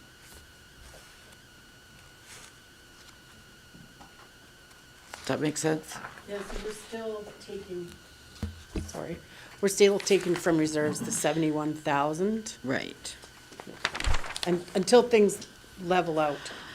It'd be nice to let it go, to have a full year of data. And I keep seeing, even the recycling, it keeps creeping up little by little as more people start to sort of get the hang of it and start going, oh, this isn't that bad, and diverting your stream. It is changing as we speak. The next one is the waste transfer station. Now, you will see between waste transfer and the eco center, if you look at the utility sales revenue, here it's showing a big decrease in revenue. The reason why was because last year when we took $10 out of the residential bill and allocated it between recycling and waste. And the year before, I didn't do as much in waste because it was most people are using the recycle. So I've split it 50-50 this year. It's arbitrary.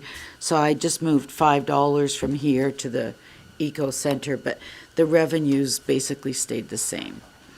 The contractual services for the waste transfer station went down, and that was mostly because the volume for tippage and hauling has decreased because we're not collecting as much. Yeah. Sorry, I got to do my side comment. It's the organics. We gave people green bins so that, if they do grass clippings or in the summer, it's busy because people are. But the drop off at the yard waste site has not decreased. And I'm like, why? Are people just cutting more grass? Or I don't know where that extra is coming from. Anyway, so the recycling depot, you'll see there's an increase in the utility sales because they just moved the money around. And then there was a decrease in the contractual services of 25,000, and that's based on the hauling and for the reduced recycling because we've diverted it over to the curbside pickup. I'm sorry, Councilor Schiffel is looking at me like the I'm sorry. light is on and I'm not paying attention, so. That's not a problem. When does a contract expire for the present people who pick up our garbage in town? Or do they renew it on an annual basis? No, it's a term contract, 2 more years. For the residential pickup, it's 2 more years. It was a 3-year contract with an option for extension of 2 years. He held his price for the next 2 years, so we extended the contract. And we're looking at, we also had some discussions about off-ramping because of EPR, Yeah. right? Yeah, I think EPR, we have to see how that unfolds for council. So in January, we'll have a presentation to council, and we'll see how that unfolds in the next year, where that is going to land.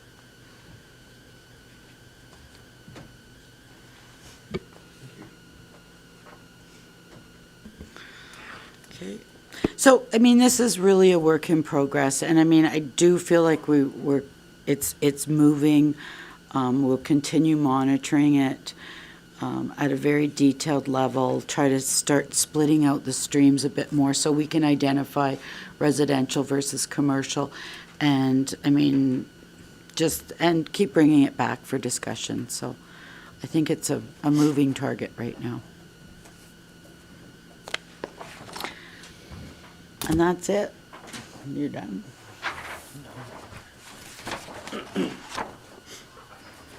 Social services. and the last cemetery. Oh, okay. So, Your Worship, I'm just gonna continue on or add on to, so we have two contracts with that contractor. One is the actual residential pickup, the curbside pickup, and the other is to operate the Eco Center. The Eco Center contract has 1 more year left in it.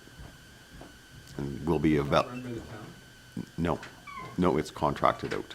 And we'll be evaluating that operation in 2023 to see if there's cost savings, whether we stay with a contractor or operate it ourselves.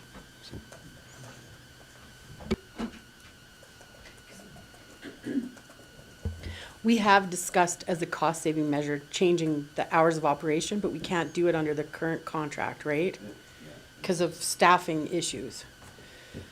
Because we were looking at anything we could to not charge for garbage. And so we're at the end of that. We're gonna move on to, social services, is that correct? Yep. Thank you so much, Rob. Debbie didn't know. Of course.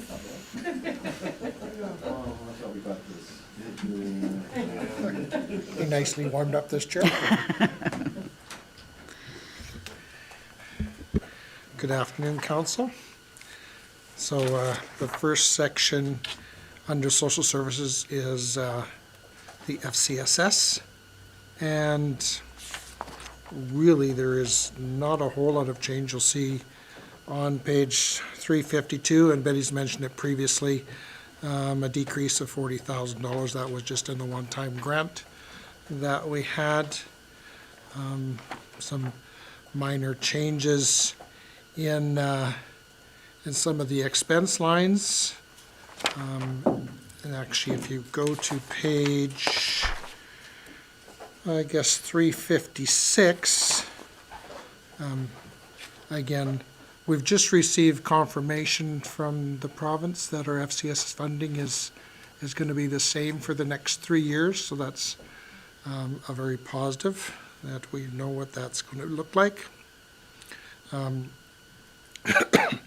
Some changes in from the salaries and benefits, actually going down a little bit. We're changing our hours for our managers, going from an 8-hour day to a 7-hour day starting in January, so that's a slight decrease in the salary side of things.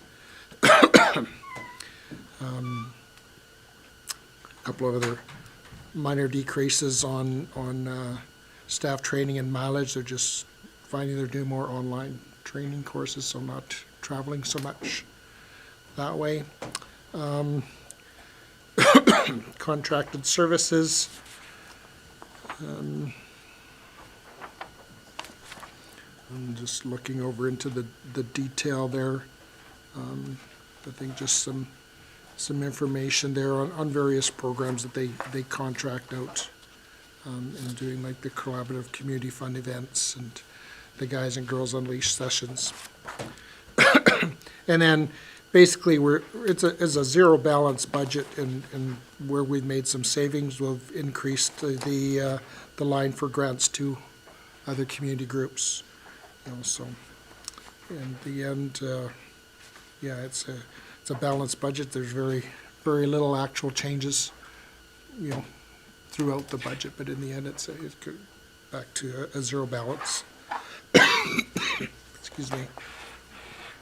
Not sure if you have any other questions about the FCS budget at this time. Just one comment, and we'll maybe hit it next. We did pull out the honorariums for the youth and the sort of the non-council members, because we had been recording them in there, and FCSS identified that those have to be paid by the town. So we've created another little cost center to put those in, just so that they're kept separate from the balanced budget. Yeah, they were identified as non-eligible funding honorariums, so.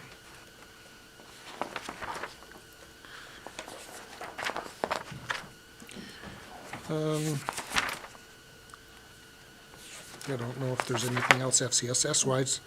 Betty, I'll let you talk about the medical buildings, and it's really not something that I've Okay. This one's, I mean, I don't know if you wanna say it, we own the building, we collect rental of $111,000, we bill the county, or we pay the county half, and we have some insurance, so it's pretty nominal activity. And Post House that's the upper floor at the next door. There's some subsidized housing. We've also been fortunate in that we've been able to rent out some of the additional space on the main floor, so there's 2 renters down there, so our revenue has gone up to 64,000, and then it's just basically some building maintenance. I have a really quick question. When does the debenture term end on the medical building? Because I see we're doing debenture interest. When is that term, is that on the capital asset thing? Mr. Swader.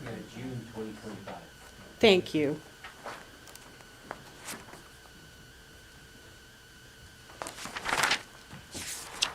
Sorry for the interruption. No, that's okay. And then there's a Post House building cost center, so that's the building maintenance, just, the security, plumbing, that's something that our building maintenance supervisor looks after. They go over, check it, and make sure if there's anything that needs to be done. And then the next one is cemetery. I'm gonna cover that one just because it's fairly nominal.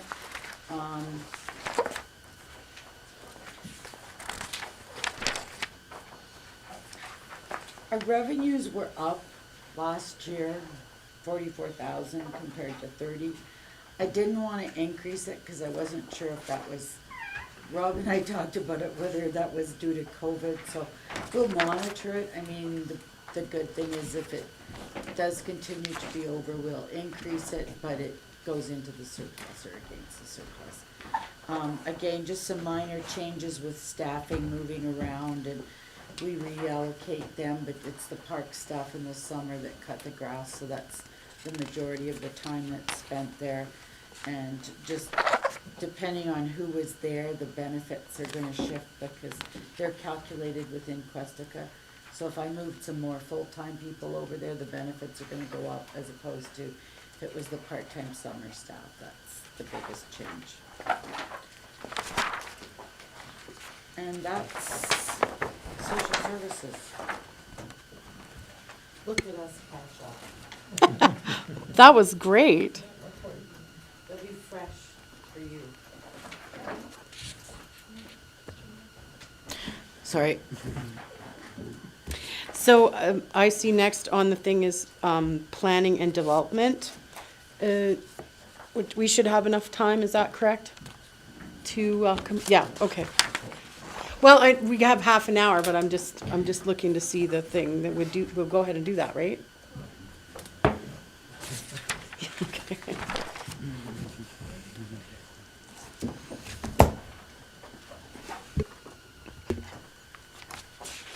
So in regards to planning and development, on page 389, gives you kind of the breakdown in regards to, we haven't really increased a whole lot of costs, mainly wages and benefits. We've gone up 21,000, but overall it's gone up 14,000. So we've cut a few costs here and there through the department. In regards to revenue, it's always a crystal ball. Of course, we want to have development excel within our community, but we try to be modest at the same time in regards to revenue. So overall, there's an increase of $14,000 within the planning and community development and MIN side of it. Any questions in regards to that section?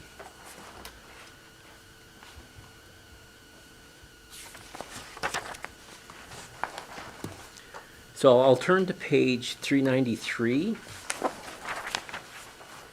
or 394. I'll go to 394. It breaks it down a little bit in regards to economic development budget. In regards to the revenue, there is cost sharing between the county and the town on projects. whether it's tourism or ECDev. We do cost sharing on that, so we do get revenue from the county on projects. Marketplace on main vendors, that's our annual 10 weeks during the summer, is part of the revenue there. Salary and wages, we do hire some students through the summer to work on Market on Main. So there's an additional salary there or wages. Not a whole lot has changed through the promotion contractual services section. It's more or less gone down, I think, $1,500 overall. We try to be active in the community, but also at trade shows, as well as magazines that will benefit the community as far as promotion of what we have to offer. From our ECDev strategy, we're going to concentrate on resident attraction and incentive program that we're working on, as well as the supply chain promotion.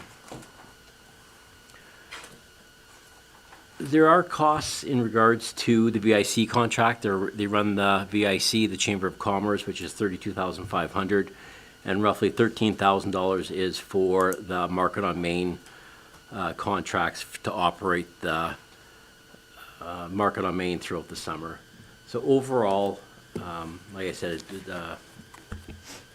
the costs have gone up $5,000 within that department. I see that Councillor Schipholt has a question there. So in the input survey that was done, there were several comments relative to the visitor guide, and if it should be going online versus paying the price that we pay for it. So- I don't know. I just seen that they made comments. So, Councillor Schippold, we've reduced the number of copies we've done over the years. Like when I first started back in the early, of course, social media was not as popular, and there was really websites were not there yet either. So, right now we bring in roughly 9,000 copies, which isn't enough at the end of the year. So people are picking them up, whether they're at the retail outlets throughout the community or at the VIC. We do send some out to other VICs throughout the province. I know it's old school, but there's still old school people out there that like to pick up and look at the paper copy of it. It's a minimum cost, $16,000, which is cost shared with the county as well on that. So it's roughly an $8,000 cost to the community to have a visitor's guide. Could that be something that could be subsidized by advertisements like a newspaper does? Like, so if you want to have a visitor's guide, then you put the Tamarack and the A&W and the, I don't know, the people that do horse rides and the glamping and the, different things to pay for that rather than taxpayers? Well, presently, they actually do pay the Mountaineer for the advertising. We just pay for extra copies that are required. But also, we do have pages of the map of the community in there, as well as our Market on Main promotion and that type of stuff. So actually, the advertisers are actually paying for their half a page or their column within that ad, or within that publication. I'm not saying that they're not. I'm Oh. asking if we could eliminate $16,000 by putting in more ads. Well, the Mountaineer, I guess, would, the Mountaineer is one that actually operates the visitor's guide. They actually put all the paperwork together and they go out and get the advertisers. They would have to increase their costs, I guess, at the end of the day to cover those expenses. Could it be a question we ask the Mountaineer? Hey, could you give us free advertising and increase the things, or give us a better deal? We have in the past as far as increasing, but of course their answer to us would be like, you may only have half the advertisers representing the community. Instead of having 80 tourism operators, you may only have 40. So is it showcasing Rocky and the area as best as possible? Maybe not. But also with Councillor Schippold, I'm not sure if I answered your question in regards to, it is online presently as well, through the Mountaineer, but also through our David Thompson Tourism Region website, but also the town and county's website as well. So.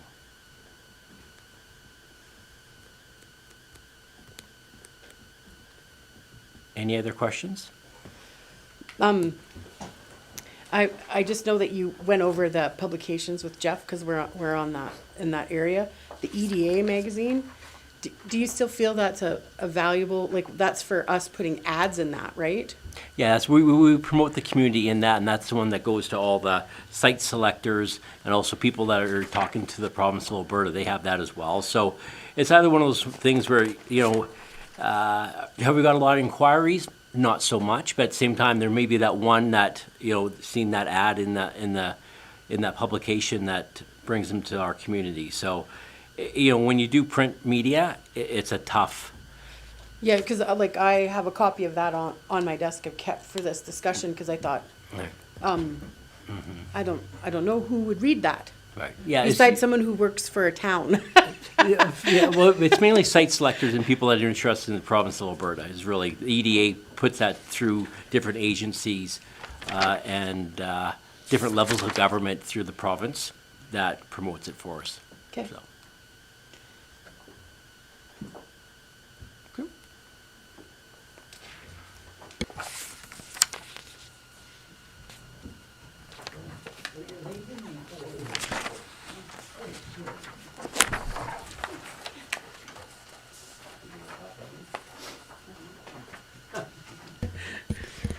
So on page 397, we do public lands and leases. There are parcels of land that we do lease to different companies, whether it's a sliver of land, this extension of their property, or they're crossing our property to access their property. So it hasn't really changed a whole lot because there's only so many pieces of extra land that we have out there for leases. But overall, we have decreased it, but I think that's due to the rental on the old rec building that we did last year for a soccer win, but also the $10,000 that Betty's collecting in her taxes as well. So there's roughly $28,000 that has decreased in that area for revenue. But we do sign agreements every 3 years with roughly 6 or 7 companies in our community that lease some land for either parking or extension of their property. I'm not sure if I've missed anything. No, that's it. Have those fees been reviewed as of late? Well, we do follow a policy in regards to so many cents per square foot for industrial and highway commercial, but it's been a while since we've addressed those. So that might be an opportunity for us to maybe look at it in 2023 in regards to whether it's the going rate or not. Like I say, we don't make a whole lot of money off some of them, like a couple $100 is max, but not saying adding a half a cent may increase our revenue, of course, but it's very minimal is what we charge them presently.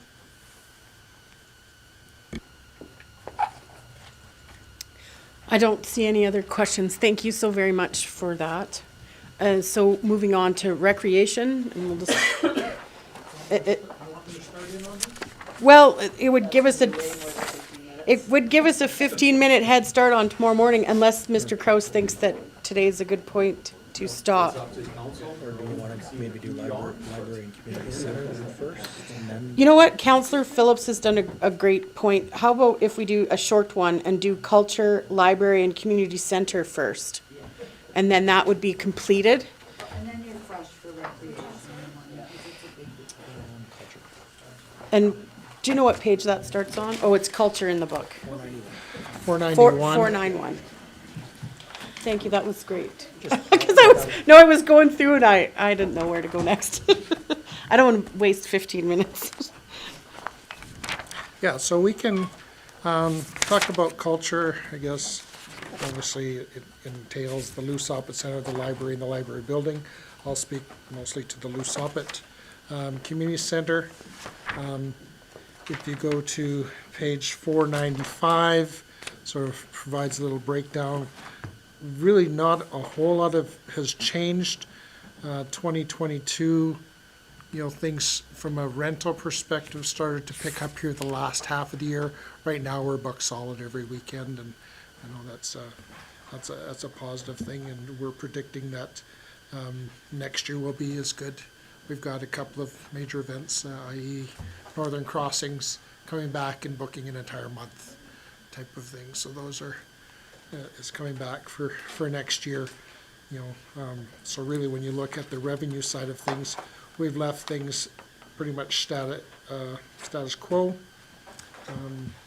I see I have a question already from Councillor Yes. Schifelt. I'm sorry, line 1900, miscellaneous, there was a significant drop from 360,000 down to 5,000. On Where- page 492, fifth line down, fourth line down.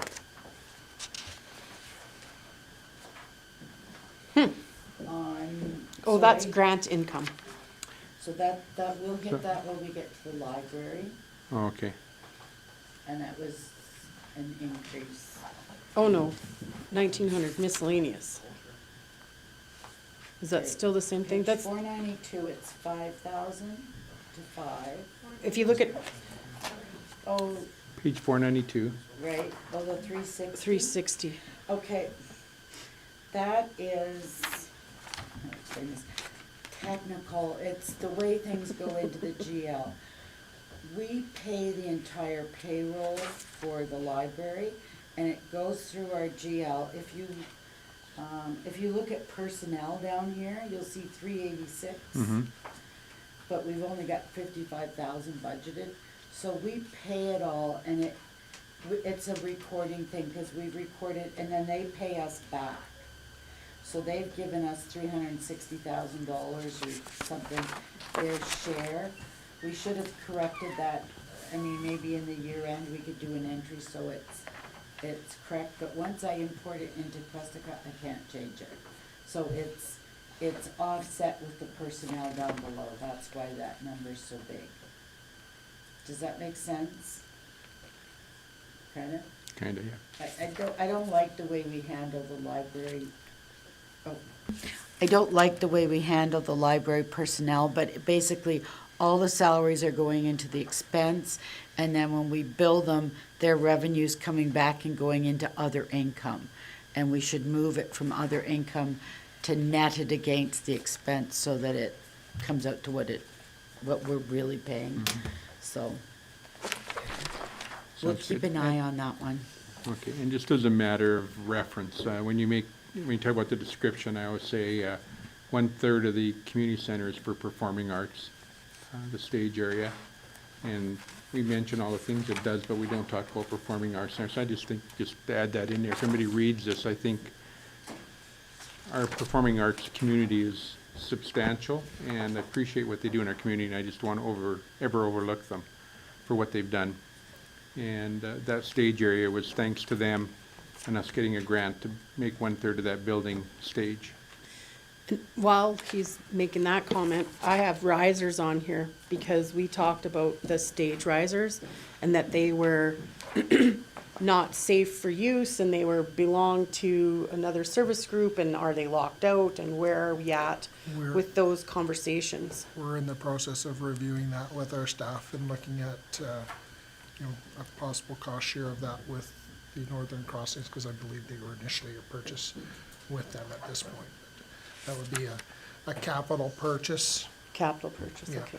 But we don't have it in this year's capital budget. Again, they haven't been used for a couple of years, so that's gonna be evaluated when we bring them out this year for their performances, and then we'll look at And the state that they're in. You are aware to do, they're aware to do safety checks, and we're not Oh, renting yes. them out to anybody in the meantime? Yeah, no, Yeah. our staff are helping with putting them together and that kind of stuff, make sure they are safe if they are being used. Thank you. Just had my note. Counselor Caprero. I just have a question on page 496. Under material and supplies, the first line, Christmas lights for tree display, 2,000, is that for outside? No, Or is that that's something different? decorations for inside. Okay. It is. Is it? Yes. Because I thought that amount we I moved that. increased to do Oh, a little okay. bit Sorry. more at service level. It was supposed to be 6. Yeah, that's what I Oh, thought. it's supposed to be 6. Okay. Okay, maybe it is Wes's. Well, I knew they do have, something for decorations for inside and those types of things. Yeah, we do have in saw there that somewhere else. replacing the stage curtains, a one-time expense. Yeah, Let me, Did we see that under operations? well, I talked 'Cause to I remember Rob. seeing Let that me look, somewhere. I might have moved it to parks. Because we were trying to Like- decide where it should belong. Oh, no. Let me look. Parks.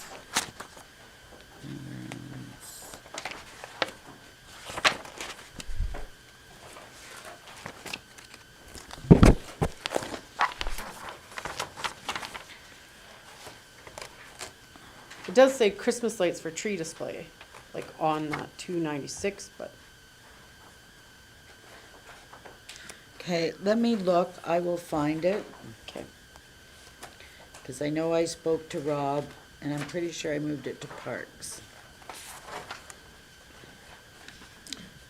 Yeah, but I do know that our staff are, for the lights that we have inside the hall and decorations and that, we do have a budget line item in there for them as well.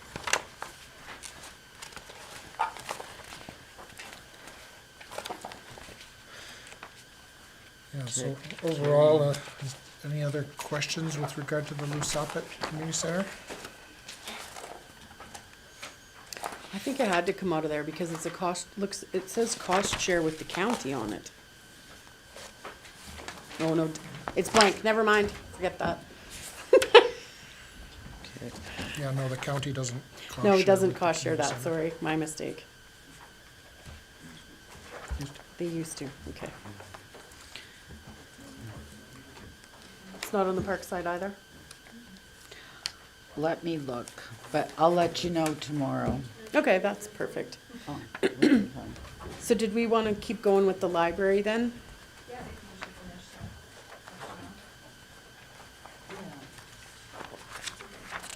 finish that. Good question, Marley.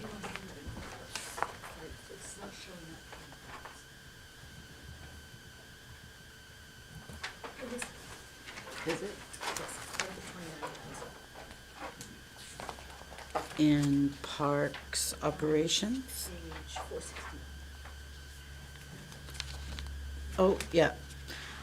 So the lights got moved from parks to page 461. We added the money from operations, and I believe I put another $2,000 in there, so that 29.5 under there is covering weed control, hanging baskets, danger trees, fencing, brushing, Christmas and Christmas decorations, so.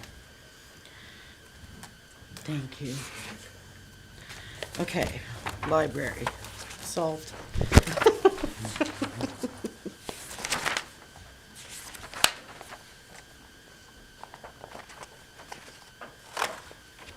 Do you want me to talk about library? Sure, yeah, I can. So basically, the library, well, this cost center is mostly just the grants. So their requisition to us this year went up slightly. The county pays for half of the library appropriation. So down under grants and transfers, it went up by 26,000, and the county's share increased by 15.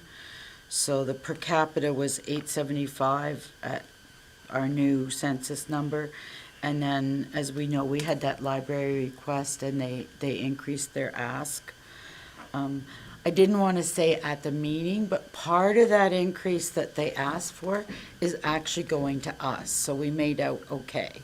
Because we increased the cost of our payroll service. We were charging them $1,000 a year, which doesn't even come close, so it's up to $6,000. So we're generating an additional $5,000 for ourselves to provide payroll services. Because we were gonna, excuse me, we were gonna have that final budget discussion to pass that here, and are you saying that it's a wash then? Am I not talking about it in the right spot? No, it's maybe just an explanation. So the libraries are kind of unique because they fall under the Libraries Act. So even though the municipality creates the library, by the act, they're required to have their own board and be pretty much its own entity.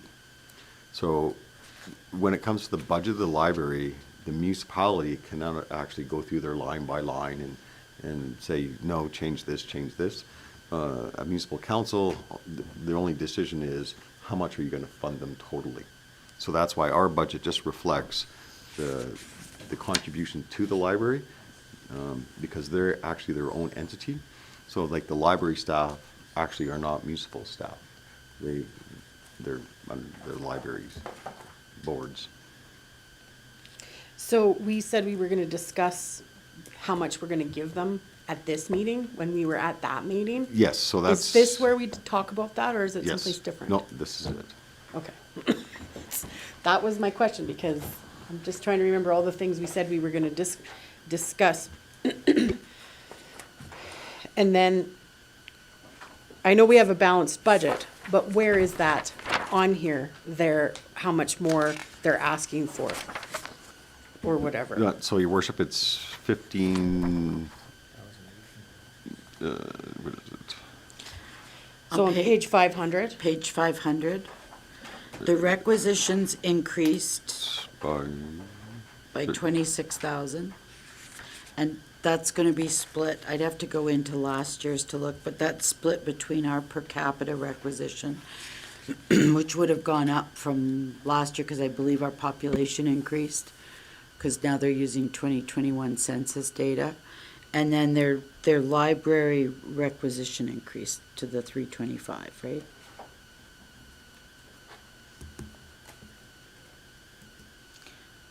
But half of that is paid for by the county because they pay for 50%.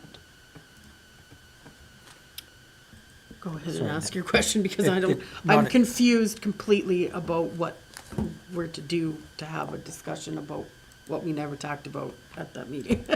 So out of the overall request, half goes to the town, half goes to the county, but out of the half that we're paying, the town is actually getting $5,000 to Right, so the, do the payroll. The- So then- we're paying more, but we're getting it on this side as well, so the Right. actual request is, if you skewed. look at page 500, so there's 4,800 for the building, so let's ignore that. So yeah, basically there's, the total increase for the library is 16,000 for the year, right, at the bottom. Okay. 4,800 of that is coming from building maintenance, so that's our cost. 10 of it is the net effect of all the changes between the two requisitions the library's given us, our per capita and the big one. But the big one, when he brought it, we increased our costs to them, so really you could subtract 5 out of there because we've got an extra 5 someplace else in the budget because we're getting more money for doing payroll for So them. really, we're $11,000 more in an ask. Right. Well, 6,000, because 5 of it was from the next cost center where we look at the library building. And we provide, the heat, the utilities, and then building maintenance, and that did go up slightly. So the ask from the library net effect was like another $6,000. Okay. I just am like, I know. I'm a little confused. So just before we move on, we're all okay with that? Because we said we were going to discuss it now, and we're just going to say yes and move on? Does anybody disagree with that? Okay, so then I've checked that box. Right? Well, when we say we're going to discuss it at budget, we should discuss it at budget. I don't know if it's on the same list as you have, Mr. Cruz. Your worship, you're right. I mean, was council discussion. It was, they asked for an increase, and I can't recall what we paid them or what the request was last year. But if you go to page 501, it says library request, it says for 2022, but that's 2023. It's 325,895. And really, that's where council's decision lies, whether they want to fund them that much. So, and that was what council was going to discuss Yeah. in budget. I'm just looking up last year so I can tell you in a second.